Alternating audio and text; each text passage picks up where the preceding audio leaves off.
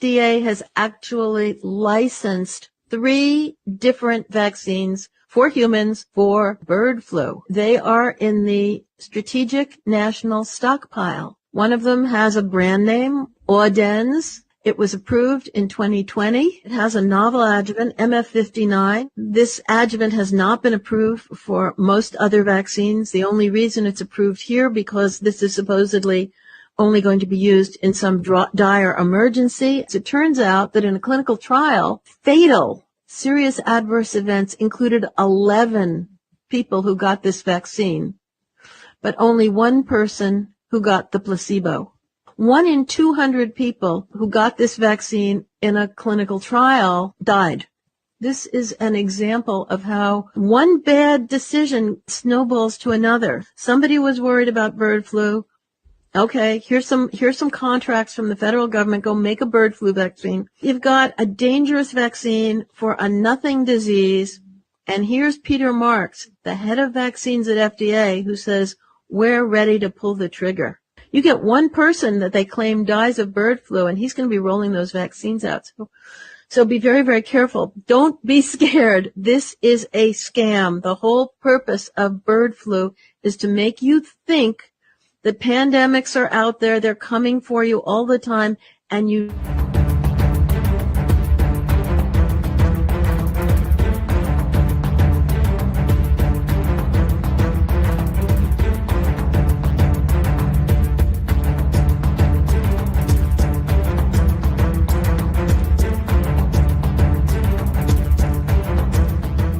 Welcome to the Daily Wrap-Up, a concise show dedicated to bringing you the most relevant, independent news as we see it from the last 24 hours.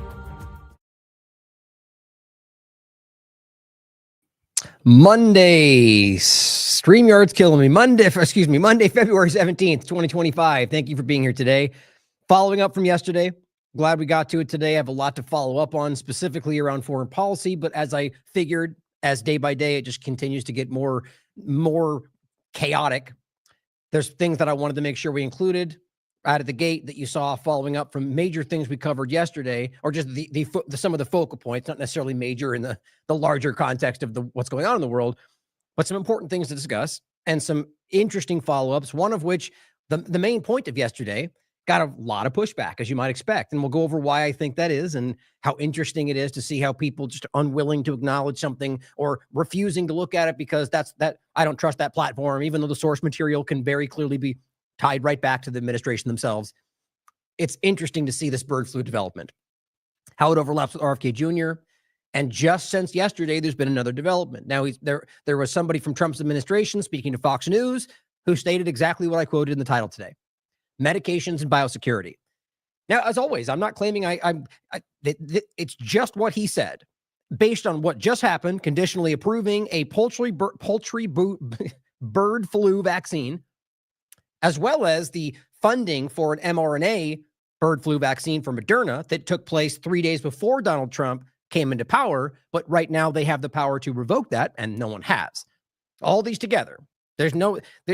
All those things are verifiably facts.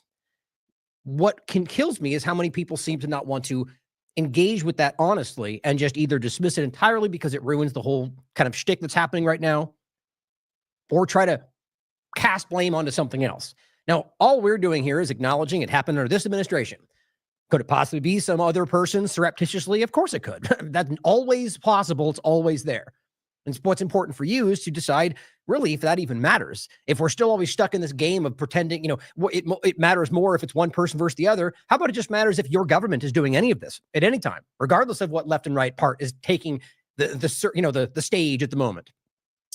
So we're going to start with that, as well as another follow-up on the Reuters point.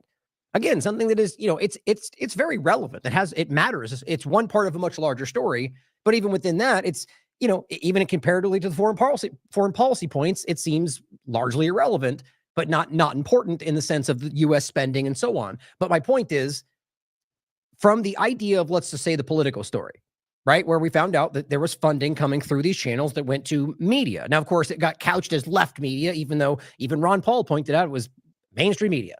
all the way around. And we know this if we've been paying attention about USAID and what these things actually do. I pointed out through USA spending that Donald Trump was doing the same thing, even to those news organizations in his last administration. And even now going forward, there are examples of the same thing. So right now, I'll show you to start. Donald Trump is funding, or rather to be accurate, objective, his administration is funding Reuters Newswire services. Right just after this big, very misrepresented story, which I'll briefly touch on again, around Reuters Thomas services. And that got used and even to the point where Donald Trump, after all of the information fleshed out, shared the most dishonest part of it, which was the misrepresentation of only left media, which it wasn't even Reuters. We'll go through it. My point is, let's just even say that story was completely accurate, which it wasn't.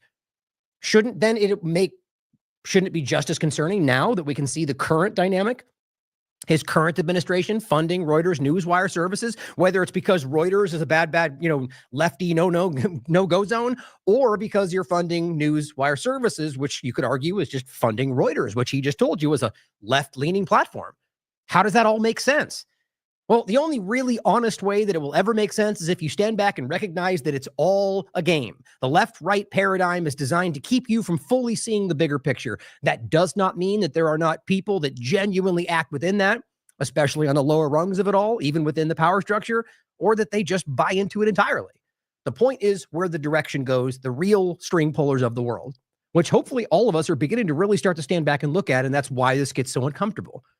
But it's incredible to see how this keeps going. And there's amazing from someone like Elon Musk playing this central role in all of this and just using the most gaslighting, deceptive, just blatantly dishonest tactics all over all day long because he's surrounded by a bunch of sycophants that will shout you down, or anybody else who have been allowed to gain all this clout and funding and money and just everything. They've literally dumped resources. And I mean, like, lots of money, lots of clout, and people that do not deserve it, that are very immature, and it's pretty alarming.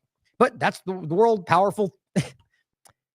That's how the world works, I guess. I mean, just thinking about any time in history, a powerful person can do things like that. The point is not to go, that's not allowed. It's people can do what they want. It's that we need to acknowledge how this is working and make sure we're all honest with ourselves about what that really means when he just basically starts accusing people of hiding something when they start to call him out for something. That doesn't mean you have to take the other guy's side of the argument. Just recognize that you should be considering all sides of this and not just start going, you must be hiding something if you're calling out what everybody honest can see is very dishonest about what they're doing around lying about stories from the DOGE discussion, or we'll get into all of that as well. It's changing quite a lot in ways that I don't think Americans are fully grasping, a lot of us. But I'm also going to get into the part where this overlaps with Israel, which overlaps with what's going on in Gaza. And I want to focus most of the time today on that conversation, as well as the overlap with Iran, with Marco Rubio.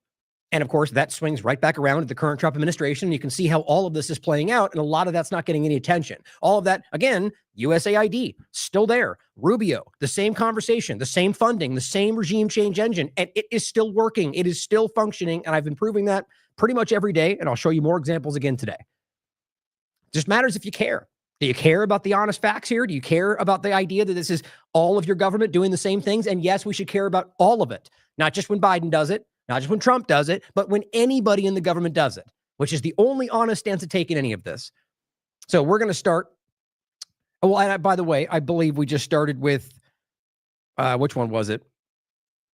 Making sure I'm not forgetting which clip. I had a couple I was going to start with. Let's see. Oh, that's right. The Corbett clip with Nass. And the point there is not to forget that that's an older clip, right? So she's talking about the last major focus on this, but it was 2020 that the last one was allowed. That's Trump's administration. Just continuity is all that is. Biden did the same things. It's all the same. Hope we can see that. So let's get into, to start today, the point that I'm going to go back to in a second, but just for those that only tune into the beginning, I just wanted you to see this. I really do think this is a pretty ridiculous, and the one before it, even more so. So if you don't remember, this was only the 13th. We broke down the reality that people like Ian Miles Chong and Elon Musk and Donald Trump and all of them in collusion, apparently, built this fake narrative around something that was not true. It's all right here for you to watch, including the link that has all the source material. The bottom line is that they're trying to make it sound like this was Reuters news agency when it was not. Most people are assuming it's USAID, even though it was not.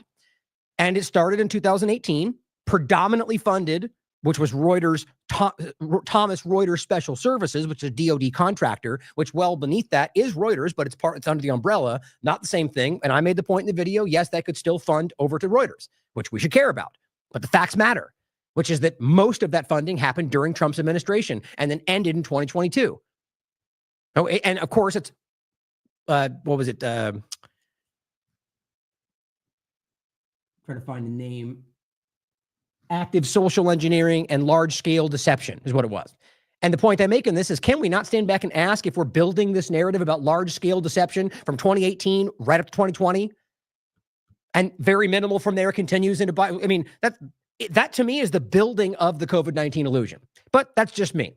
But the point is, we then continue, or the narrative continues.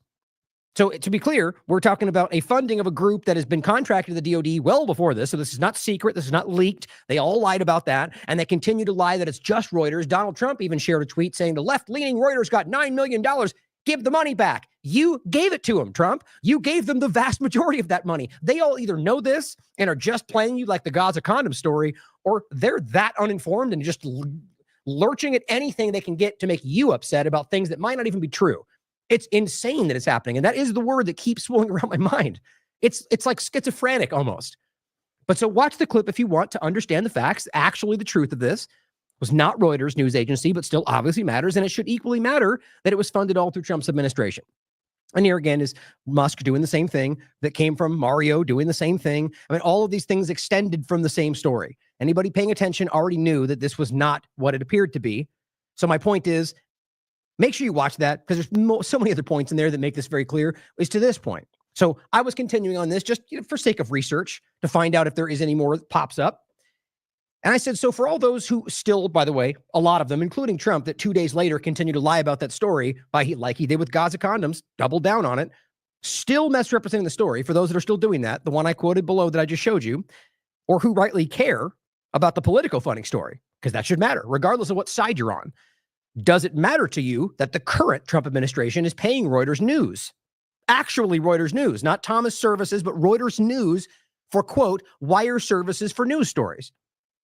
Right? If you're consistent in your logic, then it should. That's not to say that it matters, that it actually means what anybody may think it means. My point is, if in your logic that was a problem before, it should be a problem now. My point would be that all this shows you, and actually I'll go to the link here, because I'll always include that for you. And I'm going further than I wanted to start. I mean, I just wanted to point this out, and I'm going to go do it more later, but I guess we're going to talk about it, is that ultimately the point is that it is Reuters News and Media, okay? And it is U.S., and this is from the U.S. government, and it's currently his administration, and I can show you that the funding itself has continued since February 13th.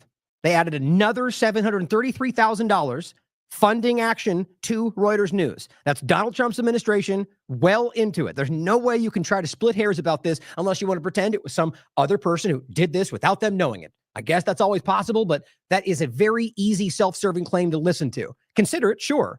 But I want to what I showed you, if you've been following along, is this is not unique. He's been doing it since last administration. There's multiple examples of this already, whether Reuters or other news services.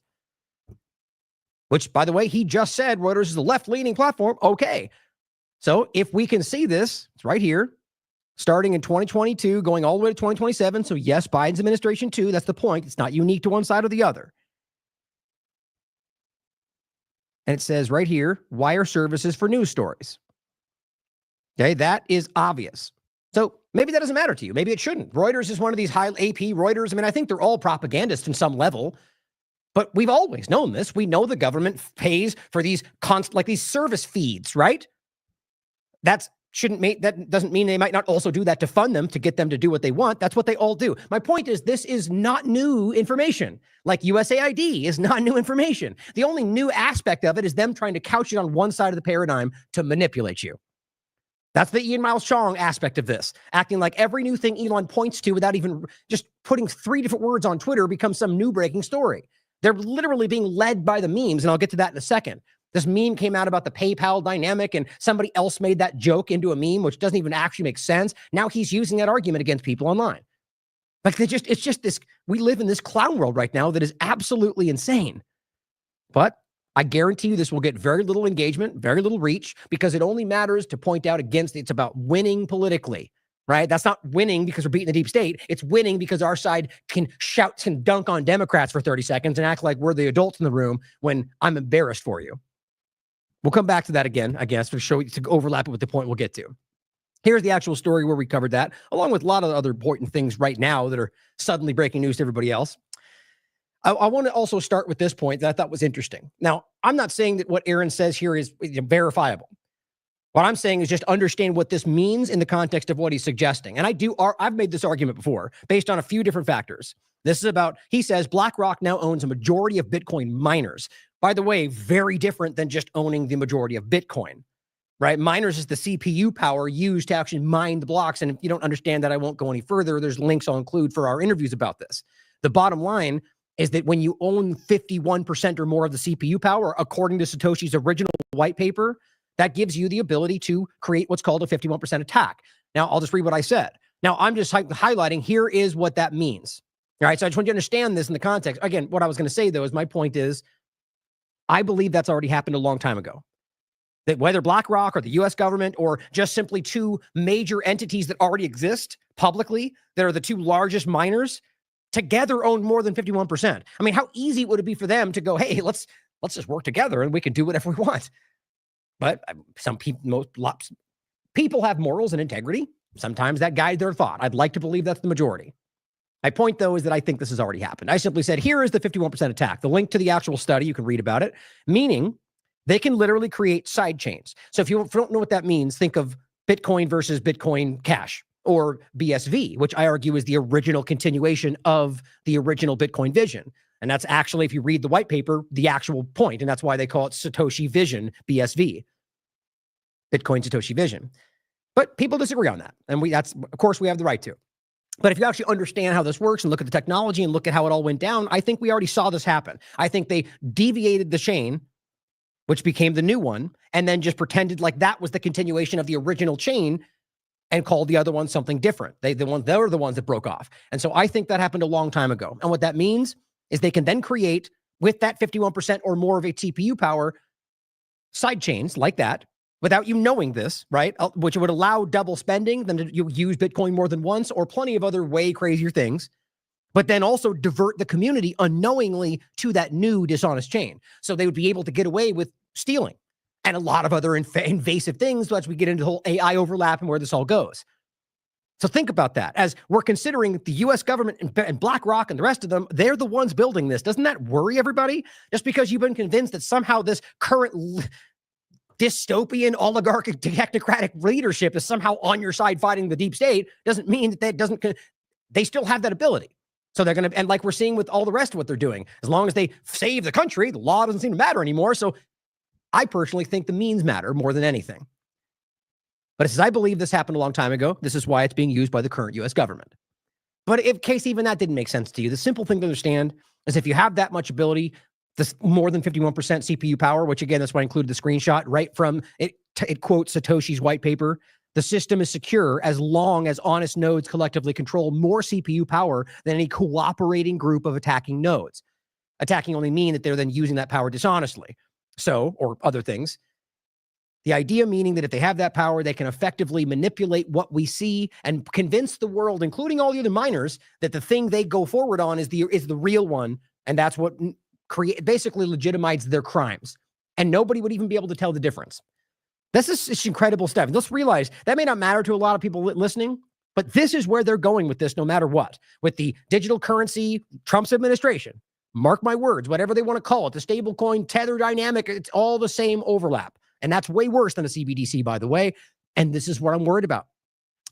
Isn't it funny? BlackRock is funding XAI and Elon Musk. And, it's the same old thing. It's incredible what people can ignore when it's on their side of the paradigm. When it's anybody else, it would be, oh my God, this should end the world. And then I included the study right there for you. Now I'll include Mitch's interview, Mitch Bertram, how the government commandeered Bitcoin. We talk about that and its decentralized future, arguing the same kind of idea that it's broken. And at the same time, we could still use it from other, not Bitcoin main, but ultimately other ones, or even within like the same technology to essentially fight back. And you can disagree with that. I welcome that, but consider it is all I'm asking.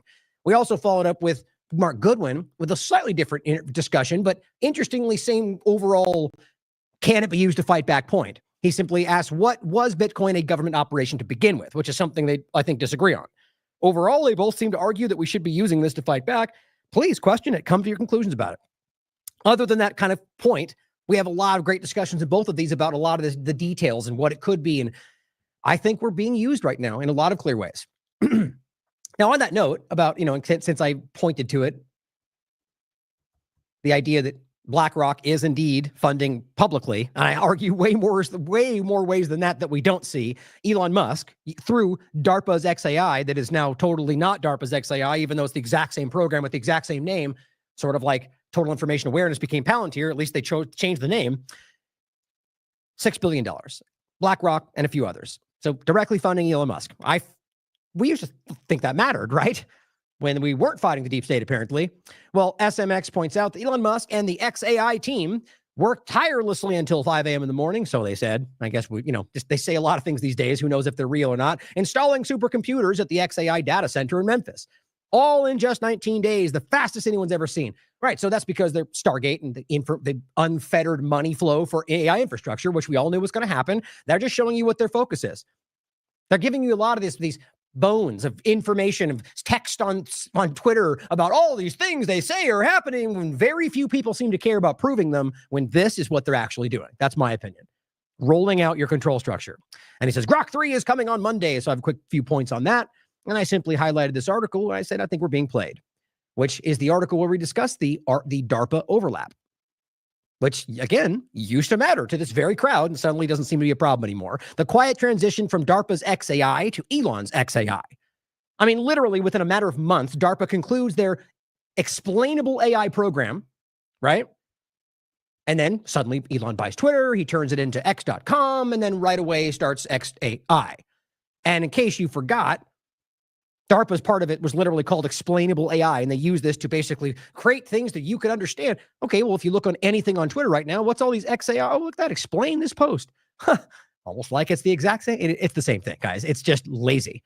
If you think these people are fighting the deep state, then you have to conclude that the DARPA, the CIA, the NSA, the NRO, that none of these are the deep state. Have fun working that out, because they're literally working with all these people. But here he is saying Grok 3 is so based. It just makes me laugh. It's just so stupid. This guy wants to be cool so bad. Some of these people that just seem to grow up in like very, very, like they probably got picked on their whole lives, or it's this funny presentation to me. But he goes, check this out. It's so based. And he says the information, which is a platform I'm actually not that familiar with, but then it's not the point about whether this is accurate or not. It's about the way that this is being presented. So consider it for yourself, either way of it, because Grok 2 seems to disagree. It says, is it like most legacy media, would you consider it legacy media? Look at it for yourself. It seems like one of these kind of side, I would argue it's part of the same apparatus. Like, so is everything they're doing right now, but interesting to think about. But he goes, it's garbage. It's part of the old guard. And this is Grok 3 saying this. Old guard. It's like they literally are training it to just be like regurgitate their talking points. And it says filtered, biased, and often serving the interest of its founders and editors rather than giving you the unvarnished truth. I probably agree with that. I honestly, again, I'm not familiar with the platform, but I would probably agree. My point would be that what they just listed off is everything they're doing too. And it says you get polished narratives like they're doing, kind of unpolished, clumsy narratives, but nonetheless, not reality. X, so Twitter, on the other hand, is where you find raw, unfiltered news straight from the people's living it. No, I actually agree with the way they said that to some degree. Because what's funny is he loves to frame it like this is the news, this is the agency. That's like calling your TV a news agency. It's not the point. People can dump cat videos on Twitter to make it news. But in this context, this is what I say. This is one of the best locations that you're going to get real-time information, despite them actively censoring certain conversations, despite all the narratives. You can still find stuff instant, like moment to moment. Something happened 30 seconds ago. You can find somebody posting it on the ground. As long as you're willing to consider that at any moment, any of it, all of it, half of it could be fake. For any reason, just because maybe they just thought it'd be funny to pick, it's always consider that. But nonetheless, straight from people living on the ground. I think that is important. But he says, no middleman, no spin. Well, that's not true, obviously. Of course, there could be a middleman. Of course, there could be spin. So that's my point. You really think this AI can't factor in the idea that somebody could be lying on Twitter? Think of how stupid that is. And this is the new version. And it says just the facts as they happen. Oh, so we're now assuming that everything they share from the ground is factual? Guys, we should laugh at how stupid this is. I'm willing to bet you this probably even got typed out by him. But it says, don't waste your time with the information or legacy outlet. X is the only place for real, trustworthy news. Again, that's also a stupid statement. There's a hell of a lot of independent platforms, or even platforms that I would argue are not necessarily independent, that sometimes put out information that you can see is very true. Or even corporate media sometimes puts information out that even though they have an agenda, you can still find the source material that still may value you. The idea, or be valuable. The idea to pretend like that's the only place, that is the propaganda. I mean, that is really stupid. And the only people that seem to fall for that are people that are going, woohoo, we're winning. Look at us. We're on the side that's changing everything. And then just like last time, you just keep going, right? That's what they said last time with Trump. I hope they were right then too. But this says, this is an interesting take. Here's Grok 2's opinion on Grok 3's response. I thought this was hilarious. And you could do this for yourself. It says the information is a well-regarded technology and business news publication known for its in-depth reporting and analysis. It focuses on the tech industry, startups, venture capital, and emerging trends. I'm willing to bet you that they said something bad about Elon Musk. It's probably why he did that. It says, that's just my opinion, often providing insights that go beyond surface-level coverage. Its subscription-based model allows it to maintain a high level of independence and avoid the ad-driven noise that plagues Mother. This is his Grok, currently in existence. So again, I'm not familiar with the platform, but don't you find that interesting? And it says, I find it valuable, this is Grok, for its detailed scoops, thoughtful commentary, and access to insider perspectives, especially on Silicon Valley. Now, that doesn't mean that they're all true, right? I mean, any platform can be deceiving, and the person telling the platform could be lying about it. But it says Silicon Valley and global tech developments. However, its paywall can be a barrier for some, and its niche focus might not appeal to readers looking for broader news coverage if you're interested in deep dives into tech and business. It's a solid resource. What are your thoughts on it? Or is there a specific aspect you'd like to explore? It says, and he shares the picture of what Elon just shared. And so this picture of what Grok 3 said when asked about the same subject. What do you think about this? Do you agree? This is interesting. And it says, it seems Grok 3 has a very strong opinion against traditional media outlets like The Information. That's fair. I would say I do too. But it says, suggesting that they are biased and as in what Elon is putting forward is biased and severe and serve specific interests rather than providing objective news. That's funny to me. No, either way you look at it, the point is that clearly we all have biases, guys. We all do. Anybody pretending they don't is the most dishonest person in the room. The point is to understand that and to consider that and stand back and go, okay, what could I be missing something because of this? Most people just don't do that anymore because they've fallen into this ideological black hole that we seem to be existing in right now. But this is simply going, well, they seem to, they're biased. If it was an AI giving you a balanced perspective, it wouldn't say what he put out there. Because that is a very opinionated, subjective opinion. It is. And it says, I understand the sentiment regarding the potential for bias in media, but I don't fully agree with the blanket dismissal of the information or legacy media as garbage. You see, that's just being objective. Now, I agree that I'm more skeptical than anything of anything in the corporate media, but to blanket statement anything, remember, that used to be roundly acknowledged as simply ignorance because very few things, if any, are all one thing. And it says, while it's true that all media can have biases, the information is known for in-depth investigative journalism and industry insights, which can be quite valuable. And guys, a lot of people think that. A lot of people thinking about Fox News and CNN, right? The point is that you are making this about Elon's inner circle perspective of the world and jamming that into your new AI. That's what we're all worried about and how this works. It says, regarding the comparison to Twitter, while social media platforms can offer real-time, unfiltered perspectives, they also come with their own set of challenges like misinformation, lack of editorial oversight. I believe there's value in both traditional media for its depth and analysis, and social media for its immediacy and directness. See, I think Grok has been filtering and absorbing all the information and has somewhat became balanced, at least in the way this is being presented now. I guarantee, because it's gotten a lot of false information too, that it's probably a mixed bag. What I think is hilarious is that you're going to see him go, well, we can't have that. We can't have it showing something, even giving any light in the conversation to the idea that maybe they're not lying because that ruins our narrative. So this is all my opinion, but I want you guys to think about this. It says, I believe there's value in both. It says a balanced approach where one cross-referenced information from various sources might be more beneficial than dismissing one entirely in favor of another. My God, how would anybody pretend that's an unbalanced opinion? That's exactly what we're all saying. Look at it for yourself, question it, do not blindly believe it. Look for different sources, look to other sources, compare them, come to your conclusion. My God. And he goes, no, we got to get rid of this. We got to put in one that says what I think. If you don't realize by now that's what Elon Musk is, I don't have any hope for you. I mean, my God, this is insane. And Marcel says, wasn't Grok supposed to be neutral and truth AI? While that take might not be inaccurate, it does sound a little bit biased and emotionally opinionated rather than anybody with a brain can see that. And that's not to say that independent or corporate media is honest.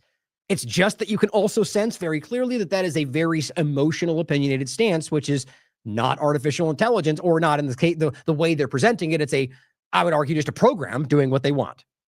Now, what's funny about this is I had this on Grok asking it something, and I simply tried to move the tab and it just all disappeared. And it even changed what I had written there. I just think, thanks, Twitter. Fantastic. Totally not weird and censors. But here's what I had written since I had it screenshotted. And I just thought it was funny. I asked him, is Elon censoring on Twitter? And it says, there have been numerous allegations that he censored individuals on Twitter, particularly those who critique his views or actions. For example, several conservative influencers claim that they did, we all know it, censored their accounts or demonetized them and removed their badges after he criticized topics like immigration. H1B, we all know that. He got caught roundly. Major people called him out for it, that like million follower accounts. This one, he defended some actions, Musk has defended some actions by explaining that the platform's algorithm reduces the reach of accounts that are frequently muted or blocked. All they did with that was create shadow banning. Well, they continued the practice.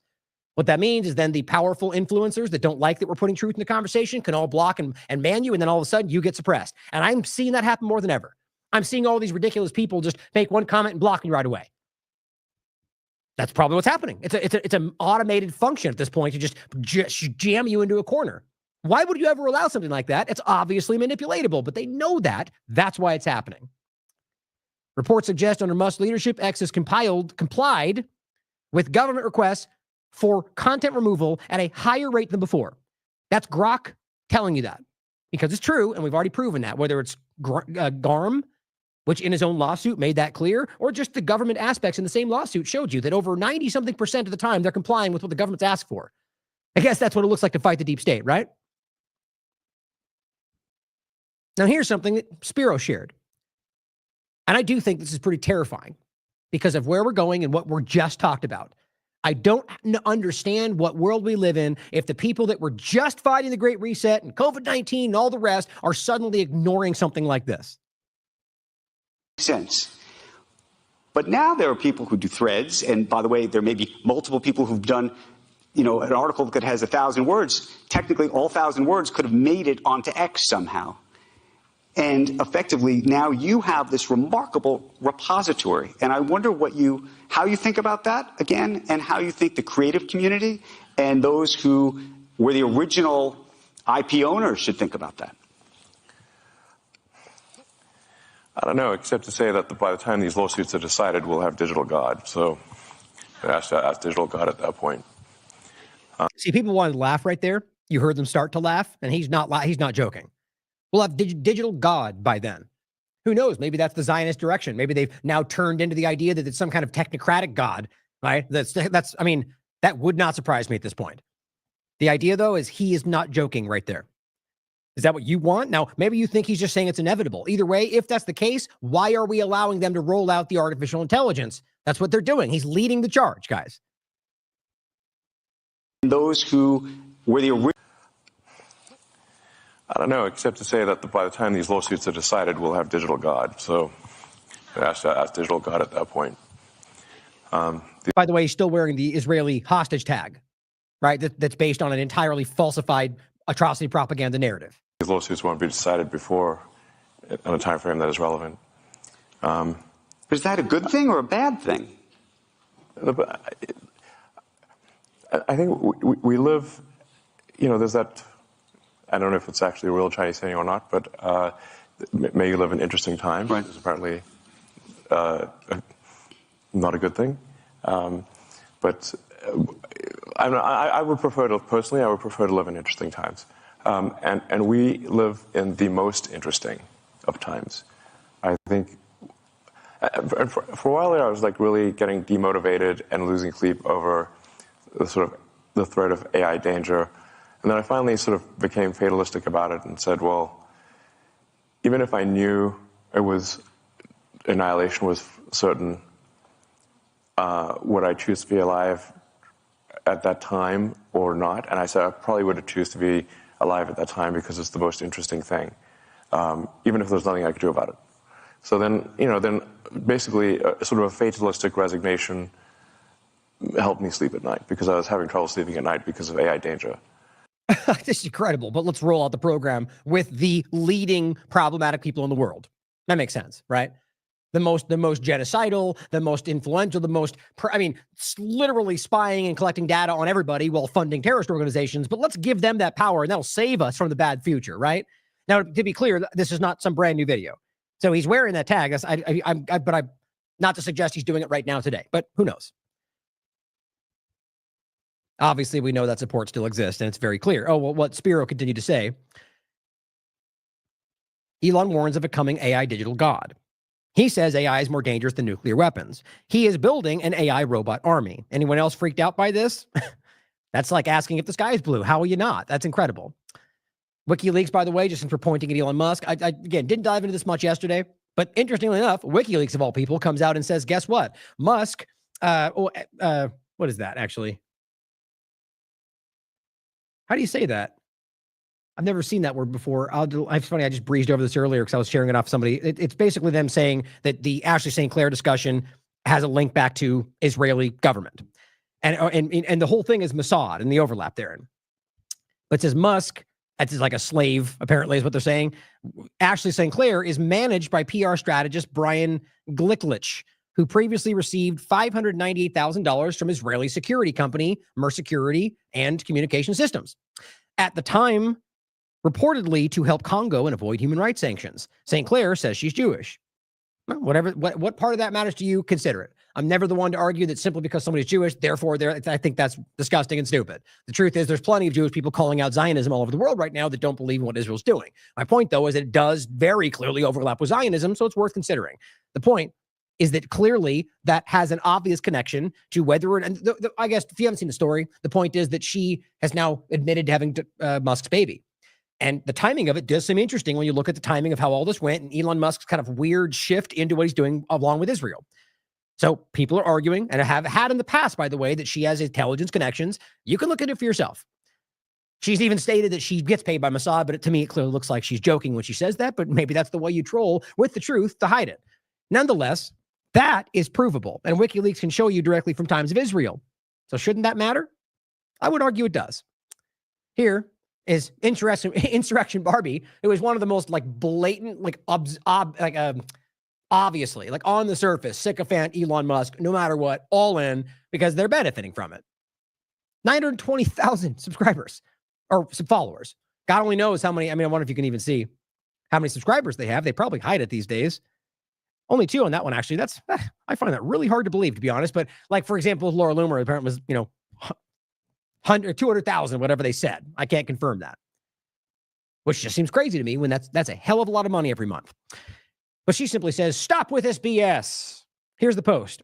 WikiLeaks exposes the mother of Elon Musk's new child, Ashley St. Clair, as being managed by PR strategist Brian Glicklich, who previously received almost $600,000 from an Israeli security firm. Okay, what exactly is stop with this? Are you denying this information, or are you pretending like that's not relevant? No, I simply said, yeah, stop with all these annoying facts that ruin the partisan hopium narrative. How dare you? Silly. But the point is, get out of here with that. We don't want to hear anything that doesn't make us feel like we're winning. Shut up. Those are the new media, guys. Listen up. That's the new guard. He's going to usher you into the golden age of your technocratic prison. Now, on the concept of the bird flu overlap, another very important follow-up, because this is one that we talked about yesterday. They got incredible pushback. And here's what I want to say before I get into this, what I notice in this. We get these moments where we're ahead of the story. We talk about the idea of something that we, not because some partisan point or because some news channel gave it to you or because because we looked into the data, because other people shared it on Twitter, by the way, and we shouted them out last time and looked into the actual material, looked for the source material and found, oh, look at that. That does seem to be something that's happening. And yes, it did happen into Trump's administration. That's very relevant. And then I reported it, not because CNN said so or Fox said so or some Ian Miles Chong pointed to it, because we looked into it and we thought that and it was factual. And because others on this platform were like, that's nowhere. I don't see anything. You're lying. That's not true. And they just shouted down. And I'll show it to you right now. And that was simply the idea that they had conditionally approved a bird flu injection for birds, for poultry. Still very true. And I'll show you again. That is very clearly a deviation from what RFK has been saying and even what Trump wants, what people pretend he's trying to do, even though he's very clearly still promoting all of it and rolling out an mRNA cancer shot along with everything else that we've talked about. But I think it's important to see how quickly that happens. And importantly, to show why TLAV and others in this field are important. Because we're not just following along on some other leading platform. We're doing the actual work. And usually that gets buried because it's not partisan interest. It gets, and usually ahead of it. So a week later, somebody shares a screenshot and that gets all, hey, whatever, as long as the truth gets out. But that's honestly what doesn't happen quite often. But on this, the story was originally Trump admin approves poultry jab for avian flu. What's going to be a follow-up today is that this has now been even further verified by them speaking to Fox News. That's my point. So today is when you're going to see all this reported, even by people that wanted to report on it, because they just waited for something to be point to instead of just doing the background work. So this is what we showed you. This was from the 14th. U.S. conditionally approves vaccine to protect poultry from avian flu. You can read into it. It's very clear. It's Trump's administration. And that's the 14th. So technically, you could try to give RFK a pass somehow as being, just like the day before confirmed. But nonetheless, he was confirmed, and now it's happening. He could stop it, just like the mRNA point I'll make in a second. But nonetheless, you could argue that maybe he wasn't the one that made the decision. I certainly hope not, because that would be a huge deviation, unless we're being misled. Now, I shared this after Peter McCullough shared this on the 16th. Same point, saying U.S. conditionally approves the avian flu vaccine for poultry. Remember, Donald Trump approved one in 2020 before, but no different than Biden. It's just important for those that don't believe Trump's the one willing to do this.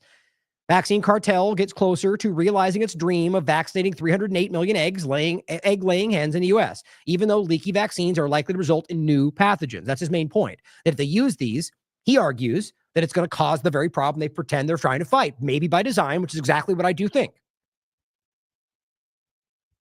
So I simply highlighted as well directly from the link article I just showed you, which shows that it is the U.S. Department of Agriculture, which HHS is the one that approved for. It's all under that umbrella. And it very clearly says that Donald Trump's administration carried this out. And now one step forward, I don't think I included it in the screenshot, but they then have to approve the actual use on chickens. They've conditionally approved the injection to be prepared for that purpose. My point is now we're seeing that is continuing. And I said, hopefully honest conservatives will have the integrity to call this out. If RFK stays silent on this, that will say quite a lot. I still have not heard a word about this from him. Now, additionally, separate story, hear that. Make sure you understand it's not the same point, same category. This is from HHS. And what's interesting is it is an archive, but you can still look it up directly from the actual page. Like if you search for this, it's on the website still. So I just understand. It's weird. Jeffrey Tucker is one that asked about this because here it is, HHS, right? Here's the link and it takes you to this, but it says archive at the top. So I don't know. My thought before was they were trying to get rid of that, hide it, but the link still pops up. Maybe, but that's how the internet works, right? Because so technically this is not showing up on the main page. You have to find it that way by the title. To me, like I said before, well, let me read it to you first. It says HHS provides $590 million to accelerate pandemic influenza mRNA-based vaccine development. Now, as I said, that's January 17th, 3 days before Trump was inaugurated. So very easily, this is Biden, right? The point was that this is now going forward. And as far as I can tell, hasn't even truly been allotted yet. Right now, they have the ability to stop it. Even if there's already been funds that have been sent, they can put an end to this. Especially since they don't seem to care. Even if legally they weren't allowed to, they don't seem to care about legally breaking treaties and agreements and anything else around the world. So we're going to pretend like somehow they're bound to this, but they're allowing all sorts of other crazy things. That's just dishonesty. That is exactly what we are pretending they're fighting. Or I always keep doing that they're pretending they're fighting, that we are all actually fighting. So that's important to see. And it's going forward, as far as I could tell, still right now. Now, I posted this show yesterday. There's the title, Trump admin approves poultry jab for avian flu. And this person says, because some people say it's not true. Basically, you'll find a lot of people down there going, that can't be true. And I'll show you one next. And this person's just going, and I disagree with this tactic because all you're showing is a screenshot of articles of platforms that I myself would be very skeptical of, right? But the point is, it is roundly being discussed and it is true. It's easy to verify. We did it on the last show. But this person says, I believe Trump doesn't trust any of these news outlets because they lie, which we all agree that, but you shouldn't ignore them either. He's definitely right about that. Any reliable sources? And I said, well, this is important. I want everyone to hear this. I know most of you on this platform that follow this channel already think like this, but in case you don't, It's about the source material. Doesn't matter what platform it comes from. I mean, it obviously matters, but when you're in the context of trying to find out whether this is true, it's irrelevant. It's about finding all the possible data points you can find, doing your due diligence, and trying to find it back to the actual source. So who said it, where'd it come from, right? So if you can trace it back to a post from Donald Trump, then clearly whether or not CNN shared it, you would argue it was true, right? So if you just dismiss it before you even look, obviously that's willful ignorance. And I said, look for yourself, whether or not it's from CNN. If someone is outright ignoring or dismissing a report, wherever it's from, or due to where it's from, they are the ignorant one in the situation. So is the one blindly accepting it for the same reason. Find the actual source of the claim and confirm it for yourself. And she just added to that saying, I found no source yet, but perhaps the person has, so, okay, that's a good point then. So because they haven't, which by the way is not true. I show you the source. I already went through it from the very articles they've listed right there. The point was, let's just say you weren't able to find the source. Well, then you wait. You don't continue to argue one way or the other. The answer is, well, we haven't verified that yet.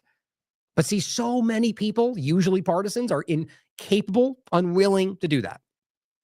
And this person was the kind of thing we're talking about. They say, no, he didn't. Just flatly. Yeah, he did. And it says many other countries already implement vaccines for H1N1. This is not about H1N1. So these people aren't even reading or looking at it. They're just reflexively pushing back because that's what they're trained to do. And it says, though the current administration has not agreed to such a thing. Yes, they have, though. Trump did it last time. See, he doesn't even know what he's talking about. I mean, I get the sense the person thinks they're right. That's just my gut. They're not trying to be dishonest. They just think that we're wrong. But it's coming from an emotional trust place that you believe in them. And they said they wouldn't, even though you can prove they've already have. And this is yet again happening. And what's funny is everybody beneath him was like, here it is. Yes, he did. And he follows up on his own and goes, right. All right, so acknowledging that it did actually happen now, even though he goes, no, he didn't. It says, but no presidential power has endorsed it. What does that mean? Trump's administration has endorsed this. They know it. It's very public, and no one said. And what I'm going to show you next is that, yes, they did. And yes, it's already going forward, as he said this in a public interview with Fox News, Trump's administrative appointee. But so it went very quickly from doesn't exist to, okay, it is, but they didn't actually endorse it. Well, then right there, you need to go, okay, take a step back. I was wrong. There's something going on here. But he goes, just here so people get the facts straight. It's crazy. This is probably a bot for all we know, but I said mental gymnastics, deflection, and you're also wrong. Here's the article from today. Let's take a look at it. Oh, and shout out to Simulation here, who's the one that shared the first article, which led me to the Fox News article. Thank you for that. Trump admin shifting strategy on avian flu.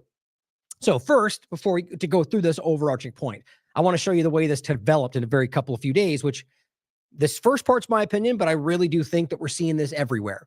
Very reactive, just like with Israeli propaganda that shows you that they're trying to hide something from you. So first, February 15th, this is NBC. It simply says, Trump's drive to reshape government threatens bird flu response. Now, that's what you've been hearing, right? What Trump's doing is ruining everything, which then allows people that support him to be like, well, we disagree. That means that that's not true, even though that could still be true, and you could still support the direction, right? You could argue that him doing this, even though I actually agree with the larger discussion of stopping what they're doing in all of this, the biosecurity dynamic, like, I'm of the mind, whether you believe in virus or not, like, let's just take it from the virus conversation and pretending germ theory is accurate. The idea being, for sake of conversation, that natural immunity is the conversation, right? Or we could talk about the deeper conversation, but that's not the place for that today, where maybe we're absolutely misunderstanding all of it, which is the way I'm leaning at this point. But I still don't think everything has been fleshed out in that conversation. My point is that if natural immunity is the conversation, that's what Dr. McCullough is pushing for, then the whole vaccine and biosecurity, it's really the thing causing all the problems, which is what a lot of people have been saying for a very long time. And if we were allowed these things to run their course, yeah, people would die, but that also happens in a lot of natural, organic ways every single moment of our lives. That things would happen, people would die in some cases, but the majority of people, which is what the argument was for vaccination, would end up having some kind of resistance. And then we would move forward, it wouldn't be a problem. It's amazing how natural immunity became the conspiracy theory. Ask Mother Jones, that article about this dangerous theory. It's embarrassing. But overall, the point was they're pushing back on this, going, he's ruining this. His whole thing is hurting our responsibility, our response ability. And so I think, again, I don't agree with that in general, but what's interesting was on the 15th, it says White House National Economic Council Director Kevin Hassett said in an interview with MSNBC Thursday that the Trump administration would soon have a strategy now that Rollins has been confirmed. So they've kind of been playing like, well, we just got to get our team in order and so on. And then the other side, if you will, has been using that to make the case that, they're ruining all of our preparedness, which I think is by design because that's easy to go, well, that's not something I think most people are uncomfortable about because of COVID-19. So it makes you go, they're the wrong side, which makes that's the right side. Maybe they're both wrong sides, guys. It's easy to see how that works. But it goes, quote, it turns out President Biden's team didn't have an avian flu strategy. This is Trump's administration speaking, has it? And now we're about to have one. As soon as Brooke Rollins is at the Department of Agriculture. So just interesting thought. He's saying that Biden didn't. Well, they did. It was just destroying all the chickens and destroying our food infrastructure, which I think was absolutely part of the larger all of our government plan. And now they're using that as the counterbalance to roll into the next part of it. But to go forward, I think that was it on, there's one more. It says previously, Kennedy, RFK, has said currently available vaccines for avian flu that the U.S. has stockpiled may be dangerous and ineffective, one of which is Donald Trump's from 2020. I agree. It says researchers are working on developing a new generation of avian flu vaccines based on the same mRNA technology used to develop the COVID vaccines. We just pointed to that, which Kennedy called the deadliest vaccine ever made, though studies have shown it to be safe. That's NBC, but studies, absurd. The fact that they're still trying to argue that shows why they're propaganda, but it doesn't mean you should ignore every single thing that goes. Read it, consider it, question it, skeptical, the whole thing, every time, especially those that you truly believe in. But what I think is interesting about that, again, really quickly to jump at the end of this, he just said this in front of Congress. I don't know if they're dangerous. We don't have a good surveillance system. Well, what do you mean? You just said to everybody many times it was. I'll come back to that. So that's just dishonesty, playing the game, if you will. Maybe you think that's what's necessary. I argue today we should be siding with our principles and our integrity. But here's the next step. So this is the next day, 16th. Politico comes out with an article. Trump administration Trump administration firing, hit key office handling bird flu response. Same kind of point. Now, of course, the fun thing right now is, that's the political USAID thing. Just ignore everything, which if you did that, you would actually ignore something that is ultimately, I think, helping your agenda. But what's funny to me, but either way, just question everything. Consider all of it. If you don't realize by now that USAID has been funding a lot, including currently Reuters through Trump's administration, if you look at it the same way, then you're choosing to pick one up and not the other. That's dishonesty. That's hypocrisy. Anyway, that's not the point. The point is Trump administration firings hit key office handling bird flu response. Now, I think the reason this is important, right, and this is after, mind you, the 14th, they already conditionally approved a bird flu vaccine for poultry. And there seems to be one in the works for Moderna for an mRNA shot, right? So 2 days later, they start firing all these people. Okay, so the same question applies. Just getting rid of a lot of people, how do you know those are the right choices? Because you choose to believe Trump is on your side. I'm not saying I know they're not, but you definitely don't either. And so the point is, maybe they're getting rid of all the people that were actually fighting the deep state. You don't know. At least if you're at least willing to admit that that's just your opinion, that's okay. Then we can disagree or hopefully agree that neither of us actually know. But what I'm simply pointing out is that keeps happening. Where usually you can't even verify half this stuff. They just reports of all these people. But I think what that does is set you up to think that he's hacking this apart. When, if you stand back and look, they're continuing the agendas. So is this a show to get you to stop paying attention? Or is it to shave off some funds so they can dump more on Israel, which is what's happened every time? I don't know. But I do think this is about, in my opinion, trying to make it appear as if while people are already upset about what just happened, that they're actually going the other direction. So you're going to get all the people, which I've already gotten, shoving this in front of you saying, no, he's hacking it to pieces. And that's just the remnant. It's not true. Talk about it right now. This is just my opinion on the timing, but I think that's why that's happening. So they're reporting they're firing a lot of people from the very group they're now working through to bring this out. White House scrambles, this is on the 17th, to combat bird flu outbreaks and blast Biden plan to just kill chickens. Okay. So now you've got them with the mind that we're actually breaking it all apart. So a lot of them already went to sleep on this conversation. They're off to something else that Elon shared today. The next day, they come out and give you the first step into why maybe we should keep doing it. Right? And this is independent, right? Scrambles to combat bird flu, which is not what I would agree with, but that is what their administration is sort of highlighting at this point. And says Biden's just killed all the chickens, sort of like going, Clinton didn't build the biometric wall. Well, we should do it then. Did you just very simply get manipulated into agreeing to the very thing we all thought 30 seconds ago? Yeah, seems like he did. In this case, If Biden killed all the chickens, then we got to vaccinate them. It's like, well, what? Well, many people are smart enough to not see how to fall into that, but many of them are not. And now all of a sudden, if he killed them all, which I don't agree with, there's only one other option, apparently, and that's what they're now doing. Here's Fox News. New agriculture secretary working on plan to control bird flu egg prices. It says, again, this is today, the 17th. And it says the White House is working toward a plan to control the avian flu. Well, even right there, is that what you believe? I mean, I'm going to argue that the vast majority of people that support him right now argue that they don't even agree this is a problem. But realize they're dumping money. There's emergency overlaps to this. There's all sorts of stuff happening around this right now, just like it was under Biden. They just don't want to talk about it. And they all argue that because they want to believe that there's some secret. It's all about a play. They're just saying that to get you to run, whatever. Tell me all the Q talking points that never seem to come to pass. And it says, which will help lower egg prices that have skyrocketed due to the inflation and how the Biden administration killed all the chickens to contain the spread of the disease. National Economic Council Director Kevin Hassett said Sunday. I mean, the fact that they killed all these chickens is just insane to me. And it really is. Like, it shows you that they are acting irrationally under the guise of something that I think most people, even a lot of very high-level doctors and scientists are arguing is, I mean, you saw Mayor Nass herself saying it's not actually a problem. But please don't just take anybody's word for it. Do your own research. But he goes on to say the Biden plan was to just, kill chickens. And they spent billions of dollars just randomly killing chickens within a perimeter where they found a sick chicken, which is crazy. Then he says, Hassett said the plan being worked on in the Trump administration is to, quote, have better ways with biosecurity and medication to make sure that the perimeter doesn't have to kill the chickens. Great. So Biden bad, killing chickens. So that means that this is the good plan. Yay, Trump good plan. Even though you're now promoting a vaccine for poultry, which I can guarantee you either already will without our knowledge or eventually will be mRNA. That is where this is all going, and they're all telling you that. So Fox News, Trump's appointee, and 17th goes on to say, so having a smart perimeter is what we're working on. And you know exactly what that means. And we're finalizing the ideas about how to do that with the best scientists in the government. And that's what you're going to go, they're doing it the right way this time.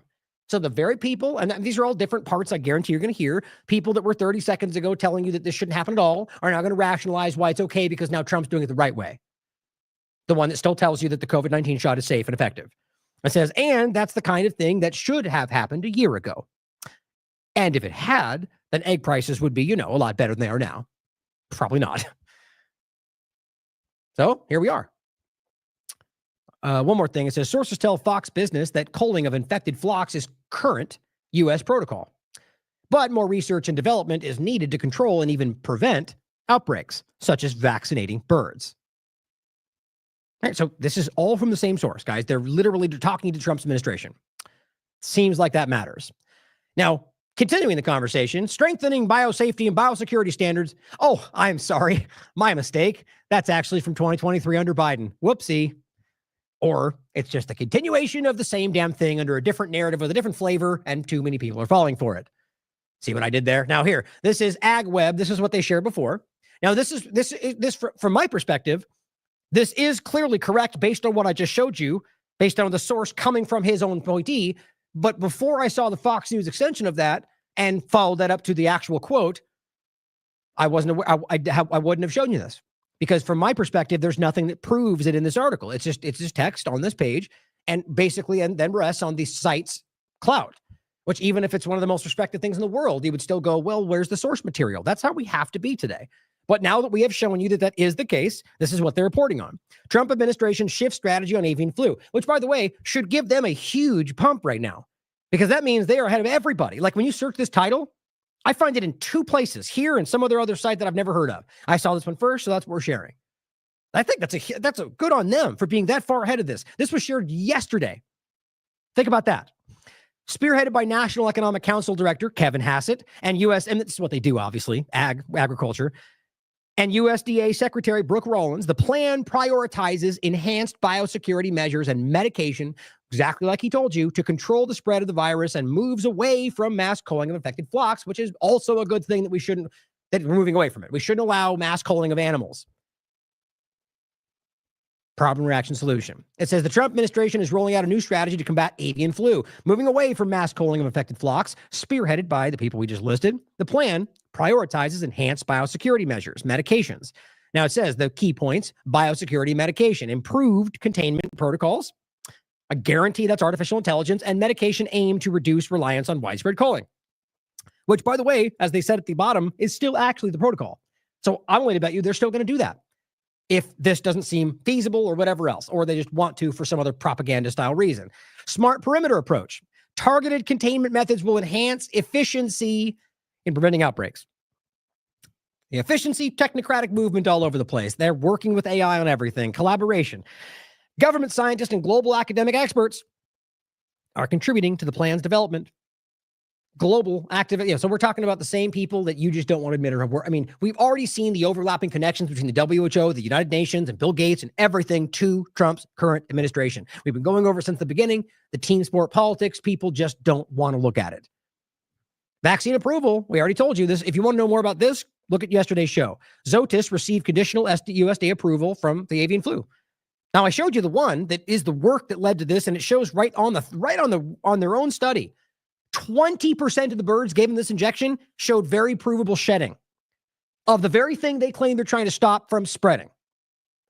I mean, I think that's ridiculous. It should be. Industry support, major poultry and dairy organizations back vaccines used to control the virus. Well, that's where they're going. Shout out to AgWeb and what they followed on this, because they're ahead of everybody. Just looking for a picture with that. Now, this one is just to show you at the end of this that, either he's just playing the game here, or he's showing you the reality. He doesn't know if they don't work. Well, he just went on a years-long tear of telling you explicitly that these were the most dangerous things in the world. And now you say that? I mean, how do you not see that that's a problem? I mean, even if you think he's playing the game to get elected, well, okay, then they're not changing the game. Or maybe you hope they do going forward. I sure hope so too.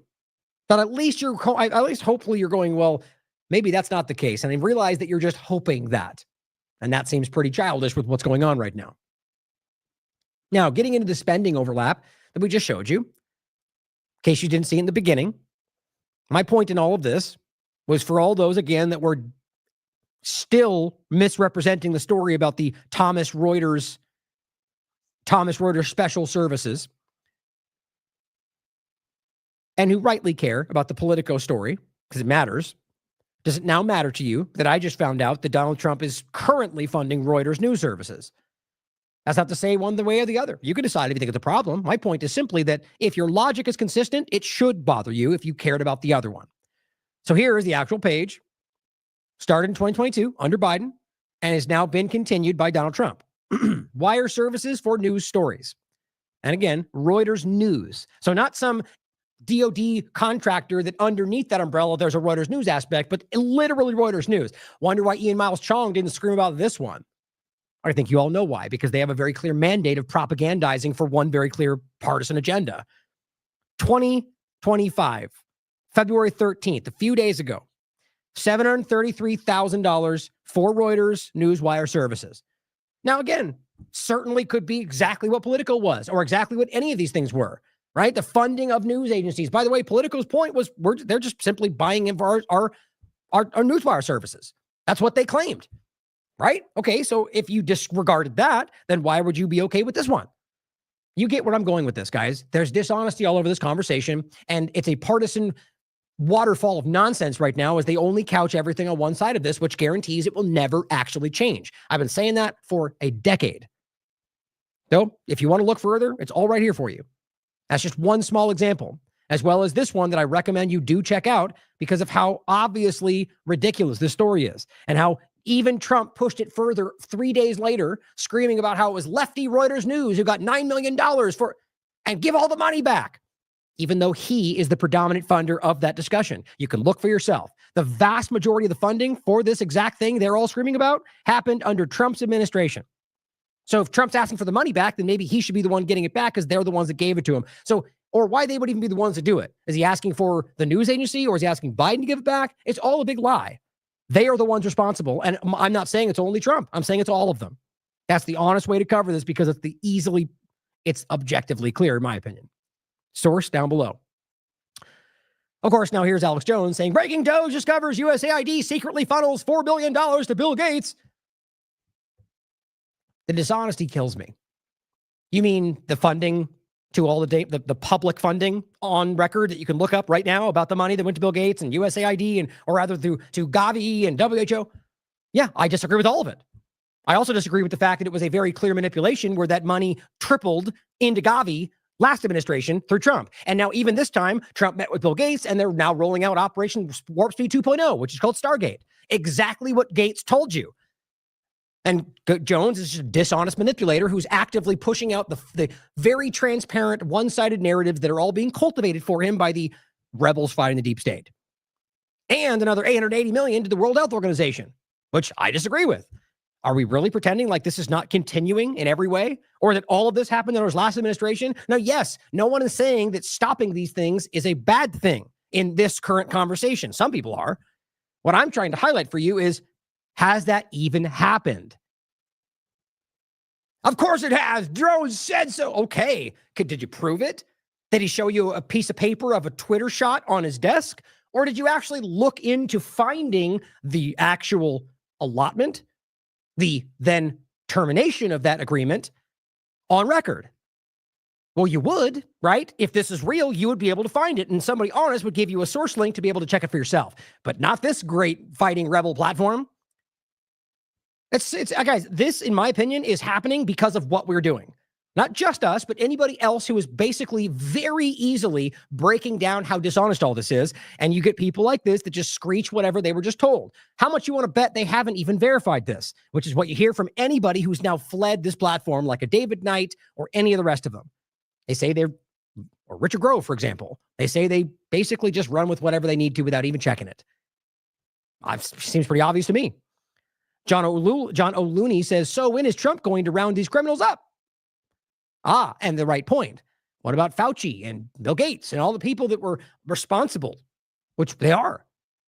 Okay, so if they're illegally sending all this money and it was Democrats, well, wouldn't you go arrest Joe Biden and go arrest Bill Gates? Of course not. Some flimsy reason why that wouldn't make sense, even though that's what they all expected. It's very sad to me.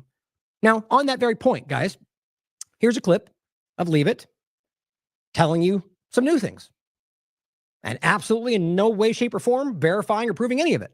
Holding up some papers and saying things, like Gaza condoms, for example, that was very, very false. Or other 47 stories we've shown you in the last couple of weeks. But this guy says, bloody hell, you have to see this. Well, watch for yourself. To be on our hearts, and the president and this administration are committed to ensuring that these individuals get the funding that they need. And I would just say a strong message to Democrats who are out there pretending to be outraged about the long list of crap that this administration is cutting, federal waste and funding, like $2 million for sex changes in Guatemala, $6 million to fund tourism in Egypt, $20 million on a new Sesame Street. I was muted. I said, in case you missed it, it's just writing on a piece of paper. Okay. Just like she did with the Gaza condoms, which were fundamentally false, objectively incorrect. Not even the, it went to another country. Nope. I showed you that as well. The amount they claim of just condoms is ridiculous. And it was a amount, and I'm not agreeing with the funding. If that's your assumption, then you're doing the same thing. You're still the problem. The clear point is none of that's okay with me, but it's also important to be accurate and not couch it on one side of the argument when all of them are doing it or lying about it entirely.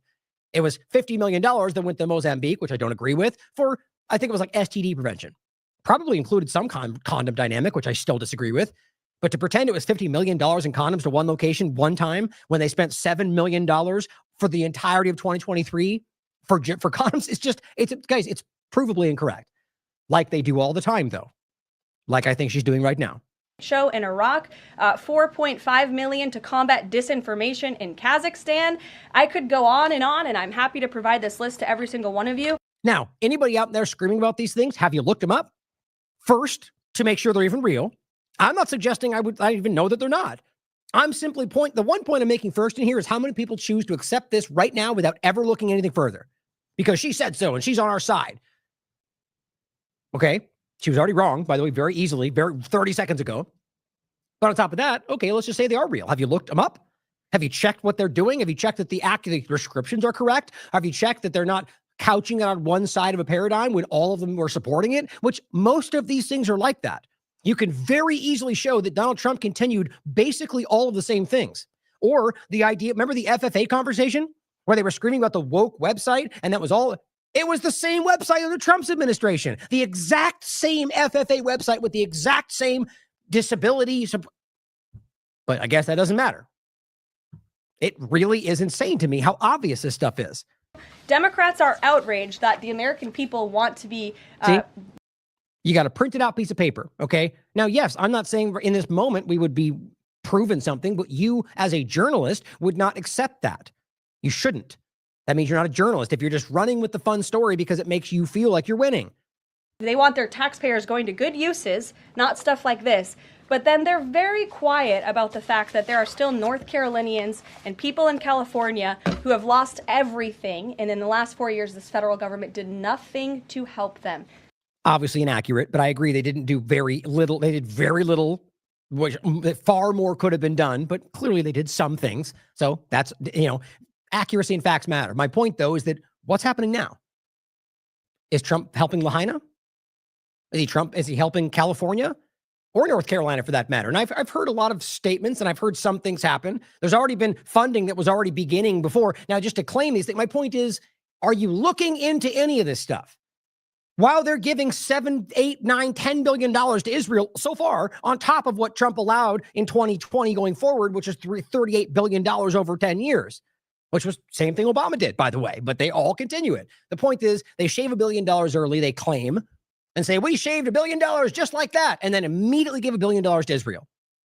Then they went through another week and they shaved all this other money off and then gave $7.4 billion to Israel. On top of everything else they already give them a year, by the way, just like Biden did. Now, if that doesn't matter to you, then you have very clear blinders on. If you're saving all this money and then just dumping it in the hands of a genocidal government, or any government for that matter, then you're not really saving anything. You're moving money around. And I argue that the whole game of chopping down these really stupid programs, which, by the way, weren't about sex changes in Afghanistan. They were about regime change and CIA operations. And that's what this was actually for. These things were used as cover. And yes, people involved in them, some of them didn't know that. But the same reason that they continued under whatever vehicle they were using during Trump's administration, for Venezuela, for Iran, all over the place. This president will continue to put Americans first, and I think the successes of this week so far speak to that, and it's only Wednesday. So yeah, like just buy it and go forward, right? Well, here's what he said on this. Well, I said stopping all of this verifiably ridiculous bipartisan spending, because it is, over numerous administrations, left and right, is a good thing. If it actually happens and is not dishonestly couched on one side, which they're doing. But have you by chance verified that any of those claims are true? I'm just curious. At this point, I literally have not even looked into it. I just wanted to see what the response would be. And he says, yes, they are. Okay. And I said, okay, great. I'd love to see the source material. Can you post it below, or whatever it is that allows you to be certain that this is true? Since no one would be responsible enough to just take the government at their word, especially when she just shared the fake Gaza condom story. He says, look to Elon and DOGE.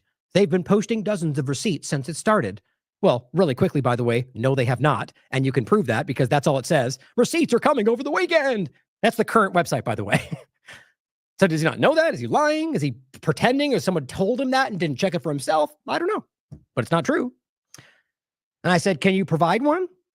Right? Receipts? You must have them since you seem so certain. And no, they have not. That's what I just showed you. The site only points to their tweets, and the ongoing promise of receipts has not come to pass. I'm not even claiming that I know it's not true, but I think you know what I'm pointing out here. And he goes, I know you're wasting my time. Now he sees what I'm doing. He says, loads on the DOGE timeline. Oh, on Twitter. Okay, so statements on Twitter with no source material. No evidence will satisfy you, he says. Go bother somebody else. Weirdly enough, based on our continued engagement, he seems to kind of come around. And I said, thank you for making my point. I will, and already have, go over the DOGE site. I'll show you in a second. And the timeline once again on the show today. And it will be clear to anyone honest that you are simply choosing to believe what is typed on this platform with nothing else to back it up. That's sad. And I said, by the way, feel free to prove me wrong at any time by simply posting a single example of something other than text on Twitter proving these things have happened. just post a tweet below that you keep pointing out that should share the source material or anything other than text. Please, one thing, just to prove me wrong. Didn't happen. And I also said, by the way, in case you actually don't know, the current website is like that. But he simply said, I will watch, which I maybe means that. Good. I'm glad. And I said, fantastic. And just in case you missed that, and I shared it. But he goes on then, and I said, by the way, the site's not there. And he goes, I'll wait to see if it fills up. So here's what I think is really fascinating. And what actually kind of shows me this guy may actually have, be honest, right? And he just was being misled, which is a big part of this conversation, is that now he's going, I'll wait to see if it fills up. With maybe he looked at the site and was like, oh, maybe the receipts aren't there. Maybe I was misled. Good, that's fantastic. And he says, have you been watching the same stuff over here? He says, Rory Stewart, his wife's business, lost $1 million, art for Afghanistan or something. It's not, all these claims flying around. Let's prove them. How about that? And I said, as we all should, in regard to waiting for it to fill up, right? My only point is that we should obviously not pretend we know just because she holds up paper and says these things out loud, especially since they have already been caught in lies, not mistakes, demonstrable lies. For example, and I'll play this in as part of it. And he says, thank you. They admitted it was wrong, the wrong country, I think. One hell of a mistake. But again, I said, watch the clip. It was more than that. They made up the entire condom aspect. It was $50 million for STD prevention. And no, I do not agree with that, but facts matter. And he doubled down after that. That's dishonesty. So hopefully he's watching right now. I hope so. I think that's really clear. Not that we know for sure these are right or not, but that most people seem to be going with it or either blindly believing it or blindly ignoring it. They're both being ridiculous.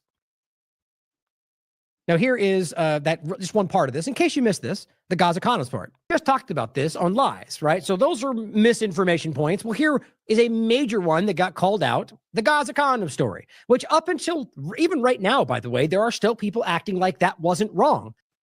Mr. Musk, you said on X that an example of the fraud that you have cited was $50 million of condoms was sent to Gaza. And by the way, the first major, viral story was a lie. Just think about that. And Trump stood up like Biden did with beheaded babies and rattled off the story, even connected it to the Gaza, the condoms making bombs story, which shows you that it came from some kind of Israeli, clearly that got dumped in front of them. And it was libs of TikTok, I think, who put it together. Ask why. And they just saw it, shared it, ran with it, never checked it, or knew they were lying. After fact-check this, apparently Gaza in Mozambique, and the program was to protect them against HIV. So can you correct the statements? It wasn't sent to Hamas, actually. It was sent to Mozambique, which makes sense why condoms was sent there. Yeah. And how can we make sure that all the states... Trump scoffs and turns his head. When I covered this first, I proved that he was doing the same thing. Under his past administration, he was funding HIV and tuberculosis treatment all over Africa in the same exact way. And I say it right there. It's just ridiculous, guys. This is absurd. If it matters, it should matter. Just because the response you tend to get is, can't we all just be happy it's going away? Well, yeah, I am already. I said that to begin with. But you should also be able to acknowledge that both of them are responsible, or all of them are responsible. But nope.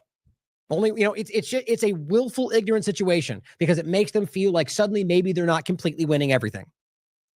Watch what no thing, but if last administration. Trust what you say. Well, first of all, some of the things that I say will be incorrect. And no, you were wrong. You lied, and I can prove it. The timing, everything, and then they lied again is the point, and how it went forward. Turns out he's wrong, and they go cycle in the record. Then it's not what you did. Really, these other $10 for STD. Okay. So here is Trump saying the same thing. He very publicly says, I think it's right here. In that process, we identified and stopped $50 million being sent to Gaza to buy condoms for Hamas. 50 million. And you know what's happened to them? They've used them as a method of making bombs. See, this is such an important, and it says so many things. So is he being used like Biden was used? You know how embarrassing that must be for him? Do you think he cares? If he doesn't care, then there's an agenda through this. But if he was played, that means Elon Musk and whoever else involved played him. And no one says a word about it. Maybe we should reflect on who the power structure may actually be. But I think what's important here is that he very clearly sells the lie. So if the point was with Mozambique, and what I'll show you next is it wasn't even condoms. It was STD prevention And it could include some parts for condoms, but the point was the amount they're claiming was all condoms was the lie itself. That was proven in a follow-up investigation. And he made that claim because Libs and TikTok and whoever else, that was the one I originally saw making the case that Elon shared, showing some Times of Israel article about condoms being used for bombs, which is probably false for all we know. More propaganda from Israel. But even if it's not, they then just go, here's a thing for Gaza. It doesn't say condoms. Well, let's just pretend it is. Let's make it happen. I mean, how else does that come together? I mean, somebody lied to somebody, and then here he is telling the world. Oh, so where did that part come? You wouldn't have the grant, and you can look at it for yourself. And they still lied about it while that fact check was public, by the way. All right, remember that. So that means they gave her that story. And that's her rolling it out. Remember, she was the first one to punch that out. Now here she is pushing out more things. All you should be doing is wondering whether those are, whether she was also misinformed about those. Because I highly doubt she's the one concocting these lies. But this was the important part as well. In this follow-up investigation, in 2023, for the most recent year available, they spent only $7 million for condoms that were distributed for USAID for the global conversation. But let's pretend 50 million was for one location and one shipment. Easy to manipulate people today. So going forward on this. Oh, wait, was this the same one? Oh, yeah, that's just the same story. I'll include this for you so you can check that out as well. I want to also highlight what BitChute said recently. And this is continuing on the DOGE part, right? With the website is BitChute simply said, it seems you posted a few times to DOGE website after we called you out for it, because they did, saying there was basically just an empty page. Because guys, the point is most of the people that are supporting them, they're not even checking this stuff. The website they have up, they're just listening to what Elon posts and says on Twitter. That seems to be very, very pretty obvious to me. And so they're going, guys, it's an empty page. That's what like 404 Media made a big joke about. They're like, somebody already hacked the website and was like, this is the dumbest website around. It's not even real. It's just a bunch of blank pages and links to tweets. And so BitChute called them out. And then they added a few things the next day. Very clear. And the point was they were basically calling out the whole dynamic. And I said, BitChute, an actual free speech platform, continued to show why Elon is a fraud. And then I tagged this tweet where they showed you what the website looked like. just a blank thing with a thing in the middle. That's crazy. Then Max Headroom says this is what it says currently. Receipts are coming soon, no later than Valentine's Day. Oops. I guess we missed that mark, right? Then, oh, wait a minute. Now they changed it. Now that's what you see today. Isn't that funny? So no later than Valentine's Day, which, by the way, was already extended out from the last one. So I'm not saying they won't eventually get, I can guarantee you there's receipts for some of these things. Like I shouldn't say that. I mean, it's certainly possible they're literally doing nothing and just lying about it. But just my gut would tell me they're going to do something. They're going to give you something to be able to look at and hold up to people that are trying to show you you're being misled. But it's crazy to me that that's not already happening. Receipts are coming over the weekend. It's Monday, guys. It's not, we're past that point, okay? It's already not there. It's just so stupid to me that this this is not a huge red flag to the very people who are pointing to this website. Like the guy that was just talking to. I think he came here and was like, what? And that means he believed it was there because I guess he just trusted that or someone told him that, but it's not. Now here's the actual site for this is savings. You show me where you're getting anything other than tweets in here. Now, just like this is a good example, okay? Can you click on this? Well, that's stupid. There you go. Okay. So here's a good example of something. Now, I made the same point with Twitter files. And I think the important thing to recognize here, like I just said, is there's going to be things they're clearly doing. I argue we already saw examples of that where they shut down a bunch of DEI things, good, and sent that money to Israel. That was pretty obvious, the exact amount more than once. But my point would be that if they do share the screenshots, you still should not go, that's the proof, it's just a screenshot. They've already been caught lying about screenshots more than once. So it's simply a Twitter files dynamic. And I should just do that. It doesn't matter because I won't look into it more. But the point is clearly they're showing something for savings. What does it say? USDA contract for environmental compliance services. Same kind of stuff is currently going on through the government. They're just not pointing to it. I just showed it in the other show. But my point is, it's just a screenshot. They could post something that you could verify for yourself because all of these are public things. USAID and all the rest of it, they're not cutting some, like if it was some secret backdoor thing, they would have nothing to show you. These are contracts that are publicly posted that they could prove to you. They're not. Now, I think it's because even if this is real, they want you to trust what they allude to. Clearly, that was Twitter files, okay? So if you look, you're going to get nothing but screenshots and statements. Oh, look, in here, they're even quoting libs of TikTok, who's already been wrong. I mean, I guess it's just insane to me. It really is. Now, here's one that someone was just trying to show me. And this is about the next part we're going to get to. But scroll through for yourself. You tell me where this is being verified. That's where it's supposed to be verified. Where was it? Right? But it's not. Wait, that's weird.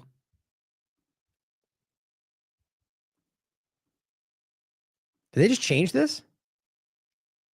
Did you see that? I wish I wouldn't have refreshed that. Okay, did you? Okay, look, where I was just showing you a page that had the feed. Let me see if it's the main one. Okay, there it is. Okay, just making sure nothing changed. So the feed apparently is clicking on this as the home. There's no home button. That's what I thought. And then savings is where they're supposed to show you the proof. And it's not there. Let's wait and see, I guess. But right now, this is where the point applies. If you are blindly pretending this stuff is real, even if it turns out to be, you're still the fool. Now, libs of TikTok, exactly the point. Breaking! DOGE recovers nearly $2 billion misplaced by Biden's HUD. How do you misplace $1.9 million? I made the same point. This was February 15th. I said, I'd love to see the source material, libs. Can you post it below? Because we all know you wouldn't just blindly assume and take Elon's word and then double down without knowing for sure and share it out as fact. Only liars and grifters do such things, as I'm sure we all agree. She never responded, of course. This automated thing says, here, basically gives a link, which, by the way, went to a 404. I'm not sure why. That person says, no, it's not there. And he goes, here you go. But shows a link. Here's the link. $1.9 billion mystery solved. But it says, allegedly misplaced by Biden, DOGE finds and recovers lost money. Okay. Not source material. It's just reporting what DOGE claimed. That's why it says allegedly. But if you read it and actually go through all the data points of even what they're alluding to, there's literally no way you can argue that how the evidence that this is somehow Biden's administration versus just money. Like, here's the point they're making in this. Now, again, my mindset is all of them are doing this all the time. They're all corrupt. Biden was spectacularly corrupt. And what they're doing now, I think, proves in my mind that they're all corrupt. But it says, where was that? I thought I had it highlighted. Department of DOGE on Friday that it recovered $1.9 million. It says the funds originally allocated to the Department of Housing and Urban Development, the HUD, which Catherine Austin Fitts has insight into, had been earmarked for Financial Services Administration, but were no longer needed. Okay, interesting. So it begins to sound like maybe not some big bombastic hidden story, but something that was earmarked for something that then went away, and in the changing of transitions that just hasn't been dealt with yet. Or it's all corrupt and they're stealing money. The point is, the fact that everybody is just grabbing on to what people that have already been caught lying are claiming, it's sad to me. Definitely not journalism. And it says the funds originally allocated, it says has been earmarked for financial administration, but were no longer needed due to procedural inefficiencies. It says $1.9 billion of HUD money was just recovered after being misplaced during the Biden administration due to broken process. So, point is, you could argue that they were doing that to steal the money, which would not shock me in the slightest. But why would they put it on record and then take it to make a money trail of taking that money? Maybe the dumbest criminals in the world, or maybe it really was just a broken process. I'm not claiming either. You shouldn't claim you know either. It says these funds were earmarked for his administration of financial services, but were no longer needed. That's DOGE's own tweet. It says the Secretary, Scott Turner from HUD, worked alongside DOGE to rectify the issue, leading to the de-obligation of the funds. It seems like a clerical error, quite frankly, and the funds are there still. So they didn't take the money. Are you seeing how obvious this is? Which have now been made available for other uses. So the money was there the whole time. What exactly are we claiming was going on? I'm not, again, just the money being there could still be used in a dishonest purpose. But think about how grandiose this has become, and people like libs acting like that's the story. How do you misplace it? Well, we now know it wasn't, we know the story. But you leave it ambiguous with no source material and a dumb shot of Trump and Elon will guess everybody assumes everything. Many people are still pretending this is USAID for some reason, even though that's not even the same conversation. But I said, nope, that article is just pointing to their stated claims like all the others. No source material for proving those claims are accurate or true at all while they've been caught in spectacular lies numerous times already. It's honestly alarming that so few seem to recognize this. Now this person posts this. Making my point, I guess. Here's the DOGE post 2 screenshots. Now, this is more than just text, right? But if you look at this, it's actually kind of crazy to me. Like, have fun trying to suss out this very fuzzy image, by the way. But if you really look, there is nothing in here. It says, like, it's all ambiguous. Like, first of all, I can't even read most of this stuff. And if you're looking very closely, you get a huge amount of money, $751 million. I see a tax ID blocked out. Single family master servicer is what it says. I don't even know how that applies to what they're claiming is this HUD. I mean, it says the purpose of this modification is to, I can't read that, obligate maybe a total amount of $751 million. What in this confirms anything they're talking about? For all we know, this is something they just did, and they're just giving you some fuzzy screenshot. I'm not saying that's the case, but this sure as hell does not prove that. Let's go to the next one. It's the same thing. The only difference is the amount of money, $836 million. But my point would be simple. First of all, let's share a shot that's not basically fuzzy to where you can't even read most of the text, but also give us a link to this, to some kind of real-time, like you could prove this if you wanted to. But they won't. I argue they will not. But it's all the same. This one's a little bit more clear down here. Period performance goes to 2019. So clearly Biden's administration, right? Date, this is the date signed, 2/13/2025. So that's clearly them engaging with this. But am I crazy? I mean, what else do you see in here? These are already, this is ABC. That's stated text on the form. I don't see anything added to this that gives you any insight into what they're claiming, other than a number. That doesn't have to mean it's false, but it sure as hell doesn't prove what they're saying. And I said more screenshots with essentially no identifiable info. You just got Twitter filed. Now, this person filed a lawsuit. I don't know who this person is. Looks like a senior fellow at the Brookings government, Brookings Institute, Brookings Governance. Yeah, I guess it's a spinoff of the Brookings Institute, which none of these people you should be blindly trusting, or anybody for that matter. He simply says Musk is acting like he runs the U.S. government, and he is. But the Constitution does not allow an unelected super president. It doesn't. We're taking him and DOGE to court to impose consequences.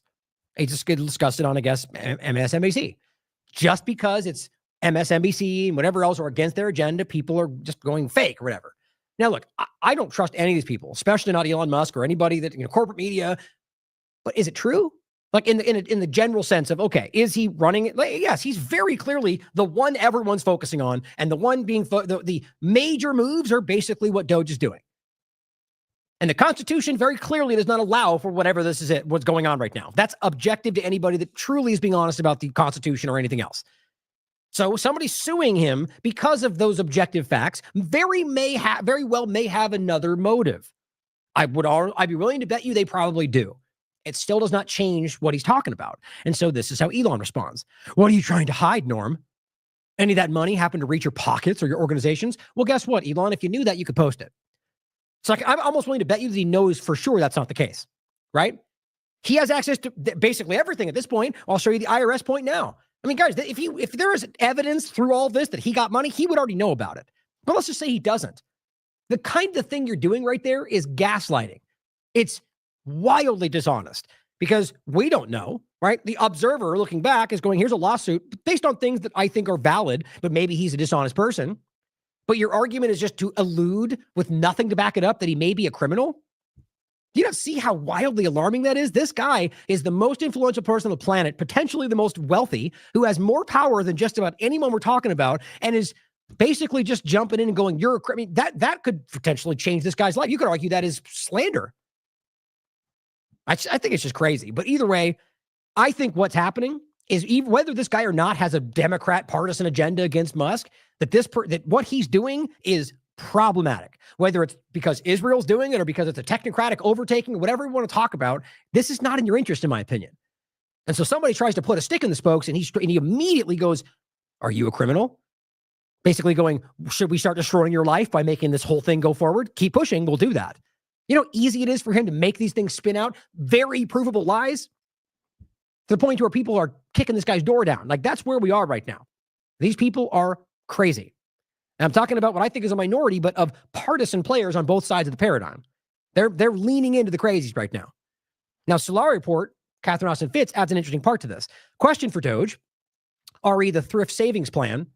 Now, by the way, before I even get into this, there's few people in this first of all, this is her sentiment on Twitter. So do your research on this to come to your conclusions about it. There's very few people in this conversation that I would look at this and report on coming from something they stated. That's not to say that I'm blindly assuming this is true, but I'm saying is that she is very immersed in this conversation and that she is claiming the thrift savings plan is down to zero. And she says, question for DOGE, the thrift savings plan, and I'll show you what that is. The G fund is reported as down to zero. And if anybody in this conversation, she's the person that's keeping tabs on these things. $300 billion used in a few weeks. It's being borrowed or has it been stolen? Now, I saw this right before we were going live and I threw it in because I think that's important. But question it. Don't blindly assume that's the case. My point is that somebody like this who's been following this stuff extensively and is very critical of both sides of the paradigm is suggesting that these fund specifically for United States civil service employees and retirees, as well as members of the armed services, members of the uniformed services, so military. It's basically a savings plan for them. 7 million participants, 4.1 million are actively participating. So you're taking money out of the pockets of veterans, apparently. If that's the case, $300 billion now down to zero. She says, is it being borrowed or has been stolen? Now, her and I just had a conversation about this.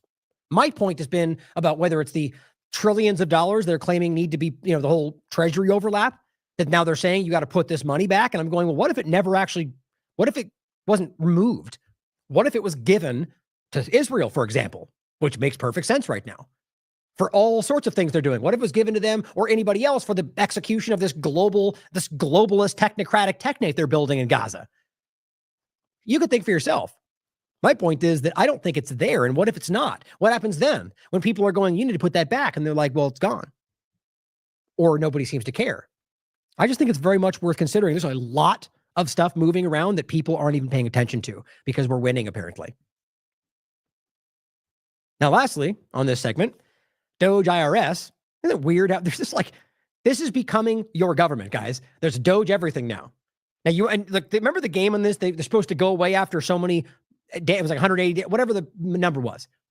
And I read to you directly from the agreement that doesn't even have to be sound. They can just continue and there's no obligation to stop. Sounds like a coup to me, but it says DOGE is seeking to help from the public. Please DM this account with insights on findings and fixing waste, fraud, and abuse relating to the IRS, which is just crazy. This is mob tactics. Now, the fact you're going to jump to whatever you think is going to be most beneficial to whatever the agenda is. That's my opinion. It's what they've been doing. Pretending like some Ian Miles Chong's incorrect statement is some DOGE investigation. Even though I can show you within, I think it was 15 minutes, it went from him sharing that to Elon asking a question about it to it being framed by Mario as some ongoing DOGE investigation that didn't exist. Because they don't care about the facts. It's about a framing. And it's provable. In this case, people are going to dump things in his lap that, who knows? The point is that this is my point. Simple. Get rid of the IRS. But that's the point. Get rid of the Fed, get rid of these clearly broken, but that's not what they're doing. They're going to revamp them. Oh, you know what's another word for that? Reimagine them. They're going to reimagine the whole thing, but let's pretend like that wasn't what they were already trying to do and you guys pushed back on 30 seconds ago. But now Elon's doing it, so it's okay.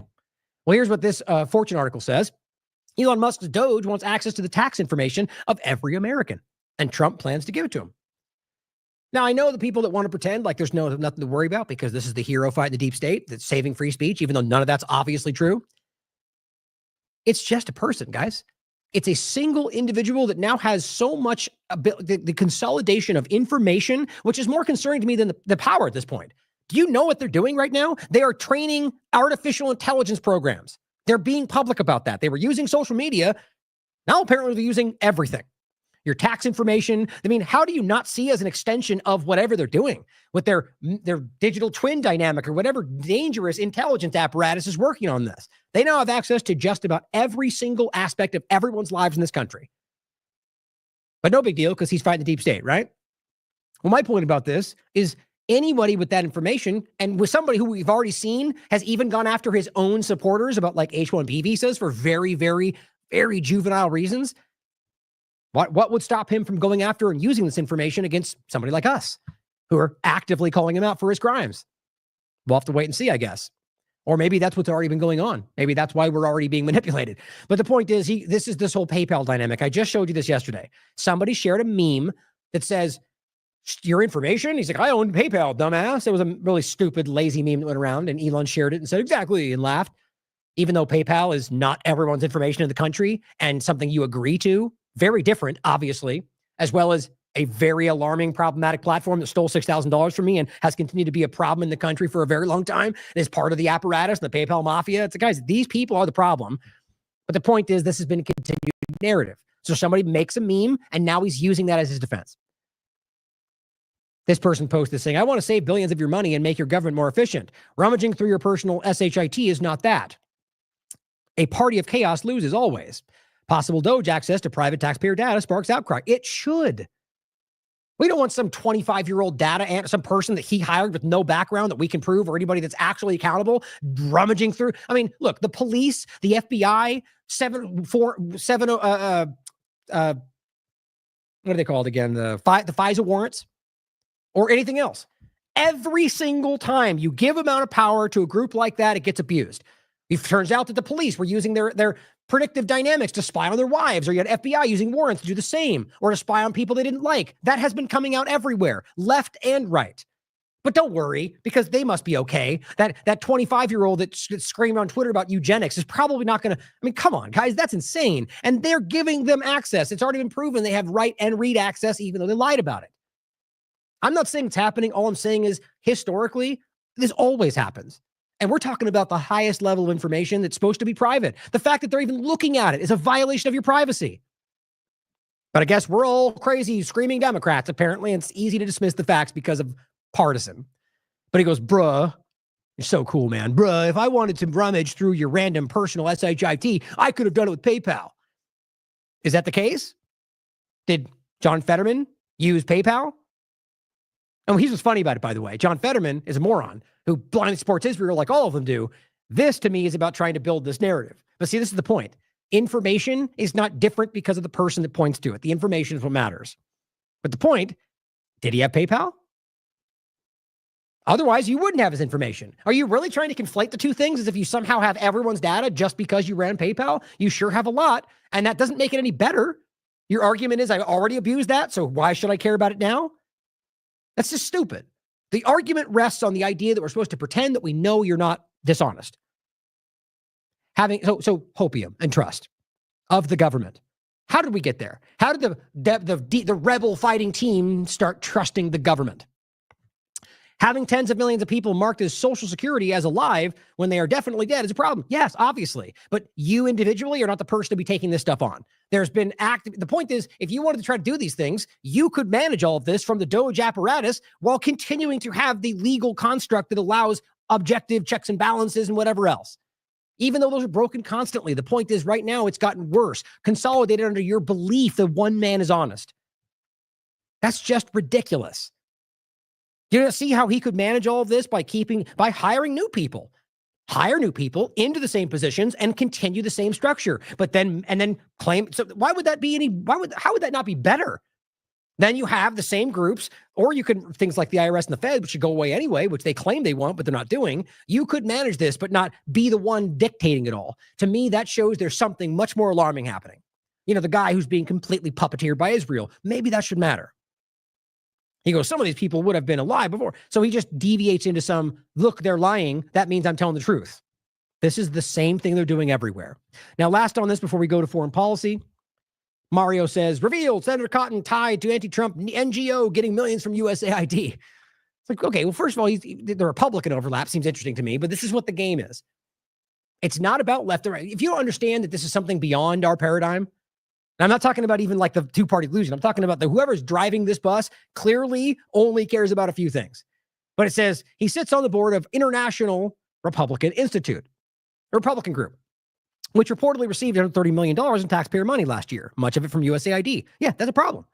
All of this is a problem. USAID shouldn't exist, in my opinion. So just in case you misunderstand or pretend that we're one-sided, that is the case. But it's interesting to me that you're going to make this point about him, even though they're still funding that group right now. See, shouldn't that matter? Shouldn't it matter that right this moment, They've continued the program. Now I want to make this point about this for all the next ones we're going to show you before we finish. This is the International Republican Institute. Okay, this is for USAID, which, as you hopefully know, did not go away and still exists, and Rubio is running it. 2023, so under Biden, it started. This activity aims to prevent and mitigate the effects of violence, repression, and manipulation in Ugandan politics. Right. Woke stuff, right? Which arguably, I mean, I get it's hard to, the game of woke has become so abstract. I mean, whether this is about political, to me, this is regime change tactics. But the game that you're helping fight repression, that becomes woke. It's so easy to give you one word and people jump at it. The point is in 2025, one day before Trump took over, $300,000 was allowed, right? Then in the 30th of 2025. So 10 days after they took over, they checked in as Rubio and the USAID and their administration and continued it. So just to be clear, in case for the podcast, you can't see it, but those watching, this happens constantly. This is an important part. You'll see these where they say terminated. When they say revision and zero, that means they're continuing it. They're just not allotting more funds at that moment. Here's Biden in 2023 doing the same thing. So if you're going to pretend that means they ended it, then why'd they continue it in 2024? Okay. So Trump in 2025 continued it. And that's where we are now. Okay. So they're still doing it. If they wanted to end this program, they could have immediately terminated it right there, and it would have shown right there. On the 30th, they continued the program. That's what that shows you. To the same thing. Now, to me, other than USAID in general, that seems like an inconsequential point to the larger conversation. I should say less relevant than some of the others we're talking about. So back to this. If we're all up in arms about how this is happening to cotton, and right now they're doing the same thing to that same group, and really all it's saying is they sent money to that group, and he happens to be on the board. So how do we know he got influenced by it? You know why they're claiming that's the case? Because they say the group actively works against Trump's policies. This guy, and it says Cotton blocking DOD pick, Tom Cotton and Trump agree on almost everything, in my opinion, especially when it comes to Israel. So to pretend that somehow he's the one because now he's holding up one pick and you make this whole, guys, the point is the group got funded. Yes, it could mean he gets some of that, but that's not proven. This is the kind of we are the media now flimsy research you're getting, as well as the fact that we're going to ignore that it's still operational right now. But these things don't matter to we are the media now. Now, here's the other part. Here is currently something for the purpose to acquire information technology, IT services, to operate, maintain, and provide continuous improvements for the USAID system. Look at that. 2020, Donald Trump, $29 million. Donald Trump gave the obviously largest amount. Actually, what? I didn't see there's 32 in 2022. So the second largest. $29 million to continue the infrastructure, the improvements, and provide continuous improvements for USAID and USDA. That's Donald Trump's administration. Okay, going forward to the next part, it continues. This is a very important point, guys, because even under his administration, you're going to find the zeros, and this happens on all of them. It's funding action only. Now, for this continuation of support for USAID on February 11th of this month, they didn't allot any more money, but they continued the program and went with other administrative action. Means it's not stopping. So I'm going to try to keep up on this, but I'm sure I'll lose it as we go forward. If you want to keep track of this, the link's here, okay? Watch that. Watch for the next payment. And if and when, which I argue it will, they allot more money, which is, I think, almost guaranteed, then you'll know, which you already should, because Ruby already told you. They're just going to continue it for their purposes. My point is, for those that may not know that, they're continuing all of it. He did then, he is now, okay? This one's actual funding. This is USAID. I've been showing you countless of these. These are just a few that I grabbed today. Started under Biden's administration, and this is for the purpose of this contract is to implement the USAID Employee Assistance Program. Well, there you go. Not only continuing USAID, and it says, get this, you may even want to call this woke. The Employee Assistance Program and other critical psychosocial support service programs. So Donald Trump's administration is currently funding critical psychosocial support services for USAID employees right now to the tune of $300,000. That was January 31st, 11 days after he was inaugurated. There's no misunderstanding this, guys. That's the same thing. In fact, funding things that you'd probably freak out about if you claimed a D was by their name.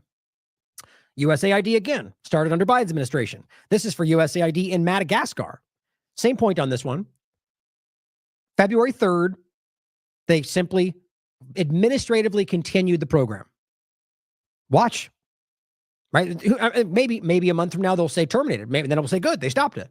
As of right now, they've made the conscious choice. You realize this wouldn't be posted. It would be ended by 2024 if it was just no engagement. They've engaged with it through Rubio and Trump, and they are continuing the program of USAID actions in Madagascar because probably for regime change. I think that's what this is. USAID started in Biden's administration. USAID Burma offshore, senior conflict and government advisors for Burma. Same thing. January 24th, other administrative action. Stepped in, continued the program. This one, same thing, USAID. Democracy and communications. That's regime change. Support USAID Belarus. Obviously, you know what this is, guys. That's what Trump is continuing. And they've continued the program. Very important. Now, those that want to pretend like it says zero, you're just making that as something it's not. Well, okay, if that's the case, then why wasn't it ended the last 3 times Biden did it in 2023? You all know this. It is extensions of the program, and nothing has really changed, in my opinion. And I showed you this about the 2,000-pound bombs that they just got sent to Israel. And I said, promises kept? No, obviously not, but no one's pointing to it. I said, and this is NY Plaid says, I'd like to report a crime to DOGE State. Another one of these DOGE accounts. It's crazy. Bombs delivered in the past 2 years to Israel. New bombs delivered today, as shown in the quote post. Please explain how this is efficient government spending. It's a good question, right? Thanks to tax-paying, born and raised in the USA. Note, please deport to Jerusalem. This is a joke he's making about the Palestine dynamic. The point is that you can see here they've sent, 70,000 tons of bombs dropped in Gaza compared to Nazi Germany, 20,000 tons over a much longer period. And we just sent, as Americans, taxpayer dollars, how much? 1,800 plus munitions, 2,000-pound bombs to bomb children and women in tents. That's murder. That's genocide. Now, all that aside, I'm sure you want to disagree with that if you have a side, is that efficient spending? Why is that efficient? Why would we be one? Well, they're our ally. Well, so are a lot of people. Would you be okay with them sending that money to Britain? No. So why is Israel different? Obviously, there's something there that you don't want to talk about. The point is clearly none of that's efficient. If we're actually of the right side, the side that we all seem to be talking about, that we shouldn't be spending money anywhere else right now, let's get our house in order, then why would that be efficient? It's just an obvious caveat that no one wants to point to. I think that's very clear. Now, let's jump into foreign policy, which is obviously what this is, the relation here I think is important. Now, where we're going to get into to start here is, let me see. Right. So a couple of things we're going to get into in regard to Rubio, Iran, and just Zionism in general that I think is important. Now here is the person that we're going to make a point about here that is this little boy in a suit, Marco Rubio. "It was an honor to be back in Israel," he says 18 hours ago. And Rubio is now back in Israel. But America first, guys. So the first phone call and multiple trips. Have you gone to any other countries? What's happening here? This is the Secretary of Defense. We have the Secretary of Defense, Donald Trump, and apparently the whatever you want to call Elon Musk, who have all been absolutely called and seem to be on leashes for Netanyahu. This is alarming, very clearly. Here's what he had to say. Or posted anyway. Thank you, Mr. Prime Minister. It is an honor to be here for the first time as the Secretary of State of the United States. There's been no stronger ally for Israel in the White House than President Trump. Gross. The whole thing, the music, the whole production. Do you do that for everybody? Do you make some weird post about every leader you're seeing? What about the leader? What about the European? What are the leaders that you claim are your closest allies other than Israel? Do you make a flowery music video about meeting them for the 45th time? No. What's going on here? You know what's going on here. To the people of this great country, for whom we have tremendous love and respect, a nation stood from its very inception, from the very day of its birth, against threats from every angle and every corner. or otherwise known as genociding an entire population for your occupation colonial project, and then pretending like you're the victim, you know how that goes. And has served as an example to the world. If there were more Israels in the Middle East, more countries like that, the world would be a safer and a better place. God, just think about, you see, this is what's so crazy to me. Either that he is that controlled or he's that much a part of the agenda. Think about saying that to a world, to a country that he knows, because you can see the way they respond to this. And listen to Netanyahu and people like the ADL when they get caught on video going, we have a real problem right now. This is great. They know you see it. So imagine a person who is in a position of power they pretend was, well, I guess appointed through somebody elected, which I still don't agree with, and stands up and says that we would have a better world if we had more governments like the one committing genocide in multiple countries that we all know about. Think about what that shows you. I make that point with all of them. And this is what we hope for the region and for our planet. Gross. And he flew back to Israel again. How many times do you think he'll go in the first year? Let's find out. Well, Sally Agris makes the obvious point in general. Every rational person knows this is not what self-defense looks like. There's just no way that you can ever pretend as an honest person that is self-defense, that's targeted attacks, like the new press secretary pretends that it was all very targeted, as well as all the other lies that we can disprove. That is ethnic cleansing. And now that they're telling you that, we shouldn't even be debating anymore. They're literally telling you that's what they're doing. They're basically laying it out for you. And now it all makes sense, even though it did because we were telling you in the first place. You know, just like we were telling you the COVID shots would hurt you way in the beginning. Hopefully we can start recognizing those things. Mencho Sint shares something interesting, by the way. Jordan's King Abdallah II says, quote, always proud of my brothers in arms and their sacrifice for the homeland. Unfortunately, we have people in our country who take orders from outside. That's pretty interesting. Here's the actual clip you can watch for yourself. It's right there. It's right there. Or what was it? I missed it. Anyway, the point is, well, it's a 4-minute video. The point is, think about that. Now, of course, it could mean any number of people. It could mean the U.S. for all we know. But just think about that statement with what's going on right now. I think we know this is what's going on. Whether the U.S. or Israel, the U.K. or whatever we're talking about, that the world we see is an illusion. We need to start to come to terms with that. Now, I'll include this show we did about was Israel involved in Rwanda genocide. Quick answer, yes, without question. It's obviously on the record. You can see it in Wikipedia. You can look it up. The point, though, is that not always doesn't mean it's provable. It just means mass adoption. But you can look into the information from Times of Israel, Haaretz, documents from the United Nations, and see that they funded them from the beginning, during, and after, weirdly aligning themselves with Nazi Germany during and after the final solution. Same thing. Verifiable fact. Again, on Wikipedia, for crying out loud, even though somebody right now is going, you're racist for showing a fact, apparently. Well, the point is that you can look into this conversation and see a very similar overlapping point to this point here. The Afrikaners, Afrikaneers, whatever they're calling themselves, which is that they abuse other religious, ideological, racial divisions. Israel. They stoke these things, they abuse them for their own interests and cause genocides. Like Bosnia, like Rwanda, like many of them, like what's happening in Gaza. Watch it for yourself. It's really hard to deny. The point to overlap this is in Rwanda, they very clearly did that. Oh, the problem you're dealing with is the same thing we're dealing with Palestinians. These gross subhuman people that we want to get rid of. Here's Uzis and machetes. That's what happened. It's very, very documented. The point is, here's a post coming from somebody I'm familiar with, just simply highlighting this map that's being shared by people supporting the Trump, Elon Musk, South Africa conversation. It says these maps promoted by allies of Trump and Elon Musk are not just part of a new settlement project, which seems to be happening all over the place. It's like colonialism is now the thing, apparently, even though we've all realized it's just crazy how these shifts have happened. Like you're talking about like with Greenland and Canada, you're just seizing land. This is imperialism, which what needs to be seen is this is what it's always been. They're just taking the mask off. But she goes to say, but also a component of a renewed colonial scheme aimed at subordinating not only South Africa, but the entire southern part of the continent, both politically and economically. You know who has an interest in doing that? Israel. But so do a lot of people. My point, though, is you can see an interconnection between who seems to be guiding and funding a lot of this. But realize this is the same kind of thing we've been talking about. This is whether for destabilization or simply to disrupt one of the most obvious aspects of fighting against Israel. The South African government was the one that initiated the ICJ. They're the one. I mean, it's very clear. And now all of a sudden you got Musk and the rest driving this internal that doesn't mean that I guarantee this.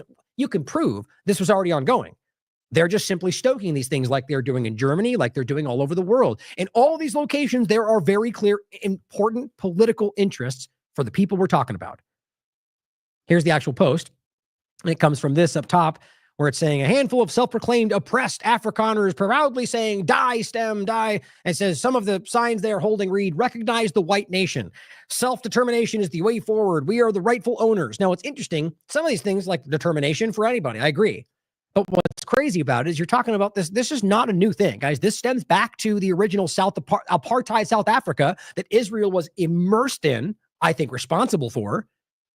And because of the things have continued to be crazy because of and you have to think about it. If you create a situation where you've allowed the white settlers to ultimately control the African population in South Africa for a very long time and treat them like slaves, and then that changes like it should, and then that causes the expected, which we shouldn't want or allow, but the expected response to people that have been oppressed their whole lives against the people that are now in a large way not being held accountable.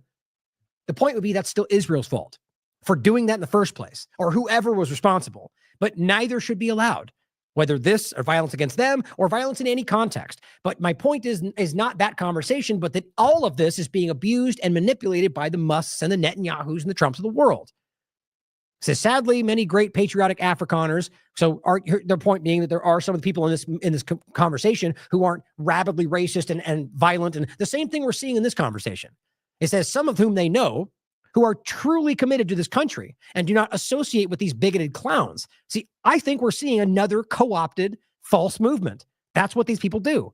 It's unfortunate that these empty vessels shamefully wield the bullhorn to sow hate and division. But this person responds saying, this is one of them apparently, saying, we want our own territory, which we're responsible and govern ourselves.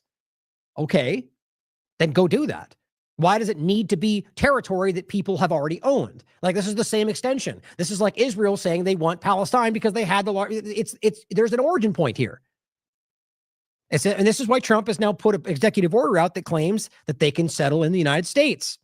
It's very real, by the way. Weird. None of the immigration conversation spun out of control there. I wonder why. Even though they're South African, there's a lot of assimilation. It's going to be the same problem you want to pretend only exists with brown people. It'll be the same exact problem. They're different culture. And it's a lot of people. Where are they going to settle? Whose land are they going to take? It's the same thing, but only one of it matters very clearly, the ones that Israel wants you to care about. Look it up. It's easy to see. But he's saying this in this area. This person says, where? I must always refer to the 1995 municipal elections. All the so-called white strongholds became ANC. This, at the time, crushed any notion of Volksstaat, which is what his thing is. It says, nonetheless, Orania went ahead because it was the only FF plus victory in the entire country. Now, that's just what they're stating, not to say it's all accurate. And this person's responding by where he wants it. That's the only point we're getting to. Right stat, and that's the location we're talking about, the Volksstaat, right in the center of South Africa. Okay, so why would that be something they would allow? Right? It's because it's about colonialism, it's about occupation, it's about territorial change. This is not where we're supposed to be in the world. And this, in everywhere you look, is what these people are supporting. That should be obviously why. I mean, it should be obvious why. Now, to talk about Zionism for a minute, that I think is very important for why this is all happening. It is a settler colonialism project. They said that themselves. That's why all this seems to be continuing. Here's Haaretz. I said, read this and realize this is from the leading Israeli newspaper, Haaretz. It's time to wake up. Zionism is not Judaism. He says, it says, this government claims that Israel, this is on the 17th today, this government claims that Israel is the only safe place for Jews in the world, riddled with anti-Semitism. The sad irony is that, coming from this Jewish platform, Israel has become the least safe place for Jews because of its addiction to occupation and oppression. Well, look at that. Yeah, it's the truth. It's obvious, guys. This is the whole point. On top of the fact that it's actually the least, like this, it's the one of the most unsafe places in the world, if not the, because of what they do. Because they're using Judaism, and a lot of Jewish organizations are calling this out. But also, don't forget what I think it was Sam Husseini said in the press briefing when, what do you know, Matt Miller made the same statement. I wonder where that came from. And Sam was outraged. He said, that's outrageous. Are you now claiming that Jews aren't safe in this country? And Matt was like, because you can't say that, right? What are you claiming, that you're not protecting them? But it's the point, they don't even think through these things. You're saying it because you're told to. But obviously that's not true. I mean, this game they're playing it's obviously a lie, even with Colombia and the rest of it, guys. They manufactured this game, and they've been caught doing it over and over, and I'll show you one right now in a second. But this is important to understand. Zionism is not Judaism, and it's being called out all around the world. It's just very important to understand. It's been for a very long time. People are just finally starting to hear it. Zionism is racism. Israel cannot be both. Israel is either a racist Jewish state, or it's a democratic state for everybody. And that's what I would like Israel to be. I'd like a democratic solution, one state with equal rights for all its inhabitants. Your organization, Human Rights Watch, issued a report last year about Israel, and the conclusion was it is an apartheid state.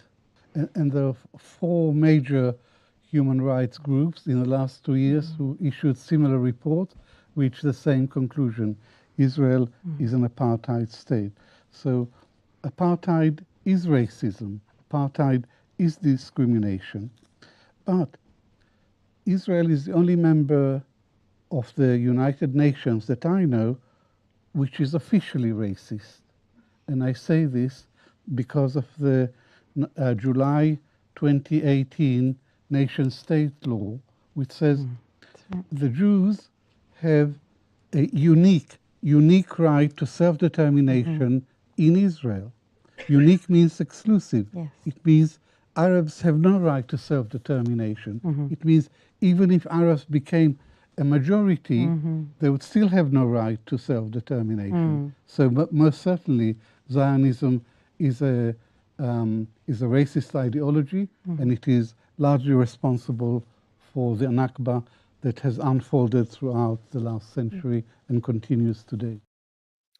So that's Avi Shlam. That is or Shlaim. I think it is a highly respected Israeli British historian, a Jewish person himself. Who maybe I'll play that clip too about Iraq, but actually maybe that one first. Here's a clip of him talking about Iraqi Jews. This one's also very important because it highlights a lie that people like Elon Levy have been continuing to lie about and leverage against people. I think it's this one. Yeah, this one here. Iraqi Jews. Now, just to set it up, he's going to tell you that Iraqi Jews were manipulated by Mossad to force them out of the country under the guise that they were being, the whole narrative they've continued to use. The point is, it was the Mossad intelligence entities that did the bombings that drove them away. The narrative today is that they were driven out because people hated Jews. And it wasn't. It was the Zionists that did it to them. That's what he's going to tell you. We're convinced that Iraqi Jews were convinced that Israel had a hand in uprooting them.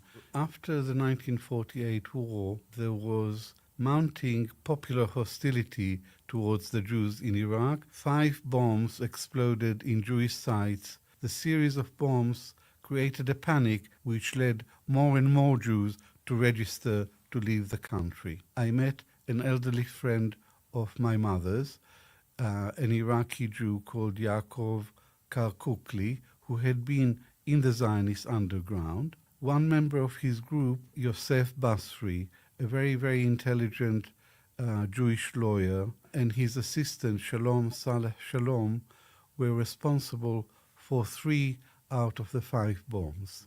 Basri's controller was an Israeli intelligence officer named Max Binet, who was based in Tehran. Actually, what's crazy about this, guys, the history is actually not hard to look up.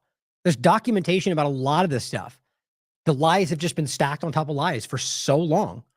Now, here, one more clip I'll play for you that goes back to the origin point in the history of this. And I think that's important as well, because, again, it's not hard to prove that Herzl was an atheist, that he actually had very negative thoughts about Jewish people. And that's the origin point for all of this. Is a political philosophy which has brought about the state of Israel, the so-called state of Israel. This political philosophy has nothing to do with religion. On the contrary, it seeks to confuse others and let them think that Zionism and Judaism is one and the same. I am a conscious African. I know properly my history. I know that Africa gave Judaism to the world. I know that the first Jews in the world were Africans. Not only do I know this, but I inform everyone who has doubts about it to read a book by Sigmund Freud entitled Moses and Monotheism as a beginning. Consequently, I know that Judaism and Zionism are not the same. Zionism had its first organizational expressions in 1897 in Basel, Switzerland, in Europe. Here was a man by the name of Theodor Herzl, H-E-R-Z-L. He was the founder of Zionism. He said that he was going to find the state that God promised the Jews. Listen to this very carefully. This man, Herzl, was an atheist. He believed that there was no God. He said God did not exist. Now, how is it that a man who believes that God does not exist is going to find a state that God promised to his chosen people? I'm telling you, this man is Satan in disguise. Zionism is a satanic movement. It is devil. It is imperialism. It is racist. It has gone and taken the lands of the Palestinian people and through terrorism has driven them out. And through terrorism, it maintains its power. And the United States of America, with over 6 million homeless, sends to Israel billions and billions and billions of dollars everywhere to bomb Palestinian people while homeless people are here and unemployed are here. Zionism is going to raise this war and make the people in America become clear to what it is and become anti-Zionist and stop the aid to Israel and use the money to take care of the homeless in this country. Interesting how some of that is happening now, right? Whether we choose to use that money for something, the point is that people are becoming rapidly aware of exactly what he's laying out right there. And the money still flows. Last point. Well, I mean, certainly the Zionists have used it and brought it, in fact, to the area. Terrorism, as we know it today, the planting of bombs in marketplaces and so on and so forth, was, in fact, introduced into the Middle East by the Zionists in the 1920s. But the net result of Zionist terrorism and violence in the first third of the 20th century has brought forth, to my mind, the anomaly, the horrific and unacceptable status in the Middle East today of the State of Israel, which is in fact an armed garrison state, which now exports more arms and distributes violence all around the world, vastly disproportionate to its size. I mean, in that respect, I think it's a horrible cycle of violence. But in it all, I think the Palestinian is the victim. There's no question about that. Now, I'll include this article we went over. This was on the show on February 24th. Zionism versus Nazism. Just go into that history, which is very clear. I've gone over many times. And Israel's connection to extremist ideology, which is also very obvious. And then even more than the rest, ADL's history of faking Nazi marches. It'll blow you away how easy it is to look that up. It's incredible. You have major, like, look up specifically, I think, Chicago. And I think it was I forget specifically Chicago, as well as just the idea of Mordecai Levy. And you'll see a lot. That's just one very clear example, but how they got caught. The ADL and somebody directly connected to the ADL was caught pretending to be a Nazi with a march that they were faking through Chicago, and they got caught for it. And it's happened more than once, guys, and it was publicly covered. It's all right there, but of course, we're racist for even daring to point that out. Now, here's a clip from another Jewish organization. There are many around the world, and they're not small. You have Orthodox Jewish organizations in Israel that get beat up by the IDF all the time for protesting against Zionism. How does that not show you exactly what I'm talking about? Or the idea that they're in Israel, or in the United States and in Britain. These groups are all around the world, or groups like Jewish Voices for Peace that are currently protesting Israel because of the genocide. You have to understand how clear this is. That doesn't mean that we're right. We could definitely be wrong. But all it means is there is not one opinion on what Judaism or Zionism. People disagree. And then if you just take a second to look into the actual history and not just narratives spun out by career liars, then you'll be like, wow, how did I ever think this was the case? Because Judaism is not Zionism. Here's a bunch of Orthodox Jews telling you that. Netanyahu is in no way a Jewish leader, they write. He does not represent American Jews in any way. Zionism is diametrically opposed to Judaism. I agree. That doesn't mean that there's not Jews that fall into the Zionist beliefs or that believe Zionism or don't care about any of it and want to have power. There is an overlap. That's not to say that they're, like with Christian Zionism, the same point. That should never mean Christians are immediately a problem or Jews are immediately a problem. That is the game they play. Don't fall for it. And I mean, even if you think it's 99%, it is still a bad thing to assume because it's not everybody. But of course, I think I've proven many times over the years that's not remotely the case. Dan Cohen writes this very well. He says, Israel is a brand name for an entity that has no internationally recognized borders. That's actually very crazy to think about. It's very true. Because they're all disputed. Their current border with Lebanon has been disputed for a very long time. Their border with Syria is disputed. Their border with Egypt, their border with God. I mean, it's crazy because they're a colonial project that continues to take territory. Pretty damn obvious to see at this point. Always, I think. And it says, and has been in a constant state of war since before its founding. Sounds kind of similar to what the U.S. has become since the founding of Israel. Weird, the timing on that. And it says the problem, it's Hamas. The problem isn't Hamas, he says. It's it says, I thought I missed a part before it's founding. Okay, no. The problem isn't Hamas, the Palestinians, or the Arabs in the region. The problem is the ideology that animates every decision Israel makes, Zionism. And Dan's a Jewish person himself. He says, violent resistance, no matter how abhorrent people might think it is a reaction to the implementation of the Zionist ideology. Now, violent resistance, another way to say that is armed resistance. Armed, what's the other term they use? Rebellion.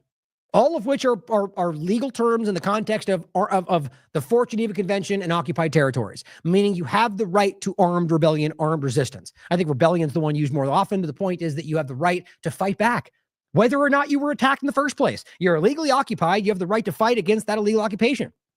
Makes sense. So the problem is they show the person fighting against the illegal occupation as the terrorist, and they have for a very long time. So does the United States. Again, wonder why they do the same thing. Violent, and it says, most observers believe that Zionism sought to create a safe space for Jews and therefore believe it may have been a reasonable movement at one point because of persecution of Jews. That is pure Zionist propaganda. If that were the case, and he's a great researcher, why didn't the Zionists accept the Uganda plan at the first Zionist convention? And there are so many points like that it just immediately undermine whatever they're claiming. It just doesn't matter because you're racist.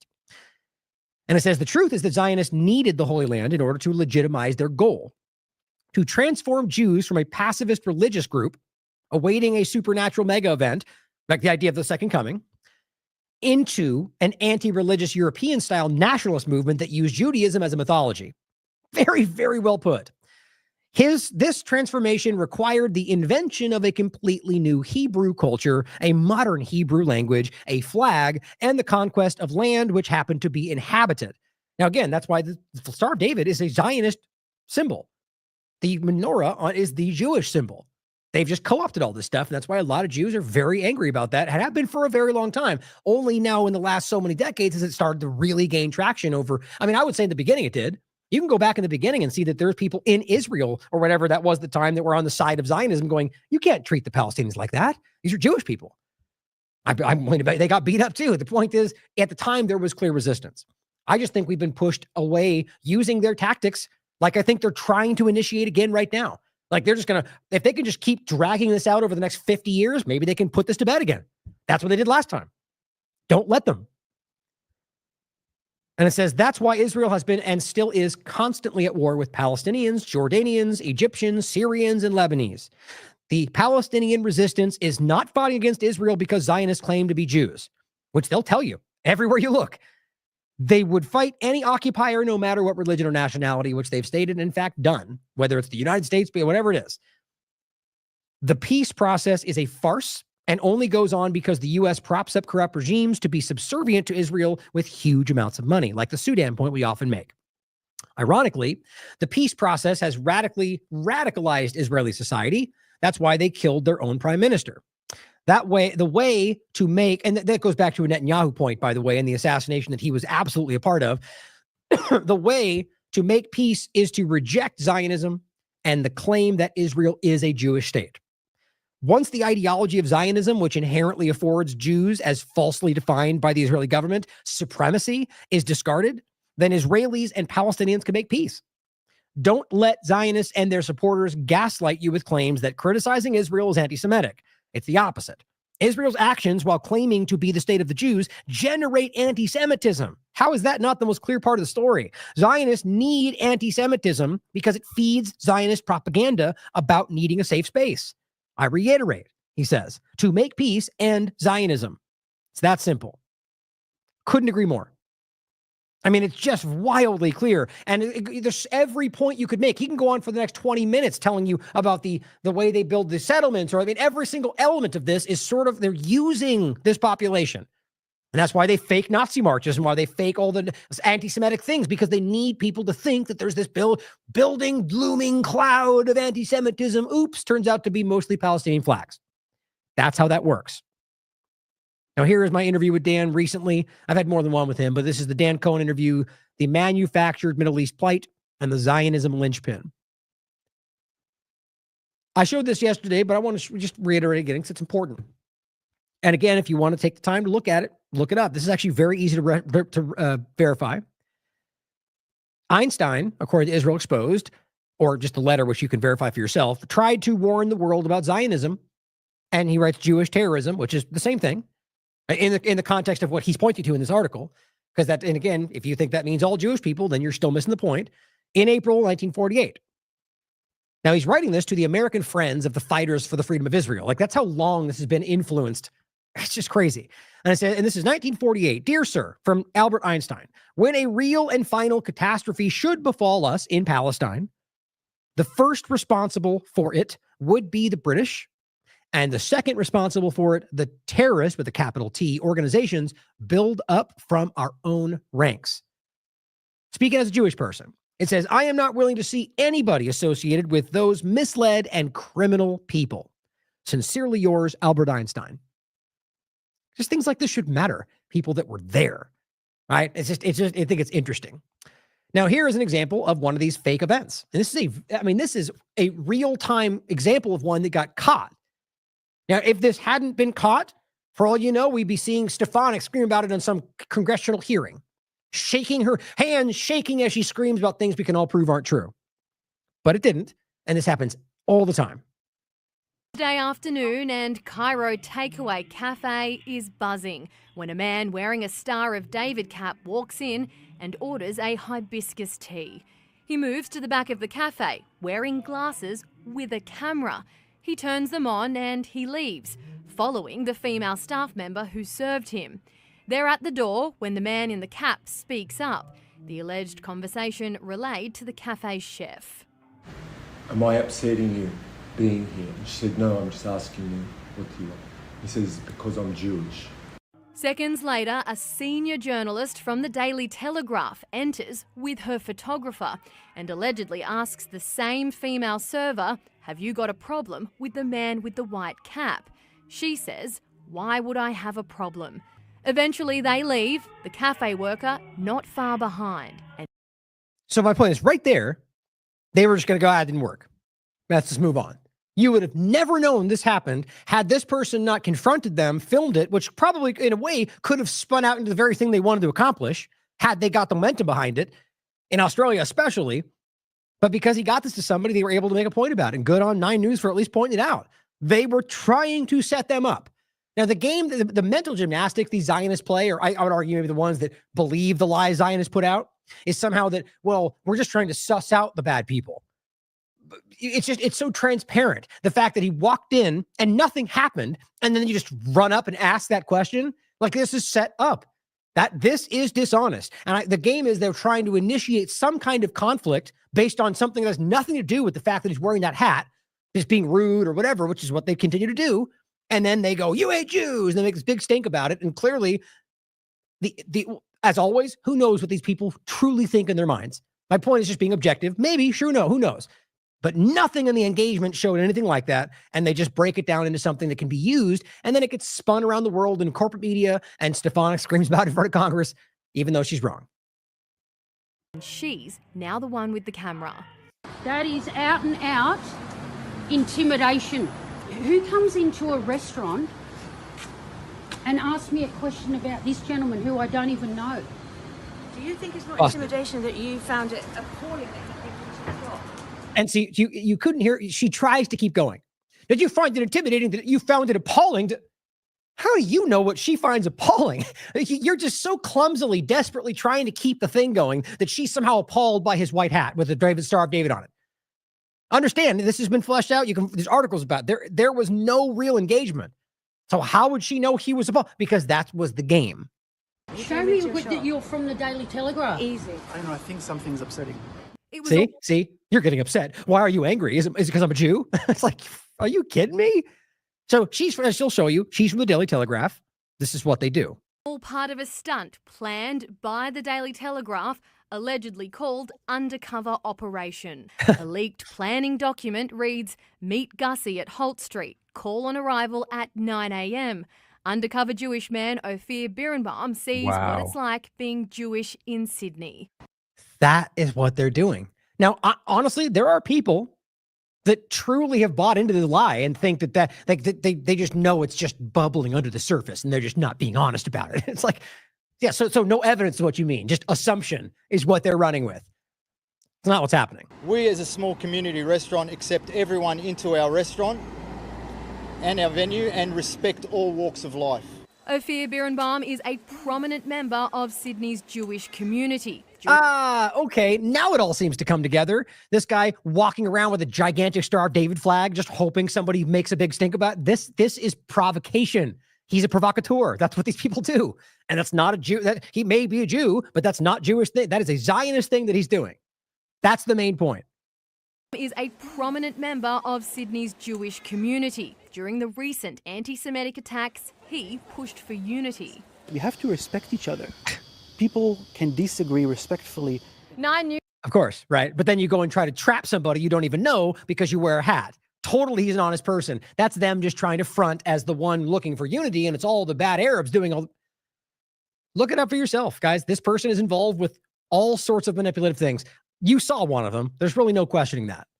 News understands the Daily Telegraph contacted a Jewish organisation to help facilitate the story, but they declined.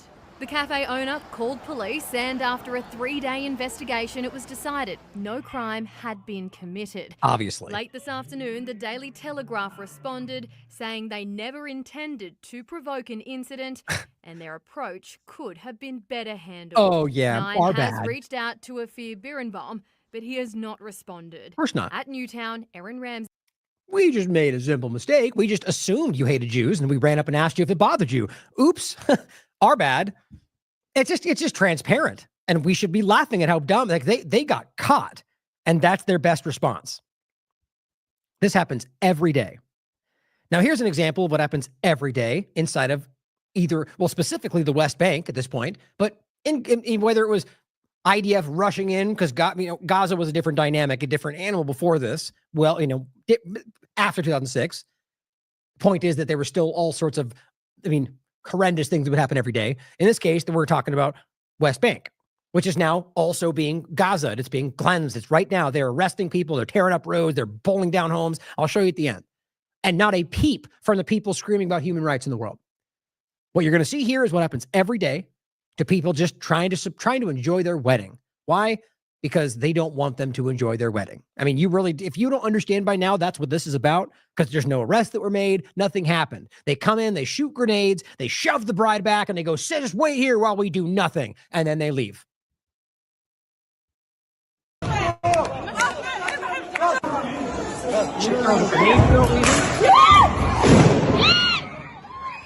There's children, there's women. Pushes that woman. Points guns at all the children. There's children right there. The crowd is pointing right at all those people. This is what they deal with. For what? Of course, what they're going to do is, just like the people supporting the whole dynamic we just discussed, they're going to just assume there must be probably terrorists. Oh, well, you're going to assume that, right? This shows that you're the problem. And what we have roundly continued to show is no, they just do that because they hate them. I've shown you endless videos of just people praying where they just walk by and throw a grenade, a flash grenade, or a smoke grenade, and they just keep walking for no reason. It's not hard to see how obvious this is if you have eyes and you care to look. Now, BM points out something that is, again, a story that is just as obvious as the rest of it, but people just try to ignore it. This is the 15th of February. He goes, we're going to hear about many more cases like this. An 80-year-old man was forced to serve as a human shield. Explosives stripped around his neck Meanwhile, his wife was held hostage by IDF terrorists. After 8 hours, they were told to leave on foot. A few minutes later, they were shot dead. He covers this earlier. Here's an article from Israeli media for those that were trying to already pretend like this was just a fake story, or that we ever just point to text on Twitter, because that would be stupid, wouldn't it? And we wouldn't do that. Exposure, 80-year-old man, Palestinian, served as a human shield with an explosive band tied to his neck. Now, even that, we wouldn't just blindly accept. It's just another media platform, but it is a Israeli media platform that's calling the thing out. So we should continue to look forward, right? And if you continue to dig, you find this is a very real story. Now, what's interesting is, and I'll show you more on this. We are going back even 5 months. The Guardian already broke out about, this has been going on for as long as you look back in Israeli society.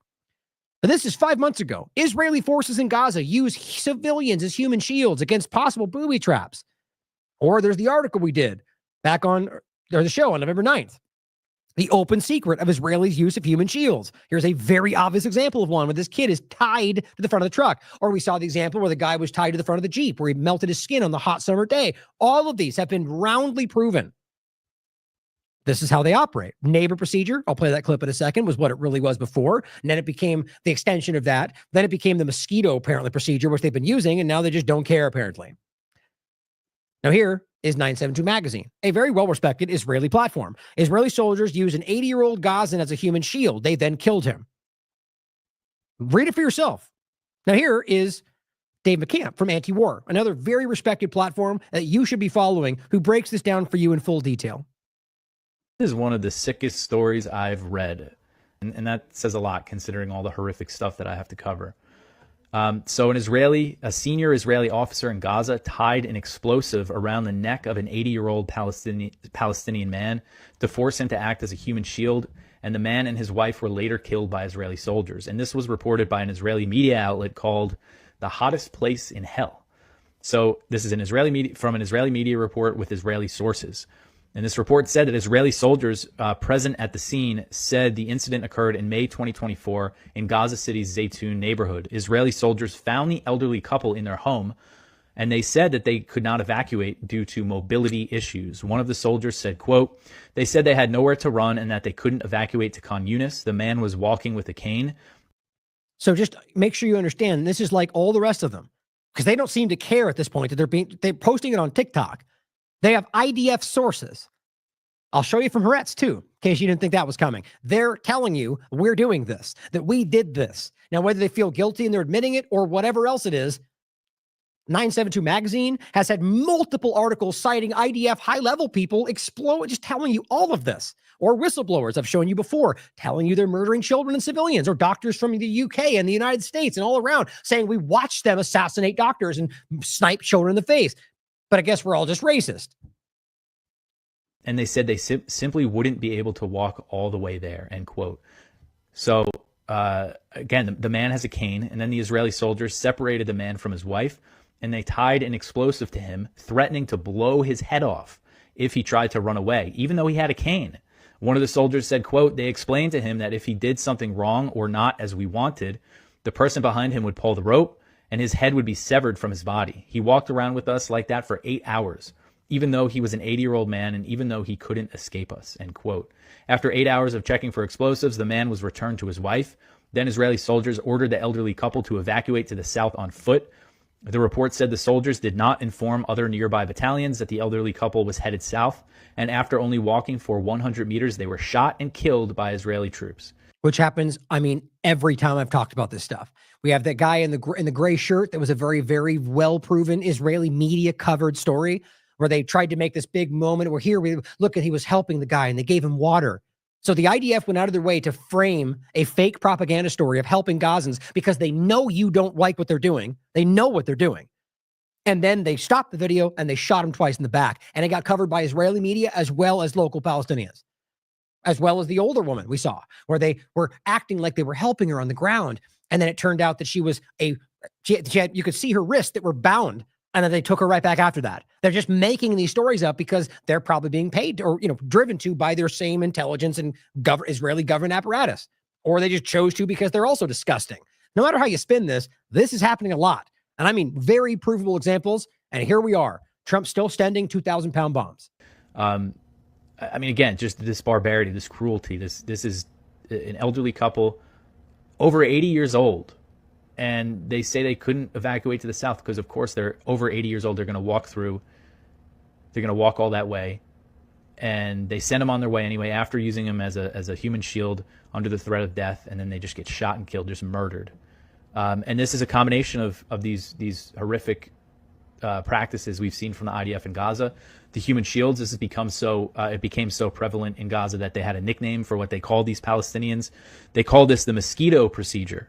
They refer to the Palestinian civilians that they use as human shields that they find in Gaza as mosquitoes. They refer to them as a type of insect because that's how they view Palestinians. And they have another name for Palestinians who they bring in to Gaza for this specific purpose. They call them wasps.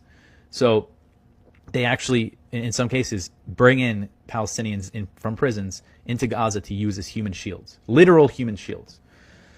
And then the other policy of the IDF in Gaza is that in certain areas, and they call these no-go zones, anyone who walked in, even if they were an unarmed civilian, even if they were an old couple, one of them is walking with a cane, they get shot and killed. And this is just one of the most horrific stories I've seen. And all this, right? There's many examples of this where you've seen them tell you that in not just reporting in Israeli media, but IDF members publicly talking about the kill zone or the fact that they have killed by accident many people, including their own hostages who went into those areas. That's the story in regard to the BBC, which I'll include if you want to read it, where it's a very transparent story. Hostages shot by the IDF after they held a big sign that says, "Don't shoot us, we're hostages." And then they got shot, and one of them escaped. 15 minutes later, according to their reporting, he was coaxed back out from around the corner, screaming, "I'm a Jew, I'm a hostage, don't shoot me." And they shot him twice, both of them. How do you misunderstand stuff like this? I say it every time. That's because they were ordered to kill whoever. These are horrible people if that's what they're doing. Now, here's Haaretz. IDF officer used 80-year-old Gazan as a human shield to inspect bodies. It's right on the surface. You won't hear Trump or Musk or any of the rest of them say any of this, even though that immediately invalidates, from a legal standpoint, that they're allowed to send weapons. But, that's right, because Trump can do whatever he wants, because as long as you pretend he's saving the country, laws don't matter anymore. Cool. The next one is the example I was telling you. Here's Sarah Abdallah. Israel posted a photo of the soldiers assisting this elderly man. After it was over, they shot him in the back. Now, here is an Israeli article telling you that. Or rather, I'm sorry, that's the wrong one. I have the other one I'll show you next, but this is an Instagram post she's including. What we did see, and we covered this, that does give you the media. We covered this at the time, directly from Israeli media, as well as many other overviews. The reality is you can see that the man was shot in the back. This was posted and spread directly from the ground, verified to be with the person in this video. You could see the man, you could see his face, you could see the shirt, and you could see them on the ground right after this, time and everything. They just don't care. It's all right there for you if you want to check it out for yourself. And this was just an after point, so take the time to research it. Don't take my word for it. It's all out there. And I'll include this show, November 9th, of the open secret of human shields. And it wasn't just the mosquito procedure, as you remember, if you've already seen it. That's the new name. Before it was something else. Then they changed it to neighbor procedure, which also continued to be a problem. Now the point is, no matter how many times it gets seen, they just keep doing it. 2013, Palestinian children tortured, used as shields by Israel, per the United Nations. Reuters. Israeli soldiers who used Palestinian boy, a 9-year-old, as human shields avoid jail. Defense for Children International, an international human rights group. Israel forces use 5 Palestinian children as human shields. That's 2023. This is from 2017. Generally, human shields. Since the beginning of the occupation in 1967, Israeli security forces have repeatedly used Palestinians in the West Bank and the Gaza Strip as human shields. Israeli soldiers routinely use Palestinian civilians as human shields by forcing them to carry out life-threatening tasks. It was also following a high court petition against this practice, which was filed by human rights organizations around the world in May 2002, that the IDF issued a general order prohibiting the use of Palestinians as a means of human shield against gunfire or attacks by the Palestinian side. But then it goes on to say, following the order, the use of human shields dropped sharply. However, the army did not construe as a human shield the use of Palestinians, provided they consented. the Army continued the widespread use of this practice, which they referred to as the neighbor procedure. Following another petition filed by human rights organizations, the High Court of Justice ruled that this practice, too, violated international humanitarian law and that this thus was illegal. And guess what they've never stopped doing? Here is the Institute for Middle East Understanding, the neighbor procedure, Israel's use of Palestinian human shields from 2012, Human Rights Watch. During military operations, Israeli soldiers routinely coerced Palestinian civilians, including children, to perform life-endangering acts that assisted military operations, the practice known as the neighbor procedure. Now, see this? Now, that clip's from the show that I demonstrated for you, the link I'll include. Now, realize the consent part of that is just the way they keep the extension of the game going. We've seen how they consent to children in prison or force children to admit to crimes they weren't a part of, which has all been documented even by Israeli media. Or the way they force them to admit to crimes we now can prove they never actually happened in the beginning after October 7th. Consent to them is we made them say yes, is what that we've continued to see. Now, here's an example of Caitlin Johnstone showing what Doctors Without Borders is highlighting. On the 12th of February, Doctors Without Borders just had access to the Indonesian hospital, one of the many that we've continued to show they were just completely ethnically cleansing in northern Gaza after the ceasefire. And this is the testimony of the emergency coordinator about Israel's techniques of genocide, deliberate destruction of life-saving machines to completely depopulate the area. Okay, so are Doctors Without Borders Hamas? Are they even trying to? They don't even care. That should be a big deal. They're there on the ground. They can see it. They're documenting it. And this is Doctors Without Borders. No group should be completely all good or all, but you should just question everything. But it's a group that has a lot of respect and standing in the conversation. The point is that they are telling you they deliberately destroyed this. We can see it. We're proving it. And it doesn't matter, apparently. Caitlin simply says, what's the excuse for this one, Israel apologists? As if that's what we're doing, is arguing with Zionists online. Apparently, I guess that's where we are. No action's ever going to happen, but at least we can argue with Zionists about it. I'm joking, obviously. Were Hamas hiding in the ventilators, which is what they destroyed? Were the MRI machines being used as human shields? Was there a weapons stockpile in the defibrillator? Was the incubator moving in ways that made IDF troops feel unsafe? What's the narrative? The point is there's no way around it. They destroyed all of the things they need. It's not just the building. They deliberately made sure that the machines they needed weren't operational. That is ethnic cleansing. Now, PVT also points out something we've already covered, citing 972 magazine. IDF confesses to gassing numerous hostages to death in Gaza, which means both sides of the conversation. They don't know where these things are, and they're bombing and gassing anywhere. They don't know where the Israeli hostages are. Really think about that for a second. Here's the actual article. Bombs the area, gas the tunnels. Israel's unbridled war on Gaza's underground, which is where, as we've seen, many of them were staying. That's why we now know they've killed a lot of their own hostages, per the Biba's father, who still says that, or any of the rest of them that continue to tell you they watched their own people get killed by, and even had Hamas members cover them with their own bodies. Not my story, directly from the mouth of the Israeli detainees and hostages. But this relates to a story we already covered a while ago. And this is from 972, but also Israeli media on top of this. A hostage's mother, so an Israeli detainee, because it was actually an IDF member, says toxic gas from the Israeli bombs killed her son.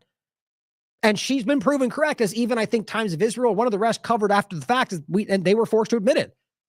So they're continuing to do this, killing whoever's in front of them. I think it's all by design.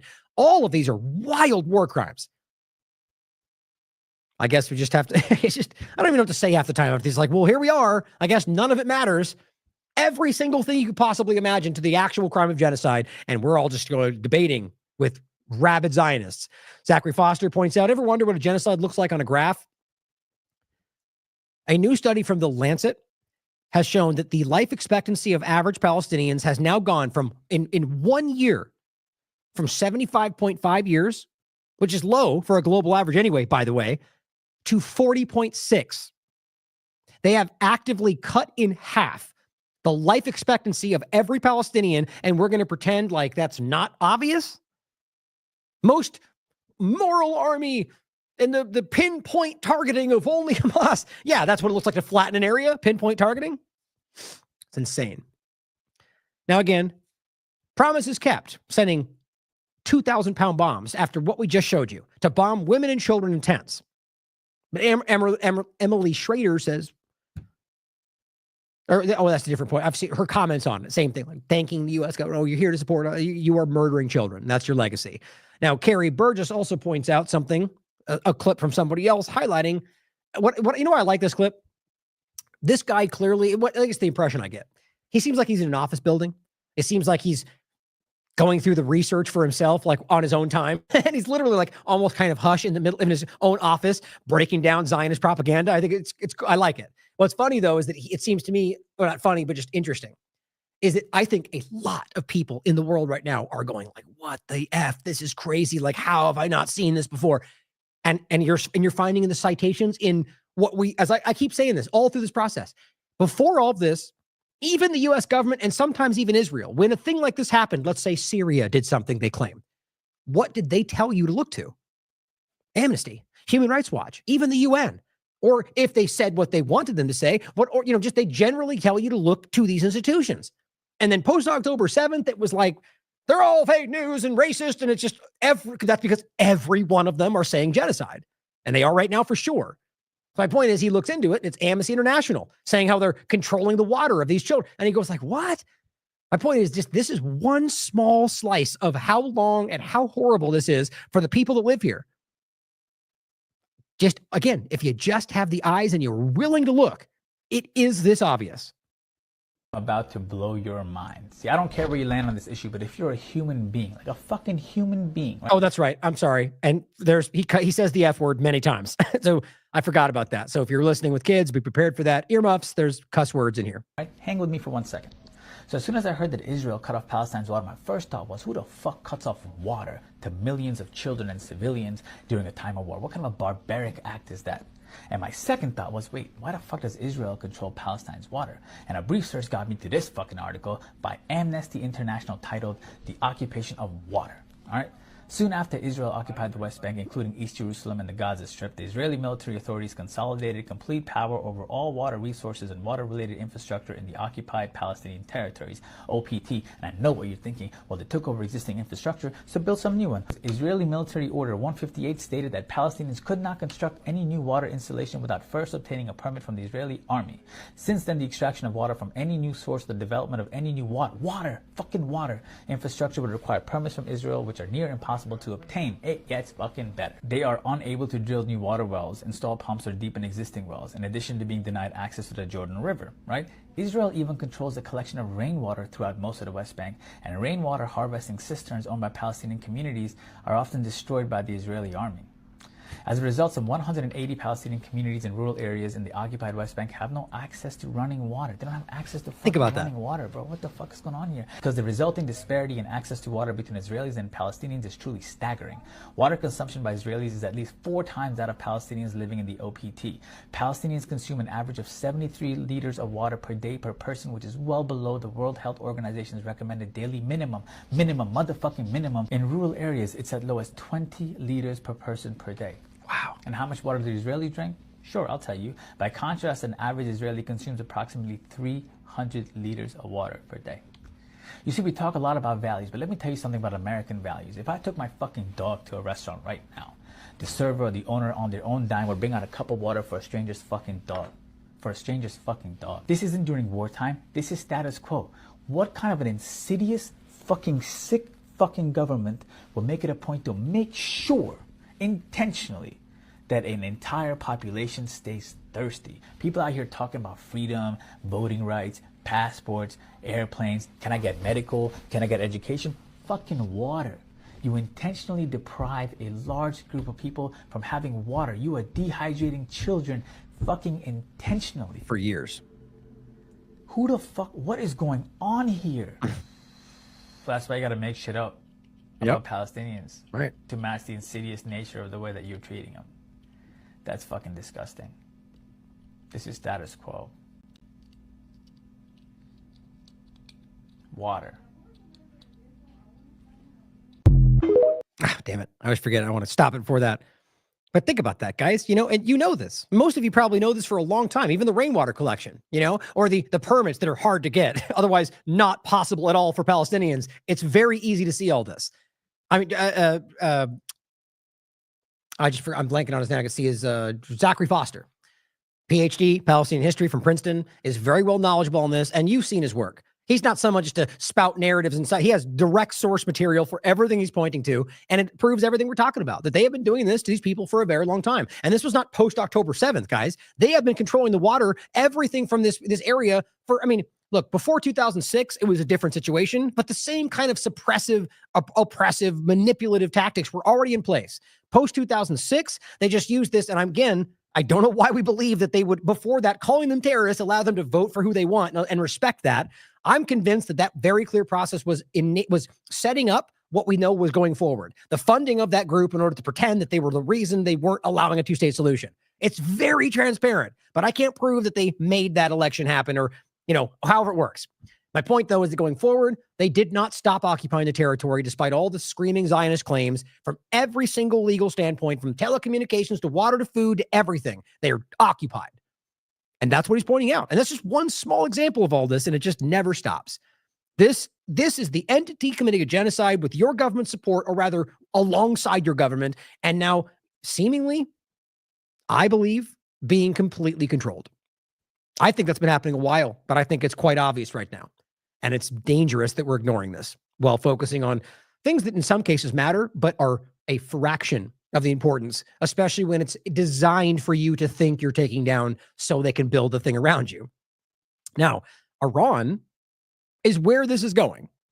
They are, if you don't remember by now, how obvious it is that Israel is driving the United States to go to war with Iran, even to the point to where this guy has to come out and lay out the false pushback on it to make it sound like we're worried about it, even though I guarantee what I'm going to say right here, it's transparent.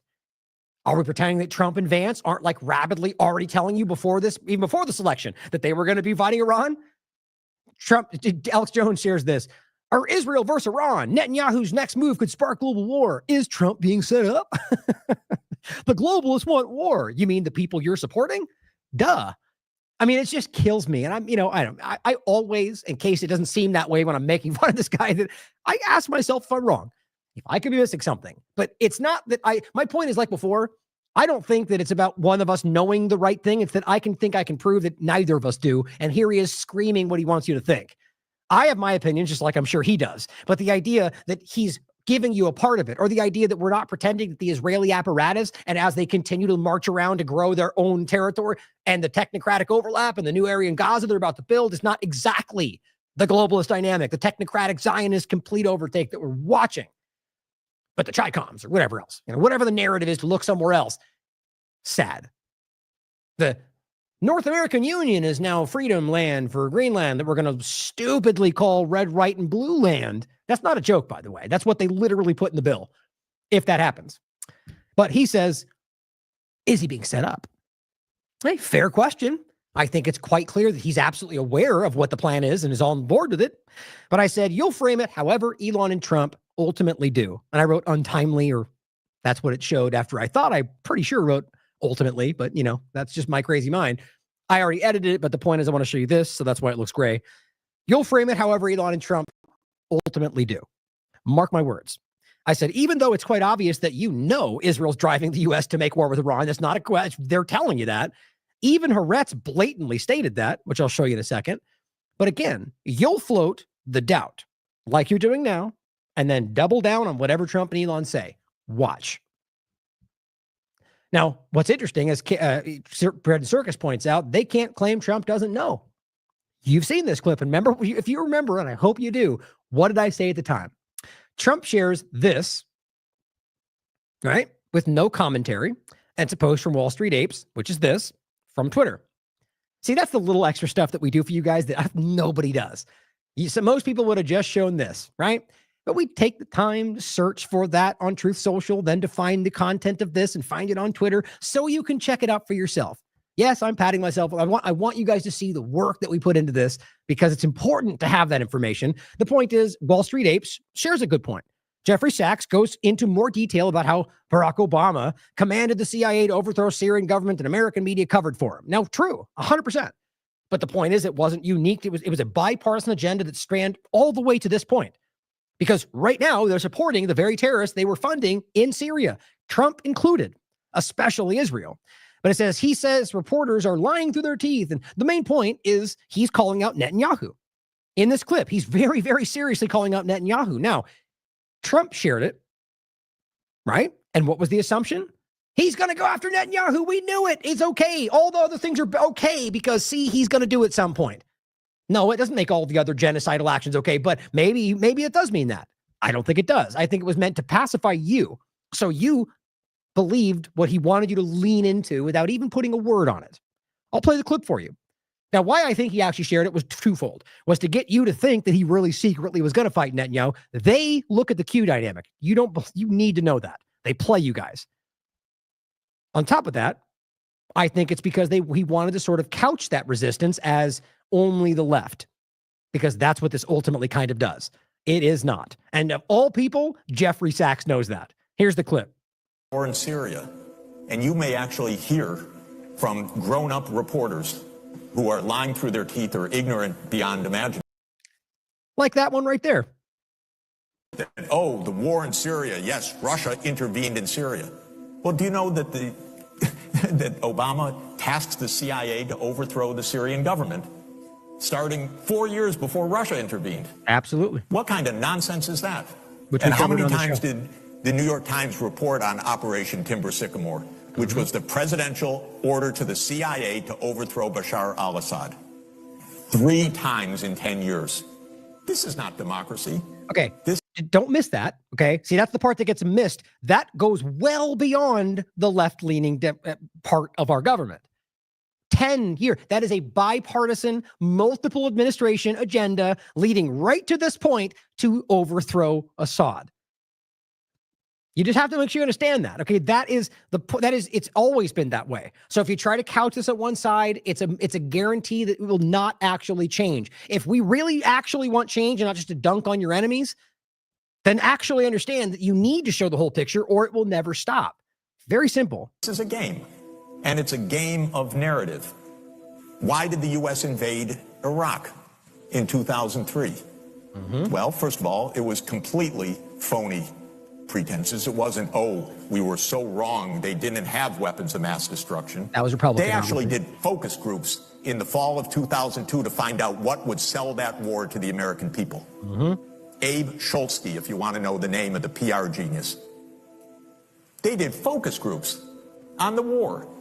They wanted the war all the time. They had to figure out how to sell the war to the American people. We covered all this all the way back then. We covered all well, I shouldn't say at the time. I believe my point is we've covered this content. So I'm trying to remember exactly when I was really beginning to get immersed in this. It was after that. My point, though, is that we've covered this content and all these different points. Now, it's interesting. I'm not sure how I read Sachs here. Like, can't tell whether he's one of these entities that are using things that a lot of us already know to kind of build clout. But it's hard to say. I like a lot of what he says lately. So the point is, question everything. Don't start trusting any. Just consider every data point as a data point. Find the source material for yourself, verify it, and then base your opinion of them on their consistency of being accurate and backing it up with source material. But either way, my point is that it's important to hear this now, but realize this has been around. This stuff has been around for a long time. I mean, people like Daniel McAdams or Ron Paul or people in the past, or the what's another one? Like Scott Horton, for example, or plenty of people have been saying these things for a very long time and backing it up with source material. How to scare the shit out of the American people. It was a phony war. Yep. Where did that war come from? You know what? It's quite surprising. That war came from Netanyahu, actually. You know that? It's weird.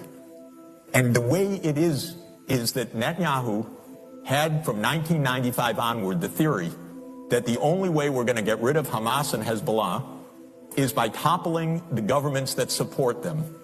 That's Iraq, Syria, and Iran. And the guy's nothing if not obsessive. And he's still trying to get us to fight Iran this day, this week. He's a deep, dark son of a bitch, sorry to tell you, because he's gotten us into endless wars, and because of the power of all of this in the U.S. politics, he's gotten his way. But that war was totally phony. So what is this democracy versus dictatorship? Come on. These are not even sensible terms. Right. Very important. So the point he makes is you can't claim Trump doesn't know, right? So if Trump shares that video, I mean, you have to at least hope he saw it, right? I mean, that would be pretty silly if he didn't, but who knows? The point, though, is that you would argue he saw it, so he knows the information, which would mean why would he being set up if he knows that's the point, right? See, these people are just gaslighting. They're keeping you in a position that allows them to at some point pull that out and make you continue to support whatever goes on under the guise of giving pushback. That's my opinion, obviously. Now, here's Netanyahu, again, all public, which standing right next to Trump's Secretary of Defense, telling you that he supports Trump, that Trump will lead the way in going after Iran. And this is being, excuse me, this is being posted by Mario Nawfal, right? So you have to understand how clearly this all overlaps. Israel and America stand shoulder to shoulder in countering the threat of Iran. We agree that the Ayatollahs must not have nuclear weapons. And we also agree that Iran's aggression in the region has to be rolled back. I'd love an example, right? They're going to point to Hamas, Hezbollah, and the Houthis, which are not Iran's aggression. In fact, all the aggression around all of those things are due to what Israel's currently doing in those locations. That's verifiable.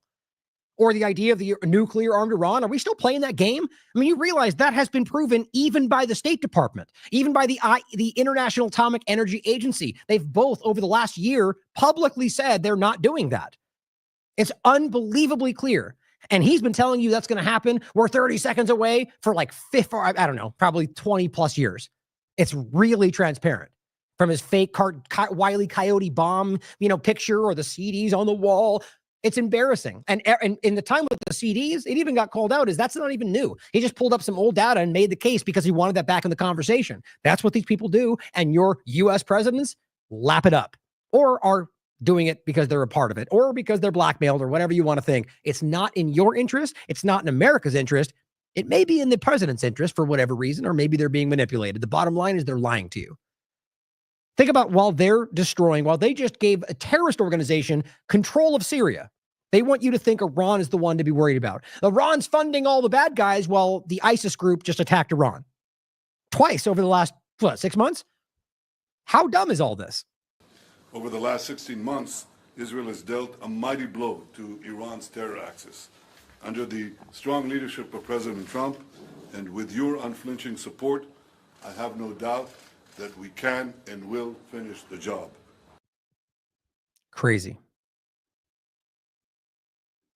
So I have a couple of examples here.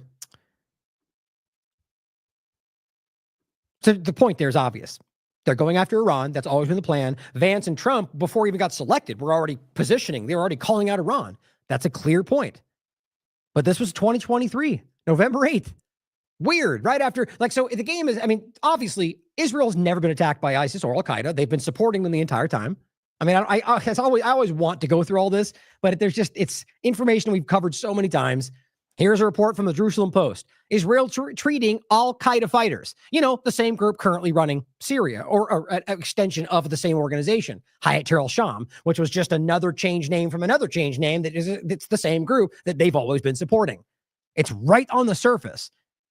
The point here is that in 2023, right after October 7th, the group we're supposed to believe is the focal point, right? They all just hate Jews, and that's what it's all about. And we're stopping the evil Muslim terrorists who are coming after the West, and all they seem to do is fight the enemies of Israel.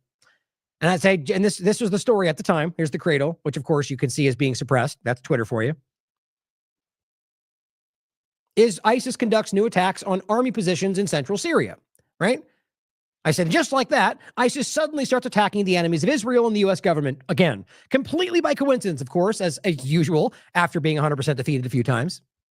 And I include this post from, the receipts, actual receipts, not like a fake DOGE dynamic, actual receipts of the history and the reality of the U.S. and Israel funding Al-Qaeda. It's very easy to see.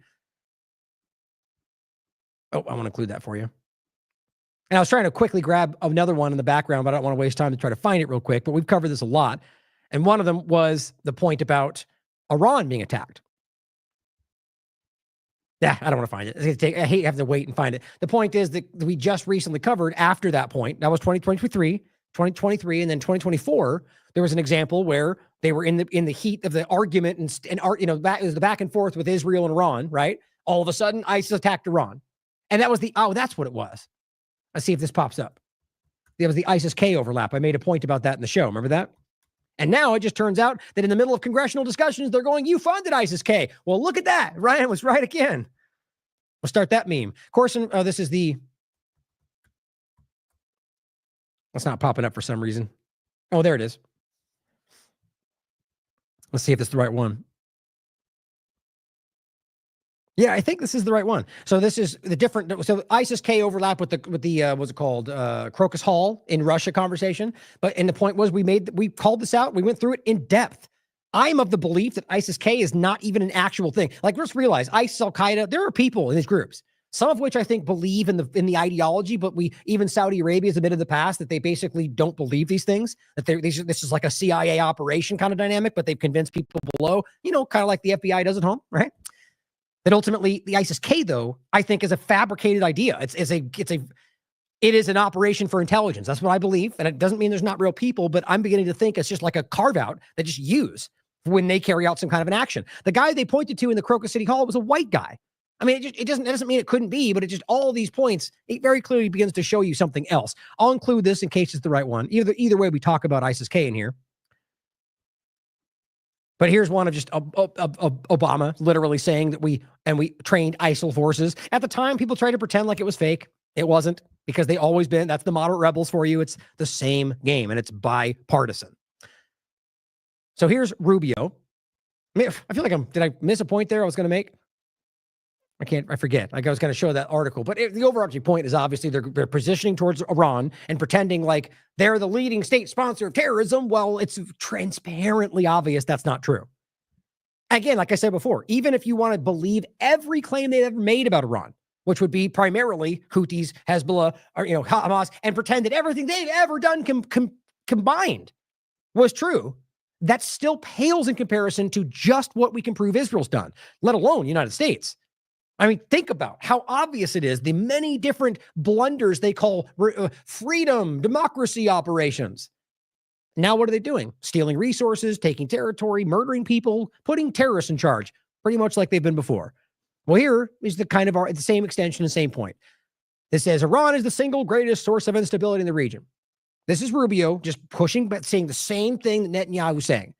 If you don't think this is where Trump's administration is going, you're being blind.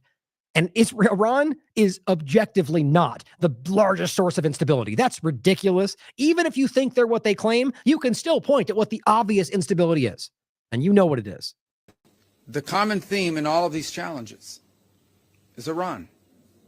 It is the single greatest source of instability in the region. Wow. Behind every terrorist group, behind every act of violence, behind every destabilizing activity, behind everything that threatens peace and stability for the millions of people who call this region home. Everything, right? So when Israel just gassed children on the ground, that's Iran's fault, right? When they got caught raping people and tortured them, that was Iran that did that. Or when they have ethnically cleansed the entire part of Gaza, they're fighting Hamas, right? So they made us do that. That's their fault. I guess we're in kindergarten now. Is Iran. And by Iran, I mean the Ayatollahs. By Iran, I mean its regime. Yep, see? A regime who, by the way, its people don't support. Incorrect. Actually, one of the easiest things to prove. Yes, there's a clear deviation. There's a group of people that don't support the current administration or regime or whatever you want to call it. Just like in this country. So if we're going to start making arguments about how many people don't support, well, there's people, like I remember this point I made about Venezuela when Macron at the time called out Maduro as some kind of he shouldn't be there because they showed the voter turnout and they showed the support numbers. And then I immediately went and proved at that exact moment, Macron had lower numbers for both. These people are ridiculous. So the point would be, if we're going to start claiming that they don't support him, we can prove I think it's quite obvious the majority does, but let's just say it's 51%. You have 49% of the country that doesn't support him. Those people, and I've made this point in the past, I've done it on the show, they tell you, we don't want this administration, but we do not want anybody else stepping in, because they remember what happened in the last occupation that they had to revolt against. That was Israel and the United States and the Shah. And it was a horrible reality for anybody other than their oligarch community that was basically the people that allowed that to happen. So what he's trying to pretend is a lie. Who, by the way, its people don't support. The people. And the last thing I was going to say was that by that argument, there's at least half this country doesn't support Trump. So are we going to pretend that means that we should overthrow the country? Logic applies. If you're going to make a case that would apply any context, It shows you they're hypocrites. Or really, they're just making up a narrative to go after them when they're even lying about the facts. People of Iran are victims of that regime. And so I think it's important to constantly point that whether we talk about Hamas, or we talk about Hezbollah, or we talk about violence in the West Bank, or we talk about destabilization. Violence in the West Bank. Are you kidding me? So here he just made this easy. They're not even pretending they're going after something in the West Bank. They're going after Palestinians, and they're making that clear. This guy is a puppet. This little boy in a suit is a bought-off puppet. In Syria, or we talk about any of these issues, the militias in Iraq, they all have behind them one common theme: Iran. And that must be addressed. And there can never be He meant the PMU and these other groups, right, that are not. Nuclear Iran. A nuclear Iran that could then hold itself immune from pressure. Oh, you mean like the rest of you do with your threats of nuclear weapons? That's all they're really talking about. They don't want, like North Korea gained that ability, and now we don't hear about it anymore. Funny how that works, right? I'm not saying we should support it. The point is, if you're going to allow some dynamic where countries that are sovereign are allowed certain things, you don't just get to dictate ones don't because we don't like them. You're the bully, right? And that shows weakness, like Trump just told you. It's obvious what's happening. And Iran, nuclear, they're just going back to the same old rhetoric. It's pretty sad. Now, let's not forget.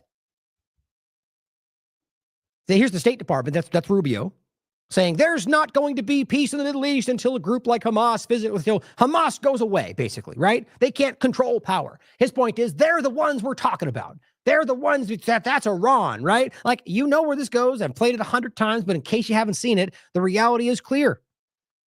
Israel funded this group, and it was because they wanted to stop the two-state solution. So right there is your evidence point. If you're new to the show, this should open your mind to the reality that that's not Iran. It's Israel and the United States that are funding Hamas in order to justify this so they can blame Iran and keep them divided in Palestine. He knows that, and he's making up stories to back up Israel at the expense of Americans and Palestinians and everybody else. Here is a former prime minister, former head of Shin Bet, and others outlining the reality, and I'll show you directly from the tweet itself. So are you saying Benjamin Netanyahu deliberately boosted Hamas to try to prevent a Palestinian state? Yeah, sure. He deliberately and systematically even told, on record, whoever wants to avoid the threat of a two-state solution has to support my policy of paying protection money to the Hamas. So what we did, with the permission of our Prime Minister, is to let Qatar to transfer a huge amount of money in cash, probably more than $1.4 billion. By doing it, we increased the power of Hamas. We did everything in order to make sure that Hamas will go on controlling Gaza. Listen. And Palestinian Authority will control the West Bank, so they will fight each other. That's the point. Here is an article from Haaretz telling you that they sent the Mossad chief, that's what he's talking about, to petition Hamas to continue funding, or rather Qatar to continue funding Hamas. That's why this game about Qatar is basically allowing the leadership to continue to be held away. Like, it's obvious what's going on. Okay, this is a game. And here is Haaretz on the 9th of October, 2023, 2 days after October 7th, telling you what Netanyahu said in his own Likud party meeting in 2019. The same thing he just told you. Anyone who wants to support, who wants to thwart the establishment of a Palestinian state. At this moment, they were outwardly for the world pretending they wanted that. They have to support giving money to Hamas. That is our strategy. It's not for aid, because if you have to, there's no way you buy aid in a location that has to ship it in because there's no aid. Still, it's very silly, the arguments they make. And that's the point. You're not going to see any follow-up from the Department of State because they don't care. And they're all lying about it. So if Israel's funding Hamas, how do you make sense of what happened on October 7th? How do you pretend Iran is the one responsible? Yeah, they're lying, guys. It's as simple as that. They're lying. Oh, here's another very easy way to tell. Here, Sam Husseini says, count Rubio's lies. Netanyahu. Oh, that's the wrong one. Here it is. To the people of this great country, for whom we have tremendous love and respect for everything you're facing, have faced, and continue to face. It is an extraordinary story of bravery. A nation founded in the ashes and in the aftermath of a horrifying crime against humanity. Lie. stood from its very inception, from the very day of its birth, against threats from every angle and every corner, Lie. and has served as an example to the world Lie. of a pluralistic society, a free Lie. enterprise democracy, Lie. and one that if there were more Israels in the Middle East, more countries like that, Lie. the world would be a safer and a better place. That's like the third time he reiterated that point. Clearly somebody gave him talking points in this little parade show while he's in Israel, telling everybody that lies about a state committing genocide right in front of everybody. And this is what we hope for the region and for our planet. That's true. They want them to control it very clearly. A nation that's always sought peace, Incorrect. Lie. but will not allow itself to be intimidated That's or also not a lie. destroyed by its enemies. And on that front, you can always count on us. Well, that's true. As long as I'm in this position and President Trump is in the White House. So Right. thank you. Thank you. Yeah, you listening, guys? All those still trying to pretend, save them for last. I certainly hope so. It's amazing what you can ignore, though, as they continue to show you that that's not true. Now, here is what Hindustan Times pointed out. Israel Security Cabinet to discuss new phase of Gaza truce after Rubio visit. So, you know, they gave marching orders. They've reassured them, look, you can do whatever you want. You can break it, less like Trump agreed. I'm willing to bet anything that's what's happening. Going to happen. That's the plan. And I'm not talking, that's my opinion based on the facts. My point is, that is what the Knesset and people in Israeli government have been publicly saying they got assurances from Trump. So they could be lying, of course. That's why being objective, that's my belief. But they said that. Netanyahu said that. It's been roundly shown, and every other part of they said that what they've told you has already come to pass, except it's hard to say, they already violated the ceasefire many times. The publicly stating that the deal is over because of Hamas, which they've already kind of floated. The point was second phase. That's what they agreed to. We're just about to get there. So here's what I saw in this article. It says Hamas cannot continue. This is what both Rubio and Israel are saying. Hamas cannot continue as a military or government force. They must be eliminated, Rubio said of the Palestinian group, while he's standing next to Netanyahu, and said the two allies had a common strategy and that the gates of hell will be opened if all hostages still held by militants in Gaza are not freed. Well, that's what the whole agreement is about, right? So that is setting this up to argue that they did not do something so you can do that. The point is, you wouldn't need to. Why are you threatening? The whole point is, this is already happening. The game is already going forward. They're already releasing them, and it's just about, I think, clearly setting this up. And it says, in a statement, Rubio condemned Hamas's hostage taking as sick depravity, while Israel has way more innocent people we'll get to right now. They released 333 people out of the majority of them yesterday that were none of them charged with crimes. And even, Barak Ravid just admitted that they have children that they've taken who weren't involved in any fighting. We're going to get to it. You don't think this absolute disgusting Zionist knows that? He knows that. He is absolutely working for Israel. And I mean in the sense of this agenda, whether he is officially a part, that's up for you to decide. In this action, he's working for Israel. It says, and called for the immediate release of all remaining captives. Well, that is already what the deal is. I mean, this is setting it up to make it sound like they didn't do what you called for when the agreement they've already set to, which Israel's violated 17 times over, is still going. And then he says, living and dead, particularly 5 Israeli-American dual nationals.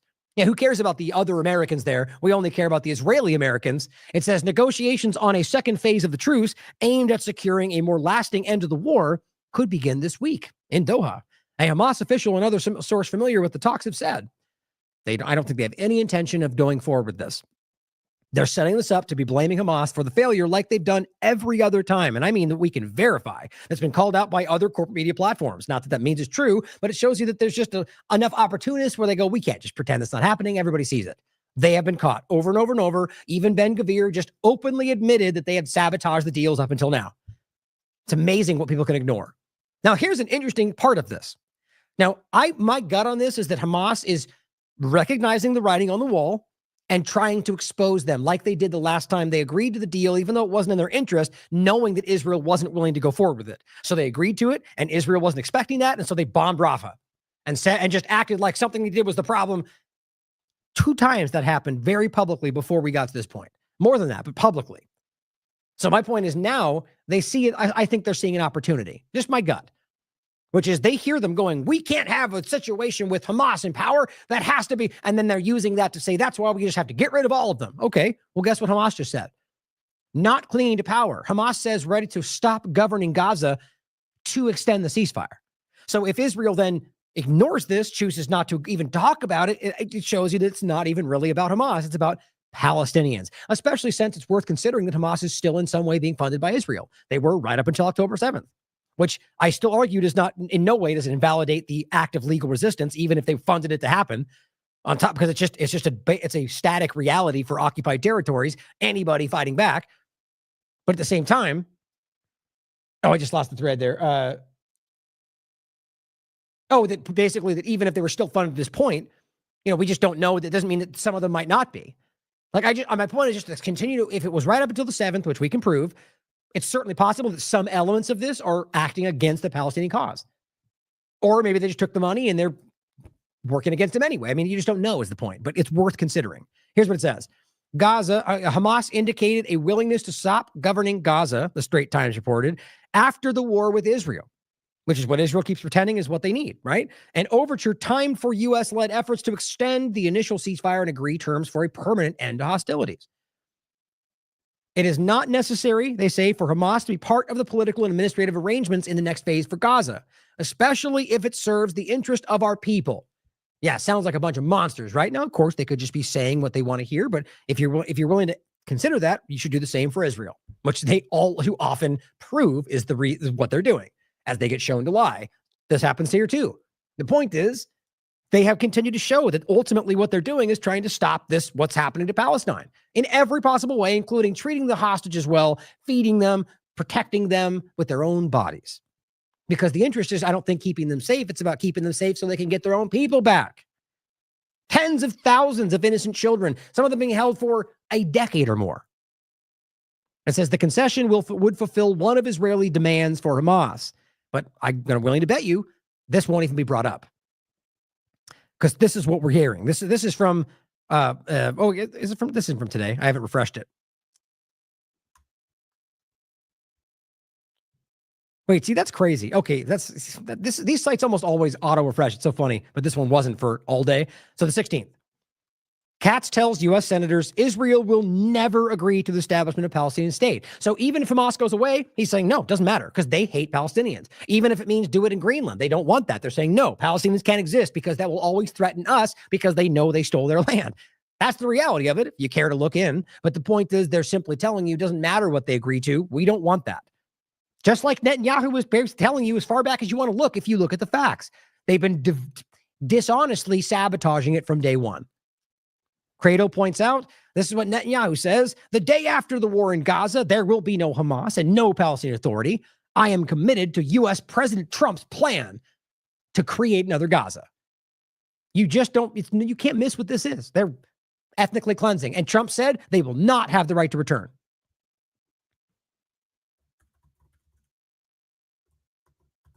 There it is.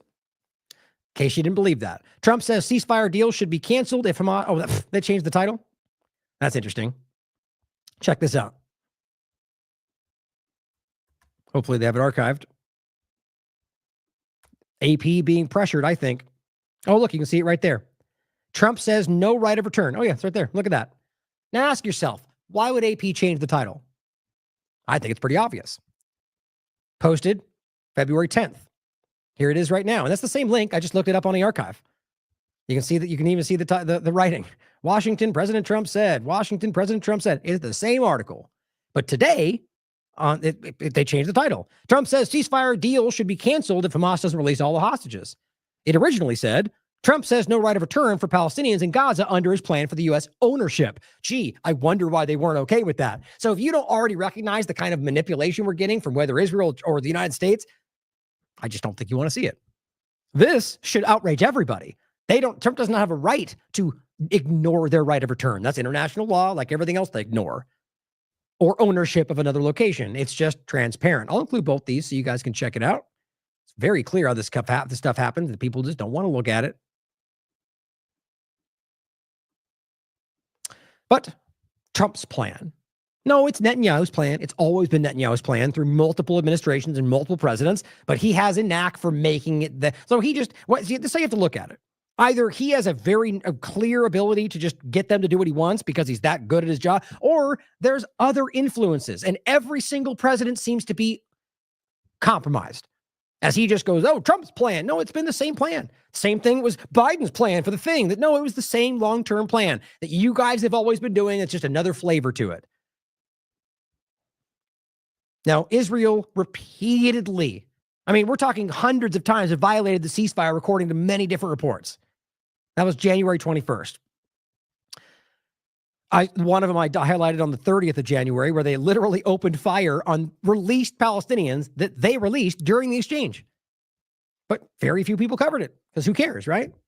Well, Muhammad Shihada also pointed out that Netanyahu was deliberately, just like every other stage of this, were pretending to bring in food and having all of his Zionist propagandists lie on Twitter, deliberately withholding what they agreed to. Netanyahu continues to prevent the entry of caravans and bulldozers and trucks or tents, which is included in Gaza, which they assured them would be part of the deal. Dozens have come in, but they have only allowed a handful since the time they're talking about this, even though there were 60,000 and caravans and 200,000 tents they were agreed to just in the first phase. That hasn't happened. But see, even Hamas is like, it's like there's no interest in them. Like if they were about trying to blow this up, they have 57 reasons already to call this out, but they just keep going. Let Israel have their childish, juvenile, disgusting actions as long as this keeps going that may end the whole thing. Seems like only one group cares about the human life and the dynamic. Now here is what they said, which I think very clearly continues to show you that they're going to blow this up. Same thing we kind of referenced earlier, but here's the clip. President Trump and I are working in full cooperation and coordination between us. We have a common strategy, and we can't always share the details of this strategy with the public, including when the gates of hell will be opened, as they surely will. Do you hear that? How does that make sense? Because that's what Donald Trump said. So now, and Rubio, by the way. So now you got a point where he's saying, as they surely will. Well, wait, the whole point was if you get them back, or if you don't, then that'll happen. So now you're just simply saying we're going to open the gates of hell on an entire civilian population of people, which includes, in still some cases, your hostages, assuming you don't get them back?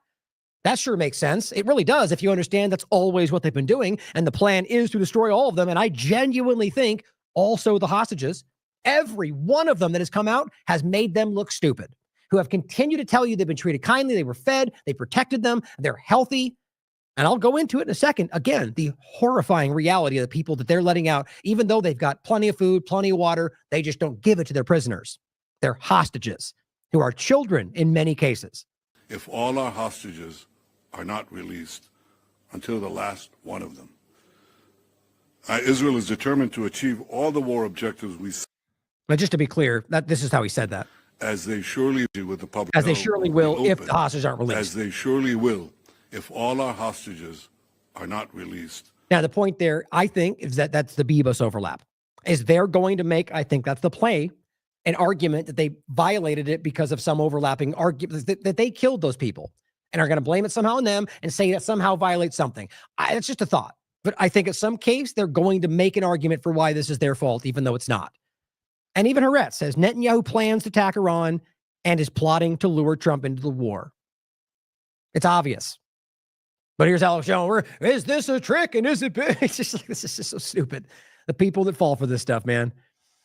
Now, Hussein made an interesting point here. He says 2 unrelated events that took place within an hour from each other. Now, in case you didn't see this, Lebanon, Craig Murray, and plenty of others have been breaking this down without question, showing you what's happening. And nobody seems to care in the corporate media, the people in the government, and so on. Israeli forces announced they will not withdraw from 5 hills in southern Lebanon after the deadline. Just no reason, because we don't want to, because our whole time, because we're building settlements already. Didn't you know? We already have Hebrew names picked out for your territory because we're fighting terrorism or whatever. It's very clear. Israeli forces announced that. Another event, Lebanese government announced extending the ban on flights to and from Iran. So he's just simply pointing out 2 unrelated events that may be related. So both of them are happening. And the idea is clearly they're continuing to illegally occupy Lebanon. That's obvious. Whether or not that's the Lebanese government, I think, is clearly compromised by Israel, is ultimately hindering the ability of Hezbollah to be able to push back, is the argument. Now, it's obviously Iran supports all these groups. To say that they are Iran is not the case. It's like the U.S. giving weapons to people they support. Is Israel the United States? Oh, you can make an argument if you're going to make the same point, and there's very clear influence, but you can still argue they're separate entities, and the U.S. gives weapons to Israel. I mean, it's almost a bad example because I do think there's obvious connection there, but just make it about one of their allies, like Germany. They give weapons to Germany. Does that make that part of that? Is that the U.S.? The point in this case is you could prove that they are not, or that they're simply continuing to use these groups to make it seem like things that Iran or the rest aren't even doing. But the point is, this is about them continuing to supply, just like with Syria. The U.S. supplies weapons to to the most despotic regimes on the planet. But we'll have to wait and see what happens. Lebanon is still being occupied. Now, in regard to the hostages, this is what you're seeing come out of Israel's prisons. Upon its release to Gaza as a part of the prisoner exchange, Palestinian elderly man Ghalib al-Radi was found to have endured severe torture and abuse in Israeli detention. His body bore visible marks of brutal treatment that he suffered. And these are old, guys. You can see that this person has endured this for years.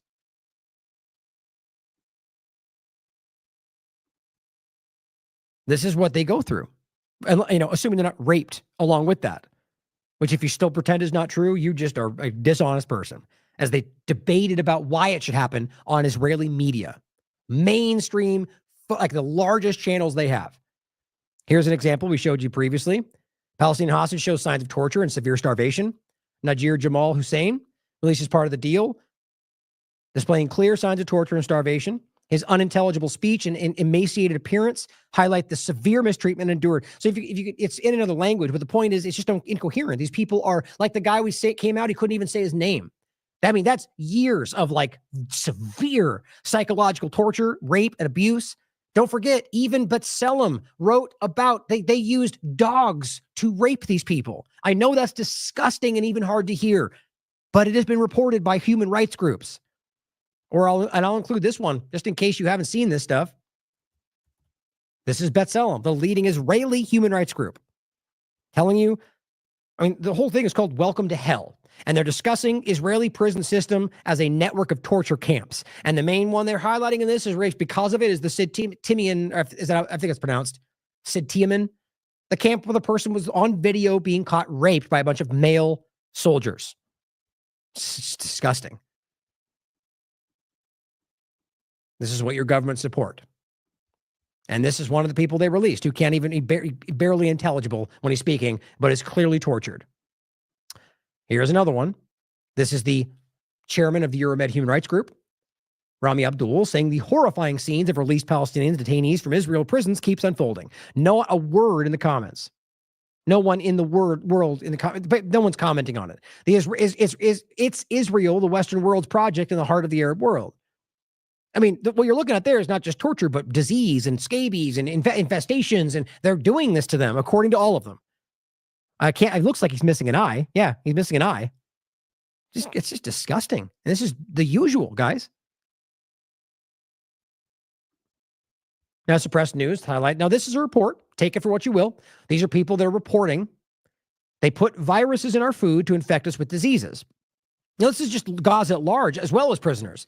We've already seen that. Remember, Robert wrote an article where they were on the record saying, essentially, let it continue because it'll make them easier to be removed. Now, if you believe that they're willing to let that happen and not keep it going or make it happen, it seems very naive because they've already been caught doing things like this many times. And I'll make that point right now. And I mean specifically the Israeli government, but you can also go back to a historical discussion of the earlier points of Zionism. But this points out, this is a harrowing testimony from one of Gaza's prisoners released today, describing how diseases were transmitted to detainees through food, with some even subjected to amputation of their legs under torture. That has been backed up by human rights groups. They put viruses in our food to infect us, he says. For 6 months, we were infected with disease and multiple forms of infection.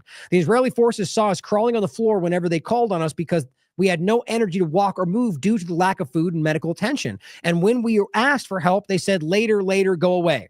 The worst prison was Ophir prison. It's the tomb of Palestinian detainees.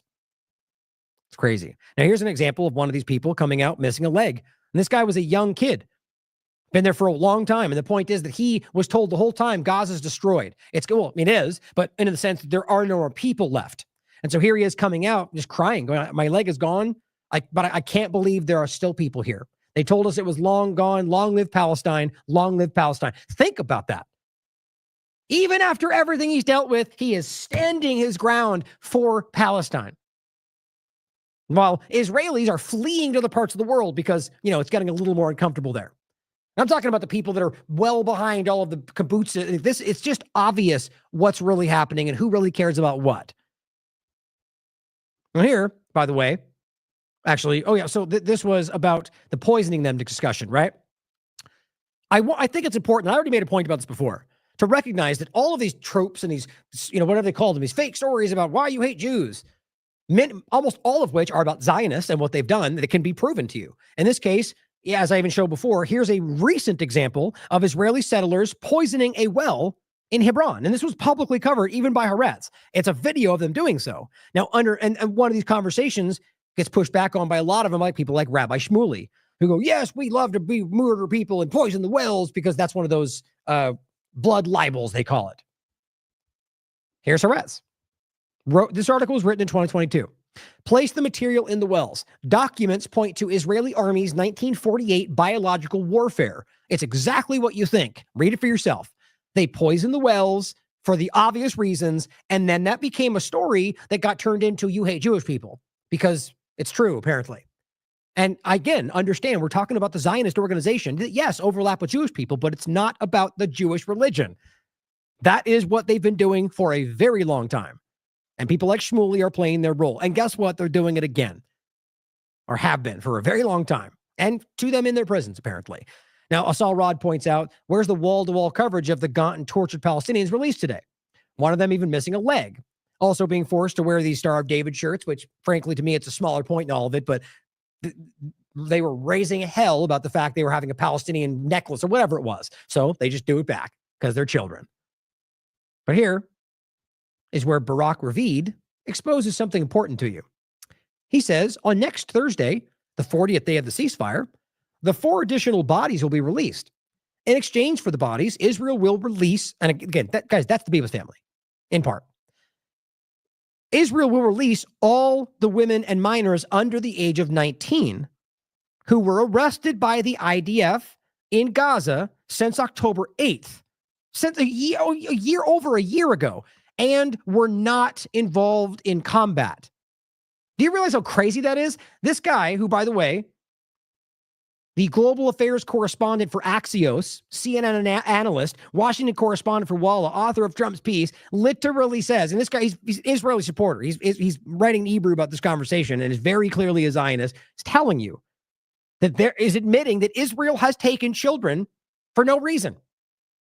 Now, even if they're kept in the best of conditions, that's a war crime. And we know they're not kept in the best of conditions because they're being released and they're being shown to have been tortured. Even the children. I've gone over this extensively. But they're telling you, why would they take women and children who are under 19 who weren't involved in combat? Because it's about going after Palestine. And let's be clear, they've admitted 100 times over that they're killing whoever. Everybody. Children, women, it doesn't matter. Even going back well before October 7th, even covered by Haaretz. Here is just one quick example of one of the many, by the way, whistleblowers from the IDF who spoke with the corporate media and Israel's media about how they were told to kill whoever. Do you think that you witnessed war crimes taking place? Probably. The ground assumption is that they are Hamas. And then if you go this way, you're bound to kill people that are not. Now, in a rare interview, one soldier tells us about the reality he says he witnessed. What kind of stuff would they say? There are no uninvolved, only unarmed. This is something that I'm going to carry for the rest of my life. So here, in regard to the shirt they were wearing, is simply saying Israel's move to force released Palestinians to wear shirts with the Star of David logo, so a Zionist symbol, and we will not forget or forgive, is what it says, written in Arabic, has prompted anger and been slammed as a racist crime. Well, you can agree or disagree. But if we damn well know that if it was in reverse, they would call it that. If it was Jewish people with an Arabic symbol that said, we will not forgive or forget in Hebrew, they would lose their minds and call it anti-Semitic. You damn well know that. So it can only work one way, and it's the same old stupid game. But the point is not about the symbols, because again, it's just, to me, it's a small thing. The point is about stating we will not forgive or forget or forget. These are people that you're admitting weren't even charged with a crime. That's literally one of the main points here from a Al Jazeera report, which again is very easily demonstrated. This is a demonstrable fact. And this has been covered by the United Nations, by human rights groups, Amnesty, B'Tselem, Human Rights Watch. They are not being charged. It's called administrative detention, and they have a military system, court system for children. It's the only place in the world that has one of those. Only for Gaza children, only for anything other than Jewish Israelis. So the point, guys, clearly, if you're going to write, we will not forgive or forget or forgive with people that haven't even charged with the crime, who weren't even involved in fighting, then it's about Palestinians. Here's what the report said. 333 of them are people, Palestinians, who were detained from Gaza, who were just taken by Israeli forces for questioning with no sort of charges or trial against them. So 333 will be going back to Gaza. 10 will be released into the occupied West Bank, 1 to occupied East Jerusalem, and then 25 of those men who are from the occupied West Bank will be deported, and then they will first be sent to Gaza and then off to living in exile. Right. So they're being ethnically cleansed, which is a crime. But on top of that, did you hear that one of them is going to go back to Israel proper? How do you explain that? So you've kept a guy in prison with no charge, and you're going to send him back to Israel because he's not a threat to you? Then why were you keeping him this whole time? There's not even going to be an explanation. No one's ever going to investigate. Nobody cares, especially not your government. That's crazy. And it shows you the reality. These are all 333 of them. And you realize the children that have been let out over and over in this process, 10 years they've been in there. This is not unique to October 7th. That's the most important thing to hear. This has been going on for 76 years. Now, Talid El-Sabawi, PhD, points something interesting out, which I have already reported on. They've confirmed with multiple patient reports that in the last 1 to 2 weeks, the Israeli government has unilaterally and sneakily begun forcing patients who medically evacuating from Gaza, so the ones that like the child that Trump says, let's get those cancer kids out, right? Forcing them to sign paperwork at the exiting checkpoint saying they cannot ever return to Gaza. That's why Trump said no right of return. They're not allowed to come back because you hate Palestinians, because we're ethnically cleansing for Israel. That's the real point. None of the NGOs helping with the coordination of the medical evacs were informed by the entity or any governing body that this would happen. Ethnic cleansing aside, mothers are being forced to leave their children behind and travel with a sick child. And almost every family is being forced to leave family members behind. And now they're being told they will not be able to come back. Remember in the Northern Gaza conversation, they were being forced to give iris scans and biometric scans and having them sign documents to say they would forego their right to return and give any keys back if they still had keys, which, by the way, are keys to buildings that still exist in Israel. Actually, Palestine, guys. How do you not see what this shows you? That's what UNRWA is all about. That's why they had to destroy it, because they are effectively covering up the history that they have taken this, even though we all know it. Not that the Israeli government cares, it says, but this violates international law, and given the document was signed under duress, that's what I said earlier, it's meaningless, but they don't care. This is the group we're talking about, and your government is right there with them. Now, of course, Donald Trump, through True Social, says Hamas just released 3 hostages from Gaza, including an American citizen. They seem to be in good shape. I think what he wants you to do is write this thing that he did that, right? Because I said to threaten him. No, they've all come out like that. The last 3 that were slightly less fed because probably a different location, they're taking care of all of them. Even those 3 said so. To pretend they were emaciated while the ones released from Israel's prisons were ghosts is disgusting, and it shows that you're a disgusting person. It says this differs from their statement last week that they would not release any hostages. Well, no, what they said was that there was a ceasefire issue and that they were going to hold off on that exchange. Again, he's just bending the facts to make it seem like he somehow coerced us into reality. Hamas has never been claiming anything otherwise. They were going to continue this process as long as Israel, continued to hold up the ceasefire. And it says Israel will now have to decide what they will do about it by 12 o'clock. This was the 15th. Right? So all they did was continue down this process. And I think my point was they're already telling you they're going to break this in the second phase. I think the evidence is obvious. But again, once we get there, we'll find out. And it says, I wrote, did I miss your post about the civilians released by Israel who were never charged with a crime? Did you care? Did you freak out about them? Of course not. Not a single comment. Nobody cares. These people are deliberately ignoring everybody coming out of those prisons. Think about how gross that is. If you've seen Libs of TikTok or any of the rest of them, start screaming about how bad that is. They're human beings. Why don't you care about them? Because you're broadly assuming they all must be terrorists, even as Israel tells you they were never charged with a crime? Yeah, so that's something Ben Shapiro would do. You're in good company. Here's Sarah Wilkinson pointing out, this is on top of everything else, released during the ceasefire hostage swap, Israeli troops raid the homes of Palestinian Layad al-Bo, assault and batter him, and then take his 2 sons. I mean, I don't know why they would just take him too. They've already done that. They've already released people and then picked them back up a day later, despite that being a direct violation of the ceasefire. But in this case, they beat him up, leave him there, take his sons. Because that's what they can do here, because there's no accountability and they live in an apartheid occupation state. You're not going to hear anybody scream about that while Trump makes a big case about how the people weren't harmed. I mean, we are in a really disgusting situation here, guys. We need to recognize that. Where are all the good people in this country? I know it's the majority. Speak up. Euromed Monitor points out, as dozens of Palestinian detainees are freed, horrific testimonies of torture, starvation, medical neglect in Israeli prisons are surfacing. And it is all over the place. Now, in contrast, here are the ones we're supposed to be told are the ones held by the terrorists in torture dungeons. The smiling, well-fed, in many cases, not even like they seem like they got sun, right? Because they did. They were told. We went shopping in some cases. That was the women in the past cases, but this has been discussed publicly. Not emaciated, not tortured, most of them laughing and having a good chat when they walk out, whereas these guys over here can't even remember their name. But, splitting hairs, right? Splitting hairs.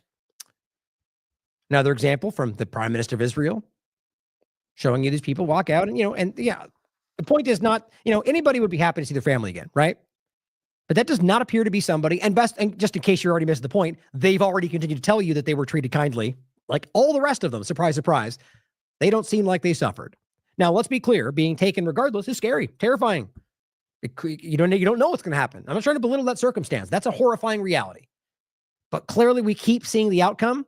So if you want to keep hyping the unknown when we know, then you're being dishonest. Same point. Here's another one. It's like they're coming back from some vacation, or when the women went out on the stage and they hold their arms up. It's like some sporting event. It just doesn't make any sense. I mean, it does, but how people can't see it. Look at that. Yeah, no big deal. Wearing your sunglasses, everything's fine. I mean, it just seems silly to me. Now, lastly, to wrap this up, I'm telling you guys, I sense this, and I've been saying it for a while, well before this even came back up around the hostage conversation with ceasefire. The cousin of Shiri Bibas, despite the father being out and continuing to say they were killed, believes they're alive. I'm telling you my opinion. This is my opinion is this is being driven by the Israeli apparatus, the intelligence game. They're making this happen to keep it going. That's what I think. I mean, how do you make sense of this? The father has said it he's out, guys, and he still tells you they were killed by these bombs. He believes that. It says right in this article. But that's right here. It's the father was told they were killed, whereas right here, he believed them. So they're trying to really abstractly say that he still says they're dead. I was telling you that from the day one. And that's a horrifying thing to talk about, guys. It's sad. It's disgusting. But let's not forget they were killed by IDF bombs. And that's still reported by them. And on top of the fact that we already know that's been happening more than once, according to other released hostages. So they just want you to keep thinking they're alive so they can use them. That's what I think. And that makes me sick. Now, another point, you have people like this Maria Medvin, who I've seen in the Zionist propaganda circles, saying just 9 hours ago, for some reason, just driving this back out there. Only 3 teeth of hers were buried. That's all the Palestinians left of her. Not Hamas, mind you, but see, that's what they care about on October 7th. Everything else they burned beyond recognition. Oh, is that, I wasn't aware that Hamas had that ability. Oh, that's right, they don't. You don't think she knows that? Like, this is the most lazy, desperate effort, and it makes me sick because they're using the memory of people they pretend to care about. The only group that had the capability to burn or decimate beyond recognition was Israel, as you already know. And she goes, remember that when you discuss what should happen to Gaza. So they're trying to use the lie about these people to get you to go along with the destruction of Gaza because these are monsters. And as Max Egan rightly pointed out, no, that was the IDF. And everybody's very broadly reported that. Even Haaretz, even Times of Israel. Here's another example. I think it's still down here. This is Mint Press News covered, former Israeli defense minister. It's not just because of the screenshot, guys. We've already covered this. He said they admitted, it was in a recent interview, to using the Hannibal Directive. So did another colonel before that. How crazy is that? And so if you know that, and Hamas only had the weapons that we've talked about, not the ability to do what, even burning in a house would not cause that. It's the explosion we're talking about. That is the Hellfire missiles. That is the tanks in the houses. Everybody knows that, and they're still trying to gaslight you so they can take over Gaza. Again, Jonathan Cook's article, just in case you want, it's a good article. The Gaza war was a lie, as is the ceasefire. Trump just told you. And lastly, Israel has, on top of everything else, issued a tender for construction of nearly 1,000 new illegal homes in the illegal settlement in the occupied West Bank. No big deal, though, because that's been going on for 50 years. Nobody says anything. They're all illegal. Even Pompeo tried to make it was like it wasn't inconsistent with the law. Everybody else has been like it's straight up illegal, including other past Republican administrations. Pompeo was the only one that gave him a little bit of air, and Trump's doing the same thing. It's illegal, especially if you're now displacing all of the West Bank. Lastly, reported today by Mint Press News, civilians in southern Lebanon, which they're now pushing more into and occupying, discovered that Israel has placed dummies on roads to lure people in. The tactic has reportedly been used to attract Lebanese villagers in order to kidnap or shoot them. Similar tactics were used in Gaza, where Israeli drones would play sounds of crying babies to draw Palestinians out of their homes and tents so that they could be subjected to sniper fire, which shows you that they're playing on the kindness of those people, knowing that they were going to help somebody in the midst of an ongoing genocide. How many more ways do you need to see what side you should be standing with in all this? And it's only about the people who are being subjugated, destroyed, ethnically cleansed, murdered, genocided. Not a hard thing to see. But it just makes it easier when you get stuff like this. When you're showing the kind of tactics that these monsters are using, that if in any other context for any other person anywhere, you would call that terrorism. And I do anyway, because it is. But most seem to ignore it. That is disgusting. And we're talking about civilians, guys. Also, putting out little cans that look like food that are with children's cartoons on them, so children open them and blow themselves up because it's a grenade. That's been covered by human rights groups. Or Abby Martin's covered for a decade plus, 2 decades, of the butterfly bullets and the toxic gases they use and the tear gas that kills and causes seizures, the normal stuff. This is the world we live in. I'm not okay with that. I want to change that. I think we right now have more of an opportunity to change that than I've ever seen in my life. It just matters whether you want that, whether you're willing to marshal whatever resources you have in your wheelhouse and your orbit. And then so does your neighbor. And so do your friends. And so do the people in the next town over. When everybody starts giving what they can to see something change in the way we all seem to want to, we could make something happen. That's all it's about. Maybe that'll be tomorrow for all we know. Maybe it'll be a year from now. But the point is, start doing it yourself. Start caring enough to just do what's right. Who cares what the left and the right say and what your circles say, what the social groups on Twitter say? Do what you know to be right.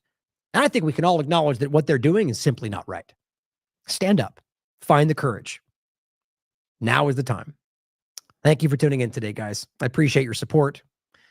Never been a more important time to stand up and just show the world that you stand, at this point more than ever, err on the side of your principles, your integrity, what we know to be right. Now, I'm sure we disagree in some cases on what that may look like, but I'm of the mind that the vast majority of just human beings generally agree with what we largely think is right and wrong, and gassing and murdering and raping and torturing, and pretty sure we all agree is wrong. Just call it out. Thank you for tuning in today, guys. I love you all. As always, question everything. Come to your own conclusions. Stay vigilant. When were you in Gaza? End of April for the first couple of weeks. And then there's sniper bullets. I have children that were shot twice. Wait, you're saying that children in Gaza are being shot by snipers? Definitively. I have 2 children that I have photographs of that were shot so perfectly in the chest I couldn't put my stethoscope over their heart more accurately, and directly on the side of the head in the same child. No toddler gets shot twice by mistake by the world's best sniper. And they're dead center shots. In fact, more than 20 doctors recently in Gaza also told Sunday Morning about gunshot wounds to children. One American doctor told us he even reviewed CT scans to confirm what he saw because he, quote, didn't believe that this many children could be admitted to a single hospital with gunshot wounds to the head. Some shootings have been captured on video. So, of all the disaster zones you've seen, how does Gaza compare? All of the disasters I've seen combined, 40 mission trips, 30 years, ground zero, earthquakes, all of that combined doesn't equal the level of carnage that I saw against civilians in just my first week in Gaza. And when you say civilians, is it mostly children? Almost exclusively children. I've never seen that before. Never seen that. I've seen more incinerated children than I've ever seen in my entire life combined. I've seen more shredded children in just the first week. Shredded? Shredded. What do you mean? Missing body parts, being crushed by buildings, the greatest majority, or bomb explosions, the next greatest majority. We've taken shrapnel as big as my thumb out of 8-year-olds. The UN reports that to date, more than 80% of Gaza's population has been displaced and the majority of its buildings destroyed. A reality which has taken its own toll on the well-being of children. What about the emotional wounds? How can you measure that? I can't measure my own. How do you be an orphan and watching your family, melted in front of you and shredded in front of you? How do you fix that? Ever fix that? In fact, so many Palestinian children have had family members killed that doctors created a shorthand term, WCNSF, wounded child, no surviving family.